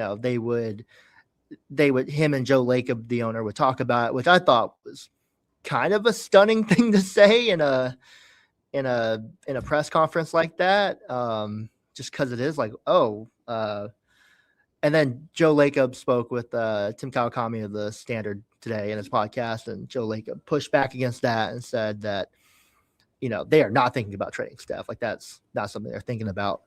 So, yeah, it's interesting times in Golden State for sure. Where do you think Steph is at with this thing? And I'll also ask you this. I mean, do you think there's a scenario where Steph would wait, not necessarily because he wants to leave, but similar to Draymond, it could give them more financial flexibility for next offseason if they wind up looking to add somebody from the outside, and then they can sort of fold, because they could pay Steph that amount at any point. It's just the start date by which they could pay him on August the 29th. So would there be a scenario in your mind where he either waits and it doesn't happen right now, or he's willing to take a lesser number, which would keep a lot of that flexibility to add with the intent of him, of course, still being around for at least a few years to come?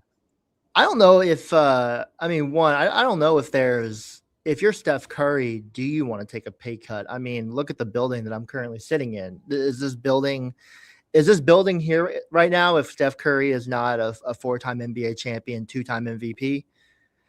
I mean, he could ask himself, again, I'm not reporting anything. So sure. Just, I don't know why you would ask him to take a pay cut, like truly, because let's say he takes a pay cut, sure, but there's going to be other players out there, like we've talked about on this roster, that are not going to be on the books next year, that they're still going to have plenty of cap space, whether or not whether or not he signs this giant extension or not. And then I remember, I know that like he is as competitive as any athlete. He wants to win. But I remember in his exit interview, I went back and listened to it. He said, you can't keep saying championship. Maybe there needs to be some sort of recalibration of what does success look like, right? And so, look, maybe he does. Look at LeBron James. He took a 2-year, $8 million deal with Philadelphia. That is, I never would have thought that LeBron James would have taken anything under the maximum until his career ended. And yet he did it because he wants to win a championship. So maybe Steph does the same thing, but at the same time, I don't know if you also want to be known as an organization that asks their greatest player ever to take a pay cut.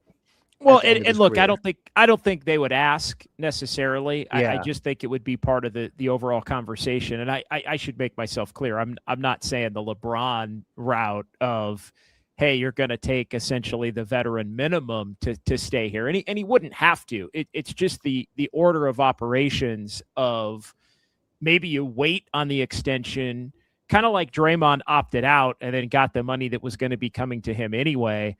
But it gave the Warriors the flexibility to, have a certain amount of cap space open to them. And then you fill in Steph's money at the back end. Like, would Steph be willing to, hey, if we could go get player A and player B, but it meant you made 40 instead of 65, like that's really what we'd be talking about. Yeah. Not veteran minimum or. Yeah, I know if you're like, I know if you're asking like, hey, Steph, can you make like $5 million a year next year? No, man. Not at all. Not at all on that front. But more again, because I do think there could be. Look, Steph's worth every penny of it. If it's, and I understand exactly your point on not wanting to ask or anything like that, and he shouldn't necessarily have to do it. But if it would allow for the Warriors to have more maneuverability to maybe have, as crazy as it sounds, the one more year run be the following, not this upcoming season, but the following season again, which in and of its own right, I think is maddening for Warrior fans to hear, Joseph, because it does feel like every year here, the last 3 or 4, the next year is more desirable on paper than the current year, which I think is, and they're running out of time because obviously he's just getting older during this time. Yeah. And like, that's kind of the thing that I've like just talked to people about for the last, few months now. It's kind of like, this idea that like, oh, we have to contend, which is certainly, I think if you're an NBA fan, you want your team to be a contender every single year.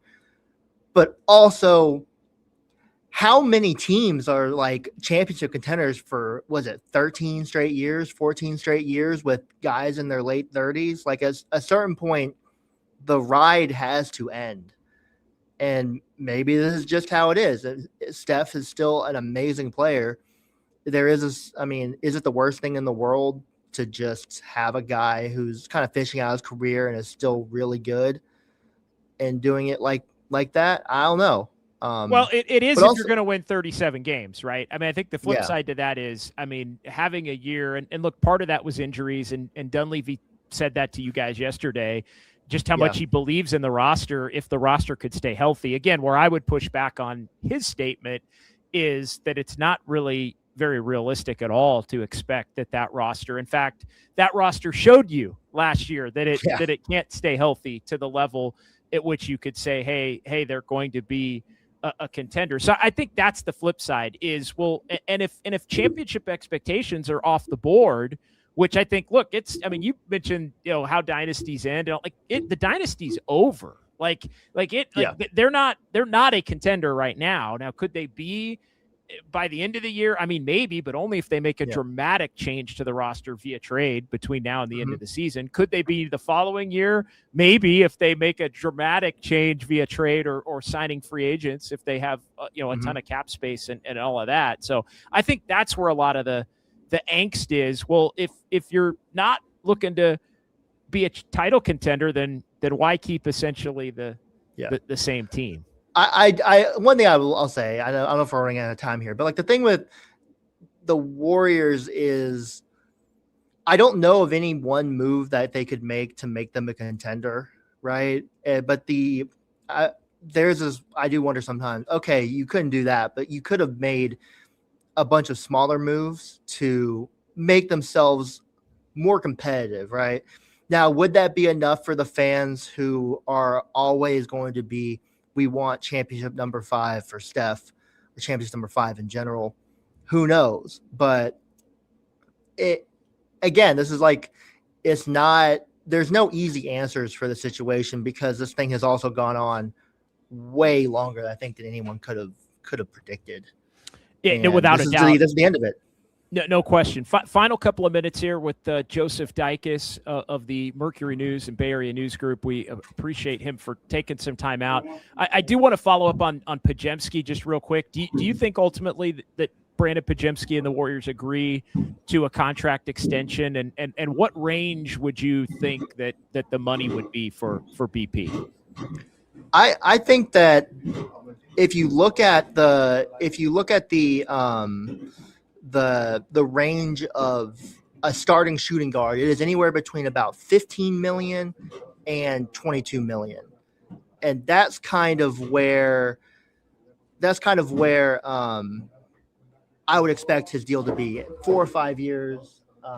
Sorry, there's some noise in the background. That's okay. You're good. Keep it rolling. But people are going to look at that and think, I'm not reporting anything. They haven't come to an agreement. But let's say you look at the deal and it's like, 4 years, 80 million, or 5 years, 100 million, or 4 years, 97 million, something like that, right? They're going to be like, oh my gosh, that's crazy money. But in the modern NBA, where the salary cap is 209 million to get up to the first apron, 20 million a year is like 10% of your salary cap for a starting shooting guard. Like, that's not. Josh Hart's making 20 million. Max Strus, I think, is making 16 million. I mean, these are not guys that you would call all-stars, and yet they're making 15 to 20 something million. Devin Vassell is making 20 something million. So that's kind of the range that I would say Pod's making. And especially last year, he finished the season really strong, and he played in every game. What more could you ask for, right, from a player? No question. I think he probably is going to ultimately get somewhere between, I would say, 4 and 80 and 4 and 100. I think that's just realistic. And maybe there's a fifth year there too, because he's their player and you can add that to the mix. But I do think it's going to be, I do think it's going to wind up being north of 20 million a year, or at least at the 20 million of 20 million a year in that ballpark, shall we say. All right, final question for you, Joseph, and I want to just get your take on potential options to fill out the roster for the Warriors. You mentioned those 2 roster spots with GP2 now back and in the fold. Who do you think, what types of players do you think the Warriors are going to look at? Because Mike Dunleavy did say they're more apt to go into the year with 15 on the roster, which really means 13 healthy, because Jimmy and Moses Moody are not going to be available. Yeah, I think if you're looking at the roster, I know they brought Charles Bassey back. Look, one thing that the guys, or a guy that they're going to need on the roster, is someone who can create off the dribble. But that's something they also needed last year, right? But are you going to find that player for the veteran minimum? I don't know. You could use an athletic wing. I know Yaxel Lundeborg, who I don't think we've really mentioned, he looked fantastic in the summer league. He's also one guy. It's him and Guy Santos. And you could use a wing. So you could this team could use a little bit of anything, obviously. Yes. But for the veteran minimum, they could use another wing, and I still think they need a combo guard that can score. And maybe LJ Cryer winds up being one of those guys, but I think even with Melton, they need a combo guard that can score, because Melton is really more, I think, of a connector than a guy that looks to score the ball in that vein. I mean, we could make a joke here. Jonathan Kuminga is still unsigned, right? Yeah. He's an athletic wing. That's not happening. I guarantee that's not happening. But you're going to be looking at guys that are, they're NBA players, they're minimum players, but you're not going to get these amazing starters for the last 2 roster spots. That's just kind of how it is. Well, Joseph, I appreciate you taking some time. We went a little longer than I told you we would, so I owe you 5 minutes or so, brother. Thank you for joining me, and we'll talk again down the line soon. Thank you for having me on. Appreciate it. All right, appreciate it. That's Joseph Dickinson of the Bay Area News Group, and we'll come back right here on The Sports Leader.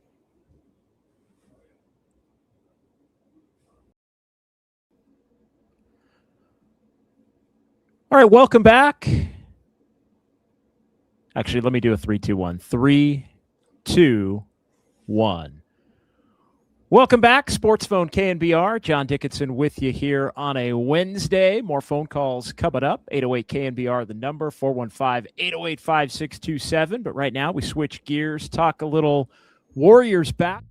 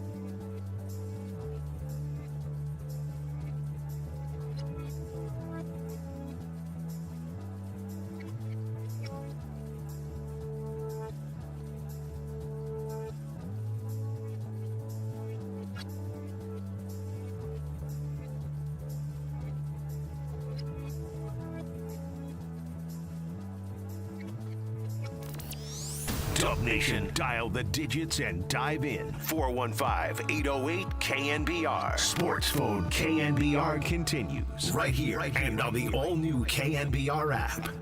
Here's your host, John Dickinson.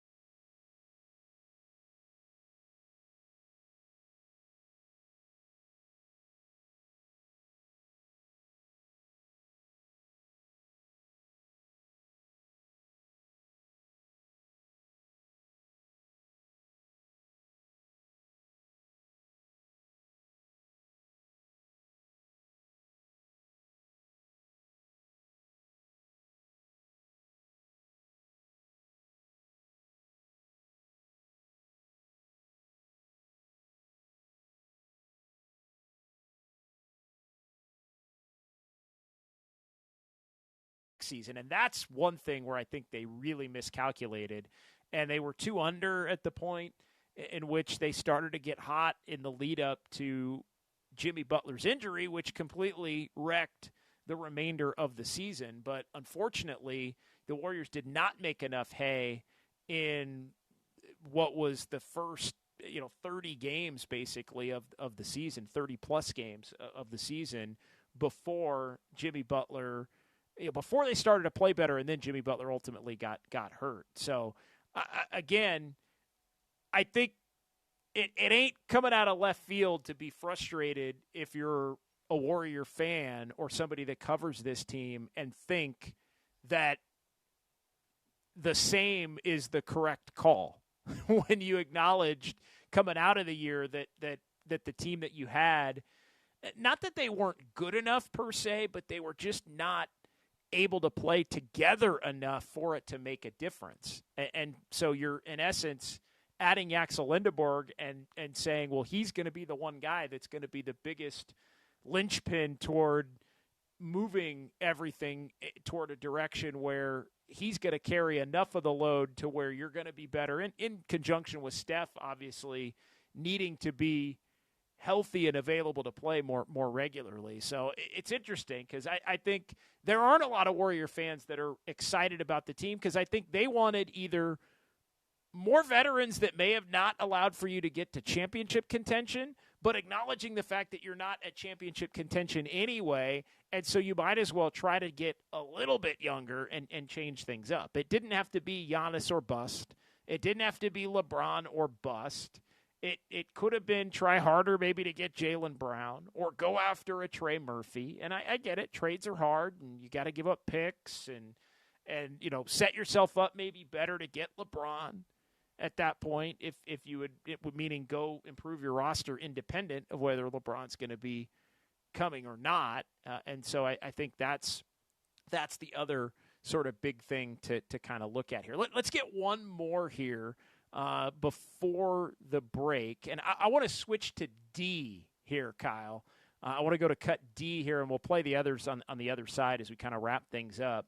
But this was Joe Lacob talking about just where this team stands in terms of trying to win now, but the different timelines in play here, going back, but also moving forward.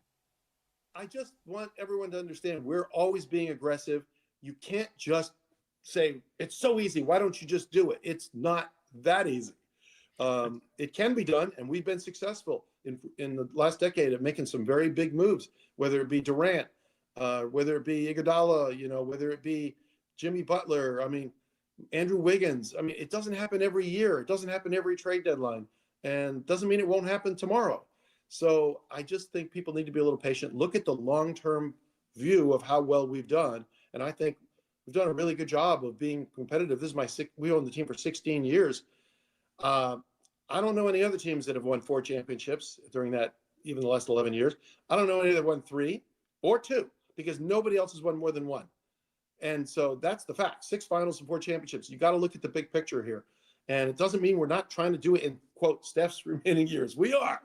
We're trying. We're trying really hard.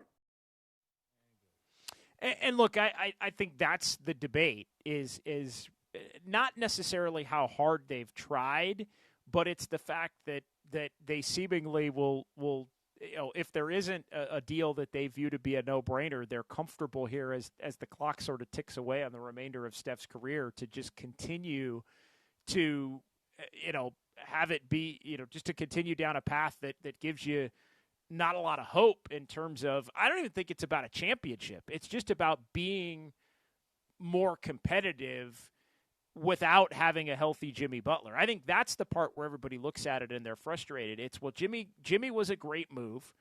Jimmy got hurt. Now what? And I think most people would say that doesn't mean you wait for Jimmy and take your lumps and put everything on Steph and Axel Lindeberg for the first half of a season in an attempt to make the second half matter. And I know Mike Dunleavy in his press conference also acknowledged the fact that, hey, we feel good because we haven't given up assets or young players. If a trade presents itself at middle of the season and they need to improve in that vein, they'd have the ability to obviously do it.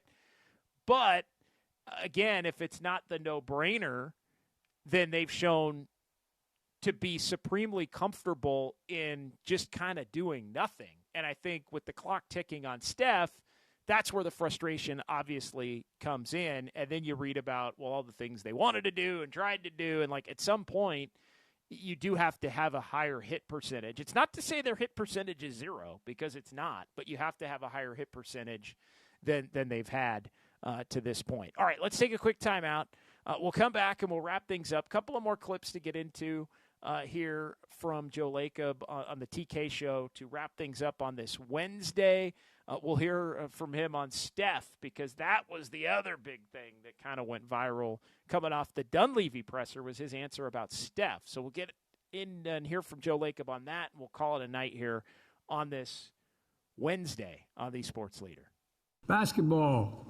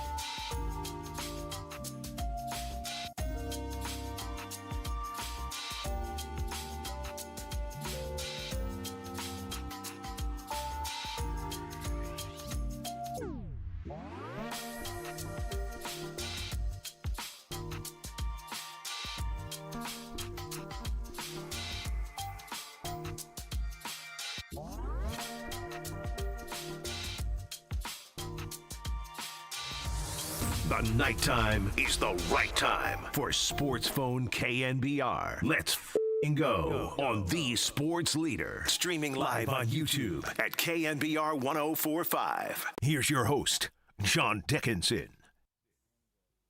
All right, welcome back. Final 5-6 minutes or so. Appreciate everybody listening and those who are watching on YouTube as well. A little bit of a different YouTube setup than we have for, say, a Dubs OT show or a Just Dubs show when I'm sitting in here either after Giants games or on Sportsphone as I am here tonight. And so sometimes it can be a little bit more difficult to troubleshoot some things. But can you hear me, chat? Can you hear me? I don't get the instant chats right on my screen here, so sometimes we have to wait till the break. But I know we got a text. Just making sure for Kyle Chung that everybody in the YouTube chat can hear me loud and clear. And if they can't, then Kyle Chung's working on it, and we'll make sure that this doesn't happen again here in our time moving forward. But final couple of minutes here on the show, I did want to get to another clip here from Joe Lacob, and we'll wrap it up with two. I'm going to go ahead and skip A, Kyle. We'll just go right to B, because one of the things that became a headline was the awkward and clumsy way in which Mike Dunleavy addressed Steph Curry potentially, not being a member of the Golden State Warriors at some point. He's obviously eligible for an extension coming up on August 29th. Whether he signs it or not is obviously going to be up to him and Warriors management. But Dunleavy was kind of going down the rabbit hole as it related to what would happen if Steph came in and didn't want to be with the Warriors anymore. And he said, well, there'd be a conversation, and if he really wanted that, which he didn't believe that Steph wanted, but if he really wanted that, they would obviously try to accommodate. And that kind of went viral over the course of the last, let's say, 24 to 30 hours or so. So here's Joe Lacob talking about the conversations about Steph being traded, cut B here in his sit down there with Tim Kawakami at the SF Standard. Could you even imagine having that discussion actually right now? Yeah. No, I don't think this is even a thing. This is just a clickbait thing from all these people that do this kind of thing these days, and there seem to be a lot of them. Mm-hmm. I don't believe that any of that's true. I'm very close with Steph. He lives right near me. He's incredibly happy, I think, with the organization, with his life. He's got a great life. And his kids are very involved in schools and all that. I just don't see any of that. I've never heard a word about that, and I can't imagine it. And we certainly don't want him to go anywhere. That idea that somehow we want him to go, we do not want Steph Curry to go anywhere. Love Steph Curry, and we think he's a great player. And I just think people are completely making a bunch of crap up. It's just totally not true. All right, so there you go. Joe Lacob addressing that. And I guess the essence of it, and this is the part where I don't necessarily agree with maybe some of other people's opinions. Again, everybody entitled to their opinions. But I don't feel like the Warriors are pushing Steph Curry to ask to be traded. In essence, hoping that Steph Curry goes in and says, you know what, I've had enough of this. We're not close. I want out.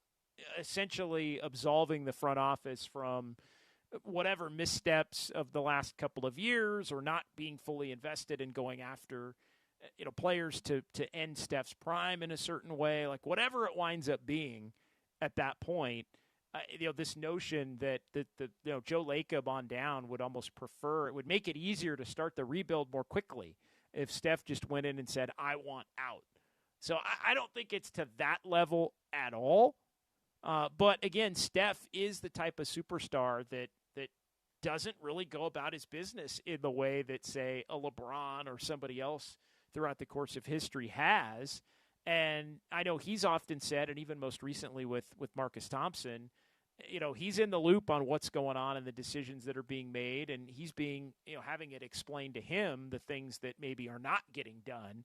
And so he's able to look at it more clearly and maybe be more accepting than, say, the fan base would want him to be. All right, that's going to do it. I'm going to spare everybody the Kuminga cut, although it's a hell of a cut.